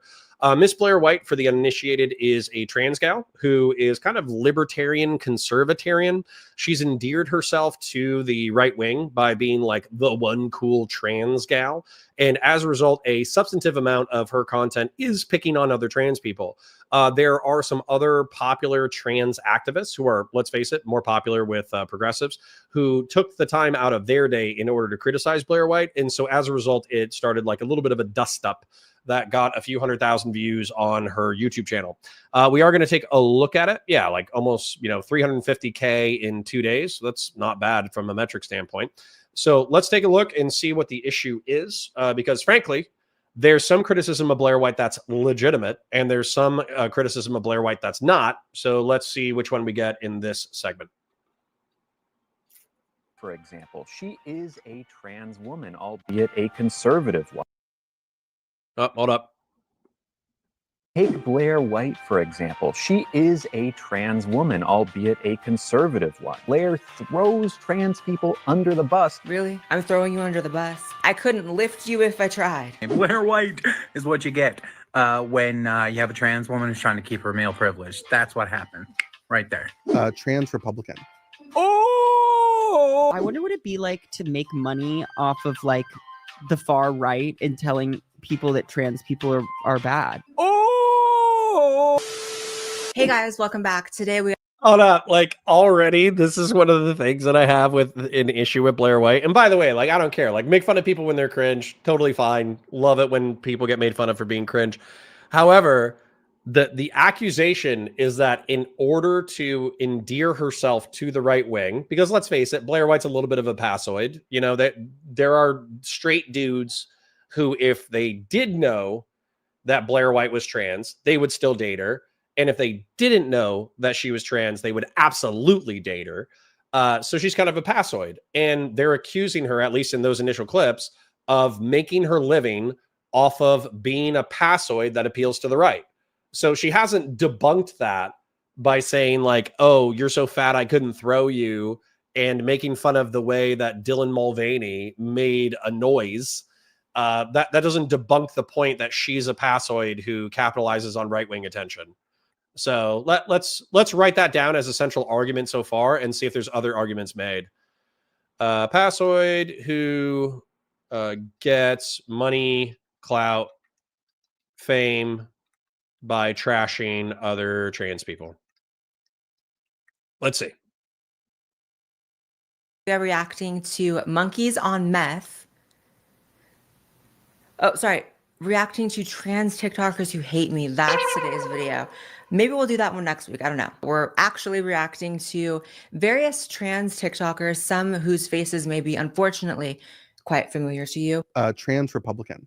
Oh! Also some lesser known creators who just have a really big issue with me, despite the fact that there are perhaps some other issues that could be prioritized, as again, you'll see. Let's just get into it. I hope none of them outsmart me. So first up. All right. Blaire White, message for you.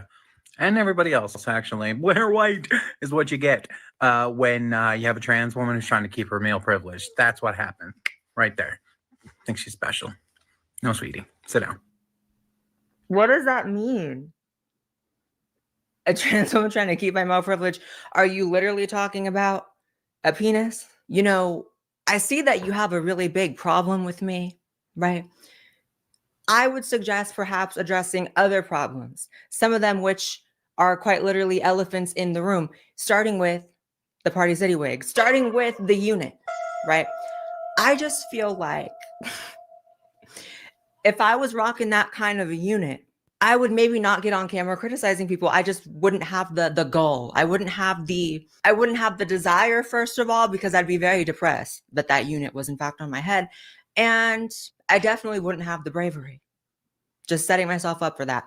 But the only reason we've been talking about your wig is because I have no idea what you mean by your actual argument, if we can call it that. Trying to keep my male privilege. All right.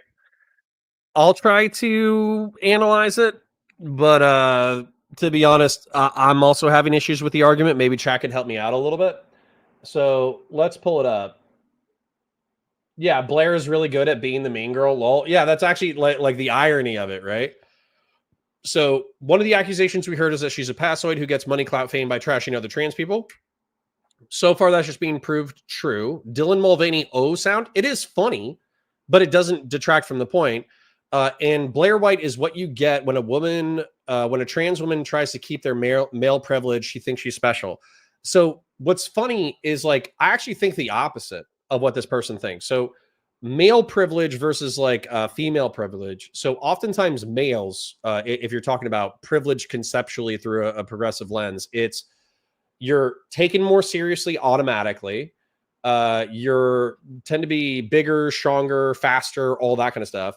I don't see any of that in reference to Blair White. Blair White tries to doll up. She tries to become more feminine all the time. She actually, in some cases, is more self-deprecating and therefore I think is trying to be taken less seriously.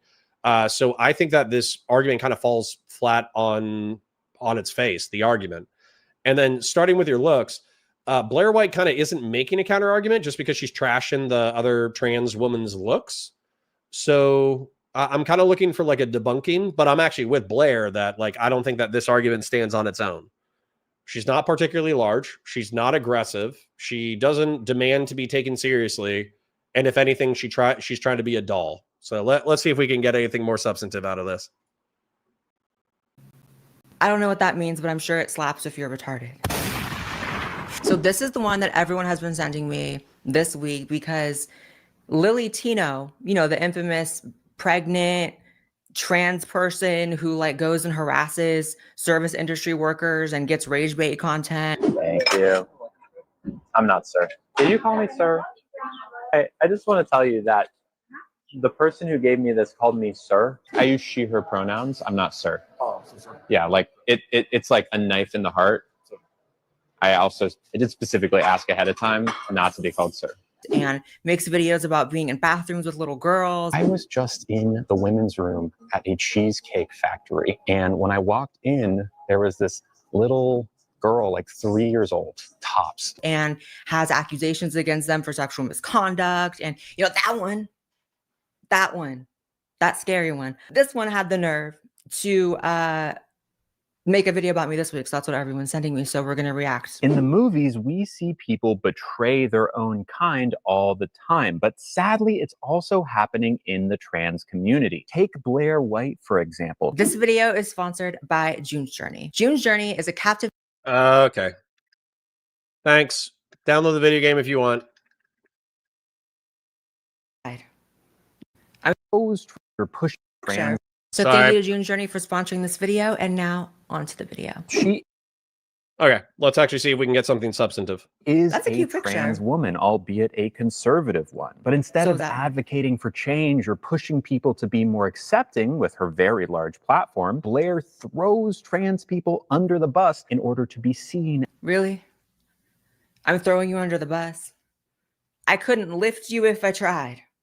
No one's moving you. You're planted. One thing about it, when you're talking about our own kind, right? our kind, us. I have nothing in common with you. Quite literally, I don't even think you are actually transgender. And so the things that you and I have in common, the list is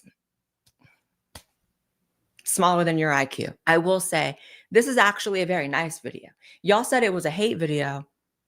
I'm actually very relieved and flattered that you would create distance between us even more than there already is for anybody that has, you know, eyes to see, ears to hear, right? Skin to shiver in fear when they see your ass. I'm glad that you're distancing yourself because this is only a good look for me and other transsexuals who want nothing to do with you, which is like almost all of them. Like I've seen people roasting you, trans people roasting you on TikTok way more than I do. First of all, Hold up. So she's kind of just like bantering, which I guess good for her. You're kind of fulfilling your mean girl role or whatever. But I'll see if we can get into something substantive. So this woman on the right has, you know, done some controversial stuff, I guess, that Blair calls out. She does a mean girl comment. But the main thing is whether or not Blair White is a traitor. So that's the question that we should actually contend with. And so the argument from the left is that Blair White is binary trans. She was a boy or a male, and she wanted to transition into a girl. And so she did a whole bunch of surgeries, like face feminization surgery. Looks like she had some lip filler. Looks like she might have had a nose job. Looks like she grew out her hair. She dresses feminine. Looks like she might have had, you know, a breast job, like all that kind of stuff. And so as a result, she appears more womanly. And so she's treated socially like a woman. She's a passoid. I mentioned that earlier. And so as a result, even plenty of people on the conservative right, even if they call her male, even if they call her this, that, the other, even if Matt Walsh or Ben Shapiro say that you're still male at the end of the day, they treat her socially like a woman when she comes on the show.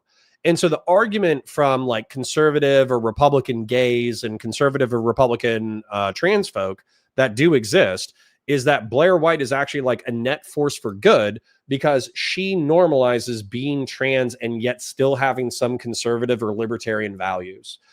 So that's the argument from the right. The argument from the left, though, is that by constantly punching down on trans folk who don't pass, who are socially weird, who are autistic, who are whatever, all she's really doing is being a quote unquote pick me, someone who is only trying to secure enough money, time, attention, clout, all that kind of stuff to secure her own life rather than like the entire class of trans people. K-Soko says they're jealous of Blair. I'm sure they are because, I mean, if you were trans, if you had gender dysphoria and you had the option of being a passoid versus not being a passoid, obviously, I keep using that term. It's not, I'm not saying it to be insulting. It's just a term that I've heard trans gals frankly use. If you had a choice, your choice is to pass, right? And then kind of the argument too, from the progressive side is that Blair reinforces like harmful gender stereotypes because the gal on the right doesn't really do voice training, doesn't really try to be more feminine in some pretty stereotypical ways besides makeup and hair. And I'll just give you this argument before we continue, which is effectively that there is a theory by this character named Blanchard. The way that I've heard it described by trans people and people outside of trans stuff in the psychological community is that they think that it holds some relevance while being too broad and too general to actually apply one-to-one to trans people. Okay. I'm just going to present you the theory without affirming whether or not it's true or false or whatever. Right. So the theory is that there's two kinds of trans folk broadly in this category. There's homosexual transsexual and there's AGP. And there's two different psychological motivations for these. Homosexual transsexual is someone who has an attraction to the same sex that they are, and they also have gender dysphoria. And so it's psychologically alleviating for them to transition to the other gender. So let's say that you're a gay boy. It's psychologically alleviating to fantasize about becoming a girl and then being in a heterosexual relationship with somebody of the opposite sex who's attractive. That's psychologically alleviating, and that's homosexual transsexual. AGP, autogynephilic, and again, I'm not saying this is like a confirmed psychological theory. I'm just saying it's something that's popular in and out of the trans community, is a male oftentimes, but I think there might be a few female AGPs. But the point is that they oftentimes want to envision themselves as the other sex or gender and then participate in that sex role. And it's kind of like a kink, at least the way that I've heard it described. It's kind of like a kink or a fetish. And so Blaire White, when she says like, you're nothing like me, I'm not saying that she's saying this explicitly, but I think it could be argued that she's saying, I'm a homosexual transsexual. I am someone who had gender dysphoria, who transitioned to the other gender because I wanted to be the other gender. Whereas you are AGP. She hasn't said this explicitly, but I've seen it said other places, where you are effectively a fetishist who is trying to fulfill a sexual kink by fulfilling the opposite gender role. And so that division is something that is highlighted sometimes by passoids in order to crap on other trans people. Nobody thinks you're like an okay specimen. Nobody thinks that your presence is in any way kosher on that ass. Okay. And by the way, it's not enough. You gotta harass people in restaurants. You're up in a movie theater with a ring light on your phone, recording and talking.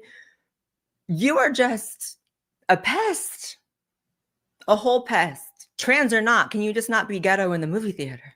As one of the good ones by conservatives. For example, Blair is on the record saying that trans kids don't exist. There is no such thing as a transgender child. Period. Period. I'm not just standing on that. I'm sitting on that. I'm relaxing on that. I'm chilling. Because I agree with that. Not only is there now an actual pretty sizable divide in the actual trans community on if children transitioning is good or bad, when there used to be just unanimous, everyone's for it.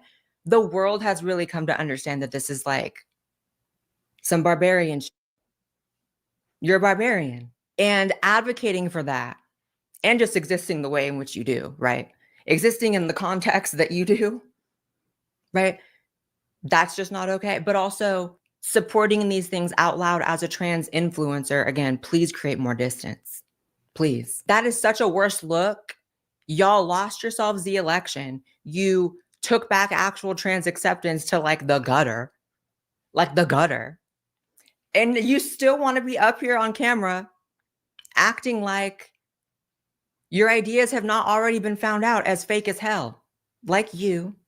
It's quite fraudulent. And I'm sorry if I'm crashing out a little bit, but I really do just feel like as long as there are people like Lily Tino, like the feeling is mutual. For you to act like my existence is just so freakish and so crazy because I have different opinions than you, I feel like your existence is actually one of the main things setting trans bitch back. I feel like as long as there is the example of you and some other people like you out there, trans acceptance is going nowhere. Sometimes I literally just think about how like psychotic it is to be part of, even though I don't consider myself part of it, to be like in a group of people that you get called out for being normal.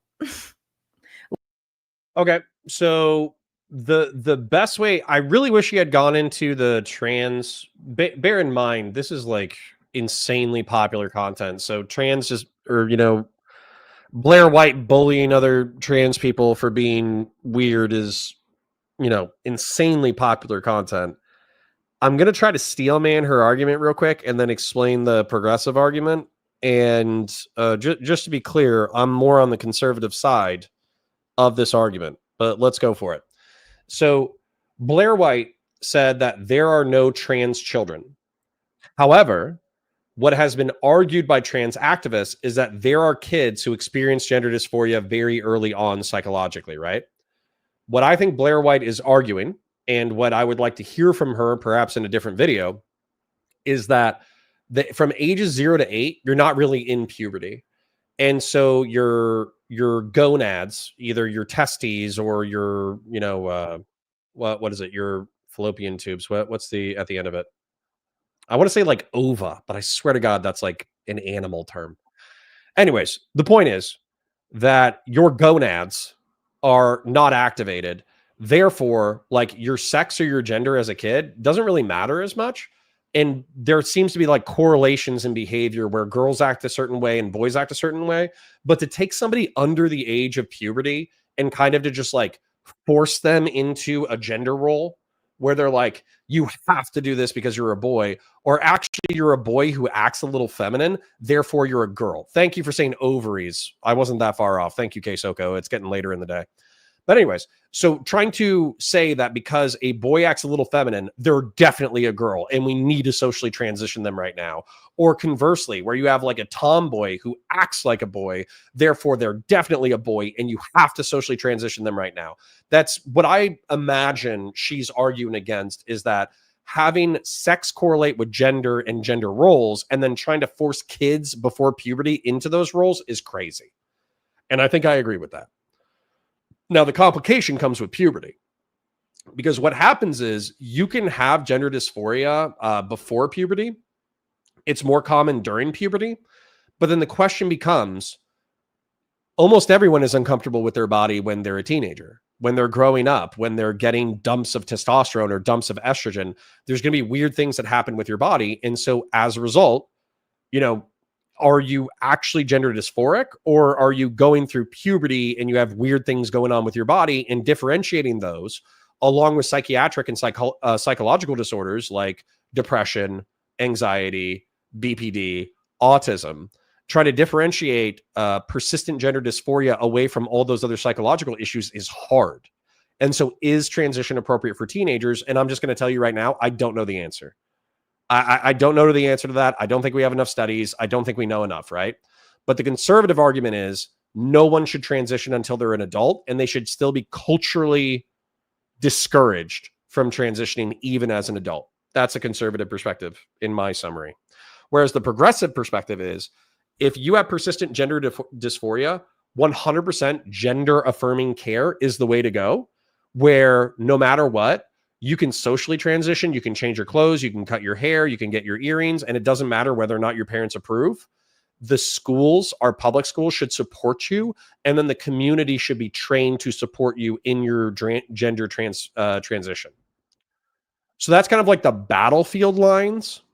And Blaire White is saying that she sides with basically you shouldn't transition until you're an adult, and she doesn't care about the negative consequences for teenagers. And I'm just going to say, I don't know enough in order to have an opinion. I agree with her on 0 to 8. I don't think you should transition. From 8 to whatever, I have no idea. I have no idea what's appropriate. I'm gonna throw another wrench in the tires. So Jordan Peterson was famous for regurgitating another psychologist who said that when trans people went through normal puberty without taking puberty blockers and without taking hormones, 80% of them, by the time they reached adulthood, acclimated to a homosexual identity. And so I don't know how to differentiate homosexual people who are going through puberty from people who have persistent gender dysphoria, that the best course of action is to transition. I have no idea how to do that. I don't know. K-Soko says, gay people have come a long way and fought and got rights, and then people like the lady on the right ruining all that progress in the eyes of society makes you upset. Well, listen, there's going to be crazy people all over the place, so I wouldn't let one person ruin your perspective on an entire group, for sure. For sure. But I do agree that I do not like her. I don't like her behavior. I don't like her going to restaurants. I don't like her harassing wait staff. I don't like her insisting that her perspective is the only correct perspective. I'll agree with all of that. We could break bread on all of that. Like, you get called out for just having like standard opinions, like don't sterilize kids. That's the thing that gets you the out group, the outcast status in that group. And that's just like really demented. It's like, oh, I don't think like women should beat men. Men should beat women's asses in sports. I don't think kids should be sterilized. Like, I know it's like the same. Hold up. But this is the accusation. This is the accusation of her being a token, though, because she says men beating up women, and she's a trans woman. So hold up. So I think that we as a society, I'm just going to share this, okay, because it's important. It's important, okay? Listen, we need to be able to differentiate our language when it comes to sex and gender. Sex is male and female, and then gender is man and woman, okay? And what I would say is, Blaire White, you can hate me with this, but this is the way that I'm using the words. Blaire White is male. She was born with testes. Okay. She was assigned male at birth is another way to say that. Okay. However, she is socially expressing herself as a woman. She has long hair. She has makeup. She has jewelry. She likes doing makeup and jewelry and stuff. She got breasts. She got facial feminization surgery. She did this. She did that. She's trying to socially express as a woman. Okay. So you can say that she's a male who is a trans woman. I think that's an okay description. And then you should be respectful to her in person. If she says like, hey, you know, I go by she, her, you know, I'd appreciate it if you referred to me as such. Then you can be like, okay, waiter, can she get some Olive Garden breadsticks, right? Like, it's not that hard, right? That's fine. But when Blaire White, who's a trans person, who a substantive amount of her content is about trans people, when she says, I don't support men beating up women, what she's saying is that there's a class, she's effectively reasserting that AGP is, AGP trans people exist, they're fetishists, that they're participating in sports exclusively in order to engage in combat sports in order to beat up women. So she is doing the token stuff. Because I don't think somebody in her position is expressing any nuance whatsoever. Male. Judd Logic. Yeah, that's what she says. Chase says she is the tokening of the tokens the right has. I mean, listen, she's not beating the allegations today. The main thrust of the video is that Blaire White, you know, bashes on other trans people in order to popularize herself with the right. We'll check the comments when we're done. Kesoga says, well, I'm gay and it personally upsets me. Yeah. And I understand why, right? Because gay, like homosexual normalization to the point that I have gay neighbors on my street. Nobody cares. Okay. Nobody cares at all. There's a gay couple. I won't say their names, but they're incredibly nice. They live across the street. We go to their house every year for trick or treat. We say hello. We take a picture. We hang out. They oftentimes give us the neighborhood gossip. They're very kind. They haven't tried anything criminal. They haven't done anything crazy. They're literally just the gay couple up the street. There's nothing wrong with them. So the fact that we can go from homosexuality as like a disgusting sin that needs to be purged from society to effectively like nobody in my relatively purple community cares at all, I think is a step in the right direction. Libertarian philosophy has one thing correct, which is I leave you alone, you leave me alone. That's the best thing about libertarianism. Harmonic Fox says, I don't have enough research to disprove it, but I don't agree with Blanchard's typology. Well, Harmonic, what I've read is that even people who give some credence to Blanchard don't think that it's complete. They just think that it's a summary of a trend that you could conceptually understand that seems to correlate with some people's experiences. But it's not like a hard science in the slightest. That's the way that I've heard it described multiple times. Harmonic says it was kind of poorly done research that failed to account for cis women. Yeah, of course. Song and dance we've been talking about here for so long on this channel, but sometimes I actually stop and think about it and I'm like, what is going on? What is that? It gives complete cult. It gives like, what's the name of that cult where they drank the Kool-Aid or whatever? Oh, Heaven's Gate? Devil's Gate, Hell's Gate with these ones, because it's like that. And it is actually fascinating how, per usual, they don't actually like debate what I say in the clip that they use. They just paint it as like, this is what a bad person says. This is what a bad person says. It's never like she's wrong, because it's more like she's a bad person. Child, and I say that as a transgender adult. Which is simply not true. And if you're thinking that that's a weird take for a trans person to see, and then just move on. Why? Why is it a weird take? Moving on. Yeah, I agree with you. Her being trans gives the take some weird legitimacy so that conservatives can point to it and say, hey, look at this, even a trans person. God forbid I'm speaking in a way that's legitimate. I'm giving legitimacy to the topic. Holy shit. Yeah. This is what I mean. This is the inversion. She's talking. Oh, Bo, it's good to see you. I think I've seen you before over on the Counterpoints chat. Then Chase says the Kool-Aid reference was Jonestown. That's what popped into my head too, not Heaven's Gate. I agree. Which is funny to me because Trump is more of a Jones figure. True. In a way that just makes her seem legitimate. I know it's hard. I know it's hard. And I know in particular for you, Lily, you definitely think a little more with the downstairs than the upstairs. I've seen that. We've all seen that. But every once in a while, maybe just run the equation through your brain a little bit. So far, that feels like AGP dog whistling to me, where she's saying like, "Oh, you're a kink fetishist." Bo says you have. Always nice to disagree reasonably. Good to see you, Bo. Welcome aboard. Blair White's a bad person because she's against kids being sterilized and because she comes across as legitimate. A trans person thinks that trans people are crazy. Now, it's worth pointing out the irony that the conservatives who use Blair as ammunition against the trans community will never accept Blair as a woman. Deep down, Blair understands this, but she just doesn't care. That's actually true. I actually don't care at all who thinks of me as a woman or not. I really don't care.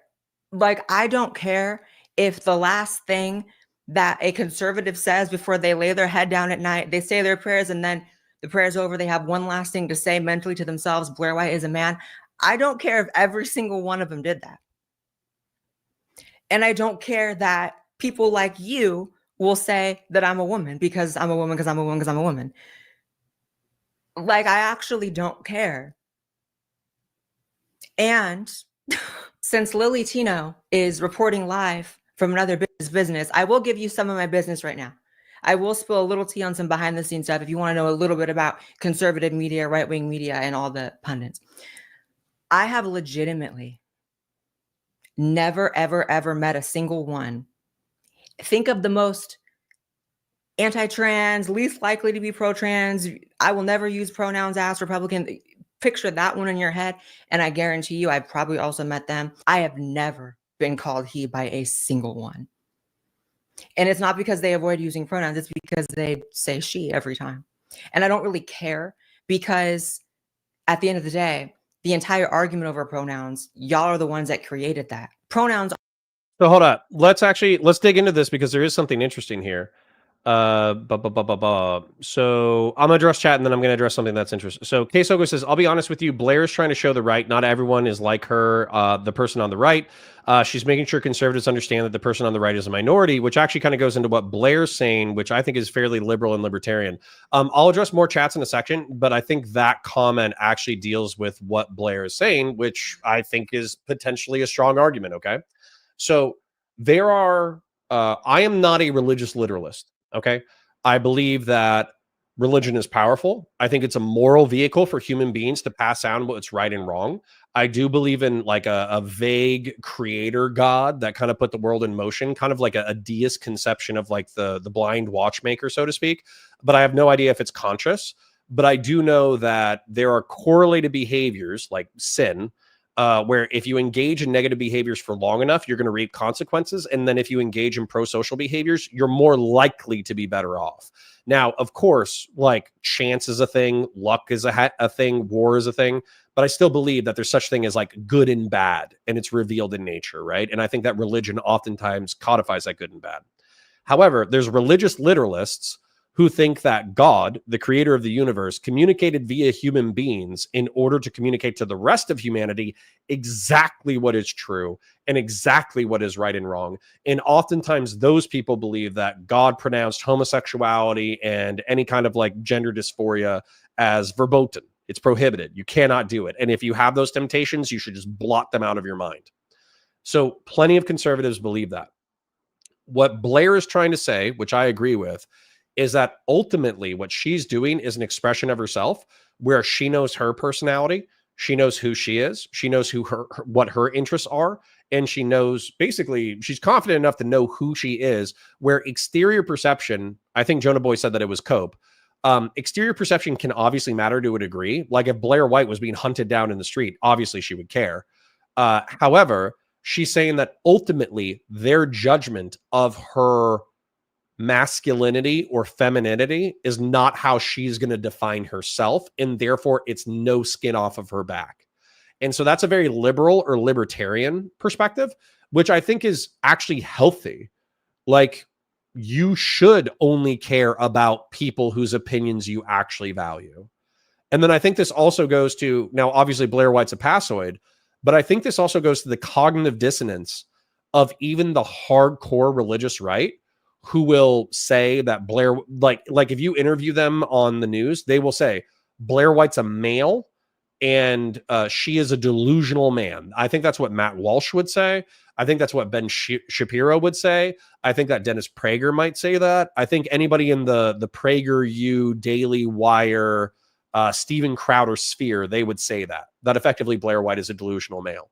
However, like Blair White has pointed out, when they're in a social context, she walks up, she's confident, she presents as a female, presents as a woman, I should correct. And therefore, even though it's supposedly against every single one of their values, as like, this is an edict from God that I should not violate, they default to their social programming where they're like, long hair, makeup, feminine voice, this is a woman. And so they refer to her as a woman, which ultimately probably she gets a kick out of, because she's like, yeah, I put in a lot of effort. I am a woman. Buzz off, right? Addressing chat before we move on, which sucks for non-passoids, right? Which sucks for non-passoids who might have like self-esteem issues, who can't really be as confident as Blair White because they're not as big of a passoid. I understand that probably sucks, but I do think that the liberal and libertarian perspective is empowering to individuals. Jonah Boy says, I do think she cares. I'm sure she would care if they started like throwing rocks at her, right? She would absolutely care. But I think she's saying that she's not deriving her self-esteem from the perception of others, which I think is good. Chase says, can we also appreciate that if their looks were swapped, then Blair's audience would support the other person? Maybe. I think that because they're conservatives, I think vast swaths of Blair's audience are conservatives. Just if Blair White was saying whatever this gal's name is, I don't think that they would support her because they would be too conservative to look her up in the first place. Chase says, I feel like if Blair was passing, her audience wouldn't exist. I feel like if Blair wasn't passing, her audience wouldn't exist. I mean, I think there's an argument to be made that part of the reason why people watch her, especially conservatives, is because she presents as an attractive woman, right? Harmonic Fox says, socially, I don't care what other thinks of me systemically. I think there were spaces for trans people. I think Canada gets the whole bathroom thing right. Interesting. What are they doing about bathrooms? Type it to me in chat. Jonah Boy says she was misgendered in that right-wing debate pretty harshly a while back. Yeah, if you're talking about, I saw Candace Owens misgender the hell out of her on Dave Rubin. That was like rude as hell. And it had nothing to do with the debate prompt. It was kind of crazy. K Soko says it's not really a passing thing. It's a difference between being trans and someone dressing up and playing pretend. If you're differentiating between like, I think like Brianna Wu, she wanted to refer to herself as transsexual, whereas like a Blanchardian analysis, which again, I'm not saying is hard science. It's a it's a very soft analysis that some people have said correlates with reality, but is not actual reality. I think Brianna and Blair would potentially fall under the homosexual transsexual category of Blanchardianism and are also therefore more socially accepted, right? So Harmonic Fox says both are bad representations for the trans community. I mean, I'm not in the trans community, so I can't argue it, either way. But I would say that Blair's hyperbole probably doesn't help, and then this gal definitely doesn't help her case. So Chase says 100% they both suck for wildly different reasons. Bo Dickerson says the term you're looking for is Spinoza's God. Indeed. Chase says, yep, if she didn't look like that, she would have no place in the right, which is so messed up. Yeah. K Soko says, no, she doesn't care that the right thinks of her as long as they see the difference between her and the person on the right. That's an interesting insight. As long as they treat one better than the other. That's interesting. Chase says, yeah, I don't think they could get over their hatred for her existence if she didn't throw them off guard with her looks. Maybe. Yeah. Everyone poops together. Bo says, everyone in Canada poops together and wipes one another. Harmonic Fox says at Counterpoints they have a lot of spaces that have a men's, women's, and gender neutral bathrooms. Yeah. So that would be my solution, by the way, is that you would have men's, women's, and then you would have gender neutral / disabled / family, where it's effectively like a single stall room, where you have a pooper, and then you have a changing table, and so as a result, if you're a passoid and you just want to use the other gender's bathroom, go for it. Nobody will notice. Nobody will care. If you're a non-passoid, you have an option. If you think that'll cause less of a fuss to go into, let's say you're a masculine-looking trans woman, then you can go into the men's room if you think it won't cause a ruckus. And then if it will cause a ruckus, use the gender neutral / family bathroom. I agree. I think that's the way that all bathrooms should be designed. Also because it's like good for families to be able to have access to a changing table. Silver Jacket Man says you all disgust me equally. Good. Equal opportunity, disgust, and hatred. That's awesome. Have the toilets face each other. All right, we're getting off track. Let's try to get a little bit more content out of it. Are when they're not being politicized, just subconscious words we speak when we interact with people.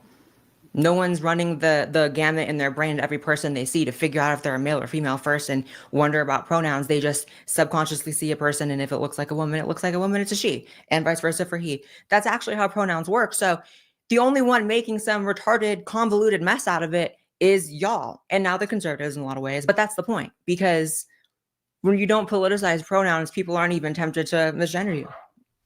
But you actually have to also transition. So, that's a hard one for a lot of people who call themselves trans now. Is this post FFS? Is it what? Is this post FFS? Lily got FFS. Lily got... How? I don't know. I'm dead. Really? Lily got FFS, and they were... When? They were sharing the before and after pictures on X, and it was... But this was posted like 3 days ago, so this has to be after that. And I'm feeling good. I will get a refund. For a free pass from harassment and discrimination in return for selling out her own people. You are not my people. I swear to God, you are not my people. First of all, not on a physical level, not on a mental level, not on a spiritual level, especially. I'm actually on the opposite end of devilry. Y'all want to talk about a gender spectrum? Okay. A spiritual spectrum of devilry to doing my best to serve the light at all times while falling short. It's a long jump, right? And I know, Lily, that you are in altercations constantly, right? You're just always up in some drama in a restaurant, getting harassed, unfortunately, by some less than minimum wage wait staff. And then you have to expose them, and it's the whole process. But I actually promise you, another behind the scenes of Blair's life, right? A little BTS. I have never in my life had anybody be transphobic, if that constitutes like calling me a tranny, calling me a man, like telling me get the fuck out because of this, like telling me whatever. I actually think it hasn't happened a single time in my life. Because she's a passoid, right? Let's be real. So Bo Dickerson says, doesn't the gender neutral bathroom still keep the social ostracism that the trans are trying to avoid? Yeah, but Bo, that's why I wouldn't compel anyone to use a certain bathroom unless they were doing something else that was nefarious, right? So let's say that this gal on the right, I'm not saying that this is going to happen. I'm just saying, let's say it's happening. Let's say that both of these people walk into the girls' restroom. Let's say they politely wait in line and then they get into the stall, they do their business, and then they leave after washing their hands. I don't think the state should get involved in that, right? However, let's say either one of these people, and either one of these people either verbally harasses or peeks over a stall or something like that, then that's the kind of behavior that should be policed 100%. And then they should get arrested, right? And then they should have some kind of restrictions put on their behavior. However, with the men's, women's, and gender neutral / family stall with a changing table and a single toilet that's lockable, what you do is you kind of eliminate that. I use the gender neutral / family stall all the time. You know why? Because the bathroom is typically pretty clean, because it's normally a nicer end establishment that has that. And then number two, it's a single stall, so I can lock it and I don't have to hear other people doing their business. I can just do my business and then leave. So no, I don't think, I think the gender neutral bathroom is actually a fantastic, elegant solution, is to have men's, women's, and gender neutral. And then the cool thing about the gender neutral / family bathroom is that, let's say it's busy. Let's say you're a male man like me, somebody with muscles, okay? And you go to try to use the gender neutral bathroom because you want to use the fact that it's a single stall that's typically pretty clean, and then it's occupied. Okay, well, then I can go use the other one. Whereas if you're a trans person and you don't want to cause a ruckus and you feel like you're not a passoid, then you can just wait for the gender neutral bathroom and it's not a big deal. So to me, this is like the best of all worlds. I understand, but we have to operate in reality as well. Kesoko says, in the gay community, we always say no one has an issue with you being LGBTQ. It's the pluses that come along and F everything up. The gays are bullying the gays. Not a physical level. Even Blair is saying this because they don't pass. Laugh my ass off. Yeah, Blair's catty as hell. She's rude as hell. Connor says they are white. We know they ain't washing. What? What are you talking about? Hold up. White people might not put on lotion because they don't get to see their cracked skin, but they 100% wash their hands. What are you talking about? I don't know what you're talking about. I hope that's not referencing what I think it's referencing. Nobody was transphobic to me as someone who passes. Chase, thank you. Thank you. Thank you. Yeah. So if you look like a California mean girl, then yeah, nobody's going to be transphobic to you. Yeah, that's crazy pants. If another man peeks over my stall, then that's grounds for a serious disagreement. Can't imagine caring about their sex at that moment. Well, yeah, I mean, relatively speaking. But Silver Jacket Man, that's kind of the point, is that, like, if Blair White or this gal were peeking over stalls or whatever, that's a problem, right? But you can police that problem without saying, like, you have to use this specific bathroom, as long as you're polite, as long as you're tactful. Stand in line, wait your turn, jump in the stall, do your business, leave. That's it. That's all you got to do. Shouldn't be that big of a deal. I'm like struggling to think of a time. With Candace, but we like. But that was okay. But I'm talking about real life. That's still internet.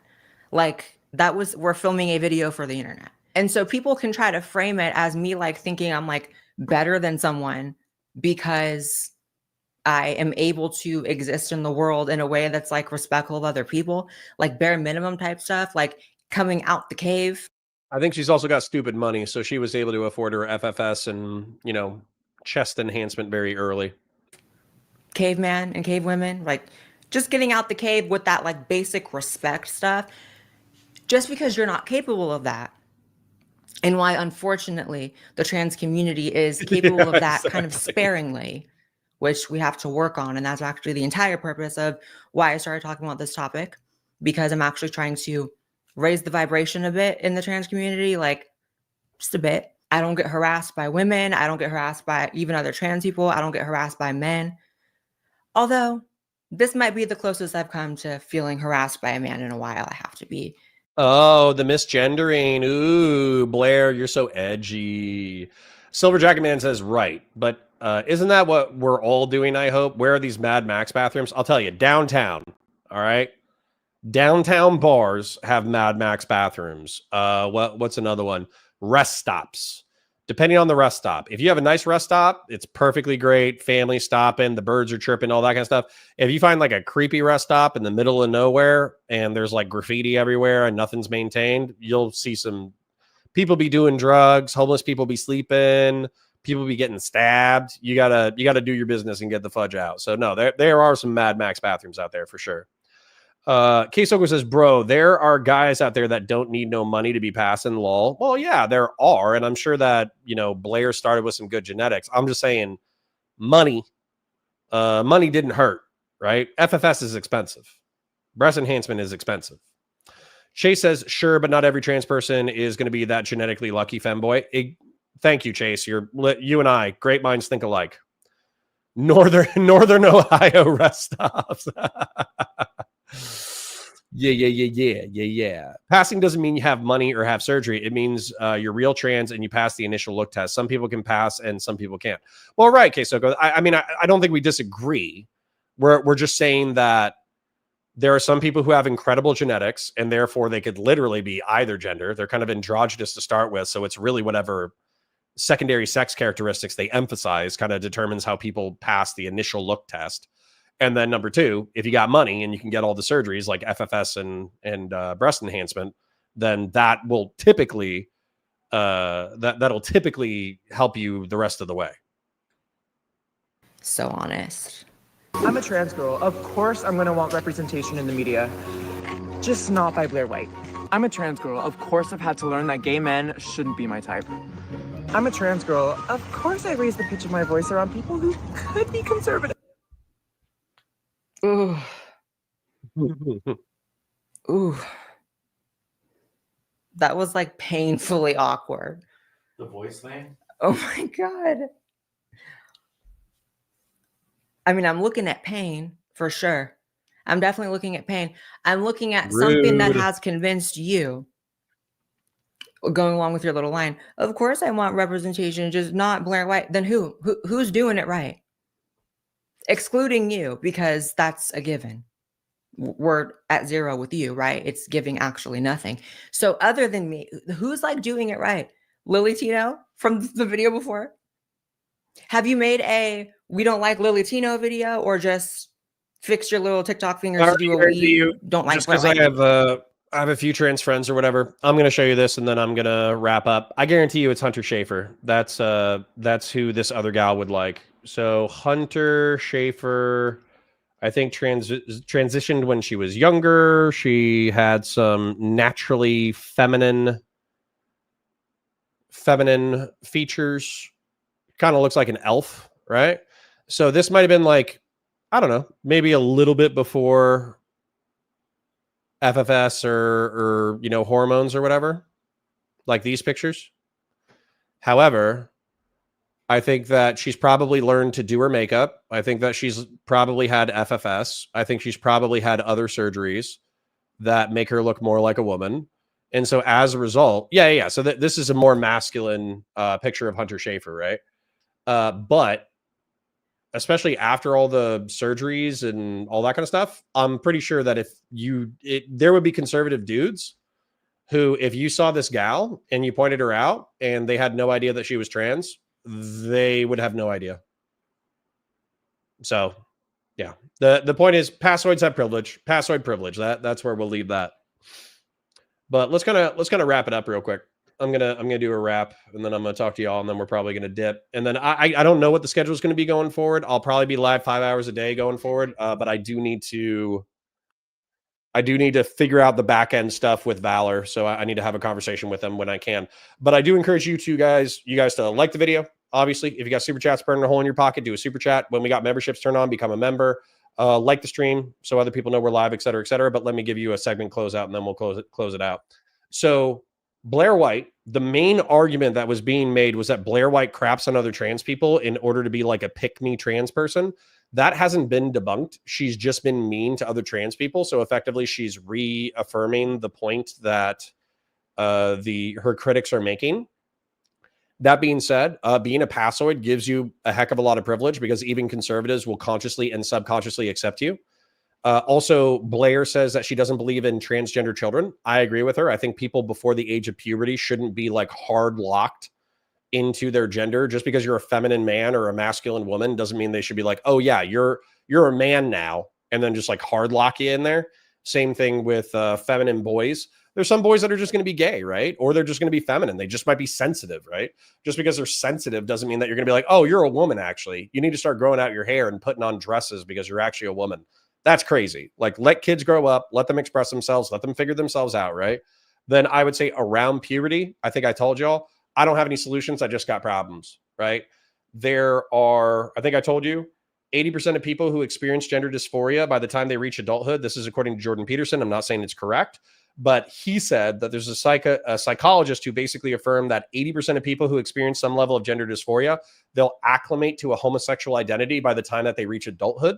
And then there's what was the other thing? And then the remaining trans people should be trans and should transition.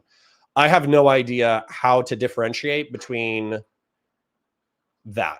I don't know how to do that at the teenage level. I don't.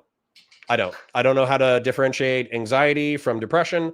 I don't know how to differentiate depression from BPD. I don't know how to differentiate BPD from, autism. I don't know how to differentiate all of those from persistent gender dysphoria. I don't know who has persistent gender dysphoria will acclimate to a homosexual identity by the time they're an adult. And I don't know who needs trans surgery. I just don't know. I don't know. And I think most people don't know. And I think it scares the shit out of us because those of us who have kids, we don't want our kids to go through the difficulties of either being homosexual and getting bullied for being homosexual or being trans and then getting bullied for being trans. So we like to hope that it just won't happen to our kid and then the rest of society can figure it out. That's kind of, I know that's like a lame take, but that is my take. So super chats if you got them, like the stream if you haven't, become a YouTube member when that's available, and let's just check in with chat real quick before we kind of wrap up. Blair White needs to recognize that she's a passoid. So K-Soko says most people don't care. I agree. Chase says, I think it's easy to feel like most people don't care when we aren't trans people who have to deal with it. Most people won't tell me how they feel about trans people, but if I was trans, they would. Yeah, probably. Harmonic Fox says, look up Ethel Cain. I'll do it real quick. Ethel Cain, American singer-songwriter from the 1970s. Yeah. She looks like a trippy, drippy, hippie 1970s pop singer. Then her voice even sounds feminine because she has a weird hormonal condition. Oh, that's based. Chase is based. Excellent. I think it's fair to not know the research isn't there yet. Yeah, exactly. Jonah Boy says, if they're really into Elden Ring and Fallout New Vegas, then they're probably trans. That's fair. Silver Jacket Man says, I view the trans kid thing how I view Christian Scientists denying kids access to medicine. I might not like it in the case of the latter. It kind of disgusts me, but ultimately it's up to the family. That's more of a libertarian perspective. I think what bugs me, I'll just share. I'll be real. There's two families that I know of in my extended friend group, and they're friends of friends. They're not my friends, right? And they had feminine boys who they haven't fully transitioned, but they effectively like dress them up in girl clothing and let them dress in dresses, and they grow out their hair, and it seems like they're handing them girly toys all the time. And what's funny, I'm going to be a little rude and a little shitty. They're under the age of 8. So this still falls under my, like, don't hard lock a child. But it seems like they're trying to encourage their kid effectively to transition just because they're like a feminine and sweet kid. And then what ended up happening was they were playing with my boy, who is very masculine, but still like a very sensitive soul. And they started being a boy instantaneously. They started throwing rocks. They started wrestling. They started looking for frogs. They started doing all this kind of stuff. And so I was kind of thinking to myself, I was a little bit alarmed. It's not in my opinion, it's not my job to walk up to the parents and be like, hey, stop dressing your kid in dresses, because obviously the second they started playing with a normal boy, they started acting more boyish. But I mean, trust me, I had my eyebrows up as soon as that started happening. Because it's like you would expect that if you were dressing up a boy in dresses and growing out their hair and handing them girl toys, you would expect them to start playing with another boy, and they'd be like, ew, I don't want to play in the mud. I don't want to go looking for frogs. I don't want to do this. I don't want to do that. Do you want to play with ponies? Like, that's what you would expect, right? Whereas basically, kind of socially transitioning their kid when their kid is still showing masculine signs of being a boy. I think that's crazy pants. That's crazy pants, in my opinion. Razzle Cherry says, yo, what's up? Well, what's up? Right back to you. But no offense, Razzle. We're hitting the 5-hour mark, so we're probably wrapping up. Referring to a kid as they is wild. So here, Shot, I'm not sure if I said it or if I said it in reference to the story. I actually don't have a problem with singular they. I'll use that instinctively sometimes, and it doesn't sound weird to me. So for instance, like, Henry Cavill is going to be starring in the new Warhammer live action series. They're going to be doing X. I don't instinctively go, oh, that's referring to the plural. That sounds totally wrong. Like, I don't And it's Henry Cavill. He's a dude. So I know what you're talking about. I know Henry Cavill, right? So singular they doesn't really bug me when it's used fluidly. I think that when it does bug me a little bit, or it's kind of alarming to me, although I do have a non-binary friend, but when they're like, no, it's not she, her, it's not he, him, it's they, singular. Like when somebody does like the overwrought, hyper moralized correction, that's kind of when it rubs me a little raw. But to be honest, like even with my non-binary friend, they were like, hey, you referred to me as she, her, you know, I'm AFAB, but you know, can you just use they? And I was like, okay. It's not my thing, but I'll be nice as much as I can. Yeah, it's modern usages for purposes of gender neutrality. Yeah, and to be honest, I haven't noticed. It's not that big of a deal to me. If it's a battleground that you yourself want to pick it. I don't care, but you know, I'm just saying I'm not going to be losing sleep over singular they. Harmonic Fox says, I feel like we need to finally draw a distinction between progressives and liberals because I don't buy a lot of progressive arguments on this. Yeah, I mean, I'm with you.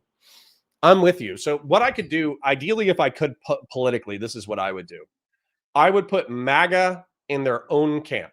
MAGA Republicans are their own thing, right?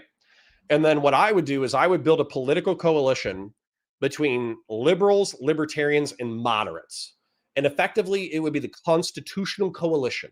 It's the people who still believe in the republic as a concept. And what we would do, like if you were a coalition leftoid, you would work on progressives work with progressive on things that you agree on. But when they lost the plot, you would jump over to the right. And then same thing with the right, you would work with MAGA on things that you agree on. But when they lost the plot, you would jump over to the left and vice versa. And so effectively, it would be like a centrist coalition of liberal Democrats and libertarian and moderate Republicans who feel like the crazy parts of their party have taken over too much power. And as a result, they'll work with the other side in order to mute the power of the fringes. That would be my political ideal. Silver Jacket Man says, I have a problem with she, they, and he, they. Pick a lane, coward. Exactly. Yeah. 100%. When they're like she, they, and it's like, what? Why? You're obviously feminine. Why not just go she, her? Also, she, they, I'm not going to lie. I kind of joked about this sometimes, but I feel like she, they, non-binary is like the most lazy non-binary. It's like, I don't like being a girl. And it's like, yeah, no shit. Like being a girl sucks. Being a guy being a guy sucks, but being a guy is still way better than being a girl. So, you know, I'm not going to go by he, they just because, you know, being a guy sucks. It's like, no, I'm a guy. My life is supposed to suck a little bit. That's fine. I don't like idiots, says Harmonic Fox. I don't like idiots. I think it's dehumanizing. And I think when you use it is almost intentionally dehumanizing. Like, especially in context of trans people, but also in context of humans anyways. Effectively, what you're saying is they are so inhuman that I'm not even going to use a humanized pronoun. I'm going to use a dehumanized pronoun in order to refer to them because I think they're beneath moral consideration. Yeah, there you go. Silver Jacket Man. You and me, my chat and I, great minds think alike. There are many great minds in this chat. So anyways, it is 5 p.m. I have fit 5 hours. Need to work out my triceps tomorrow. I'll be talking to Ken about back-end work. In reference to what we need to do in order to make sure that all of the channels are not only producing content, but have edited high quality content that gets put out in a reasonable amount of time with good titles and good thumbnails. The editing team was, I'm not going to share the details, but the editing team was someplace else besides the United States. And there were some communication gaps, I guess is the best way to phrase it. And so we've had to come together as a team in order to make sure that we're putting out a good product. And it still seems like it needs to be refined, which is fine. Like obviously a new channel, I think it's only like a month and change old. And I've only been streaming for like 3 weeks and change now. So it's not that big of a deal to be working out kinks 1 month into a project. But obviously the goal is to, at the end of 6 months, have a pipeline where social media gets posted to Instagram, Facebook, all those places, multi-streaming to Rumble, Kick, and YouTube, getting everything monetized so all the super chats come in, making sure pre-recorded content goes up on Rumble and YouTube. So, and make sure it's edited to the quality that it's competing with other eyeballs in the space. Making sure that it's, clickable thumbnails and interesting topics and interesting characters and interesting content. There's a lot of back-end work that goes into doing that. And the truth is that they have a lot of front-end, wildly talented, wildly intelligent human beings, but they're missing that back-end know-how to make sure that everything gets pushed with high quality in a reasonable time. So I might have to help them out with that. Spider-Man says, I'm way behind, but as far as the gay couples, I know 2 women, one of the daughter of a guy that despises it. They're such a lovely couple, incredible parents. It's so sweet. I aspire to live up to them. Yeah, Spider-Man, you might be one of my last read chats, but that's the other thing too. Like, people are critical of Blaire White, probably because she's a mean girl. But I think the best political advocacy that, yes, baby, I'll wrap it up.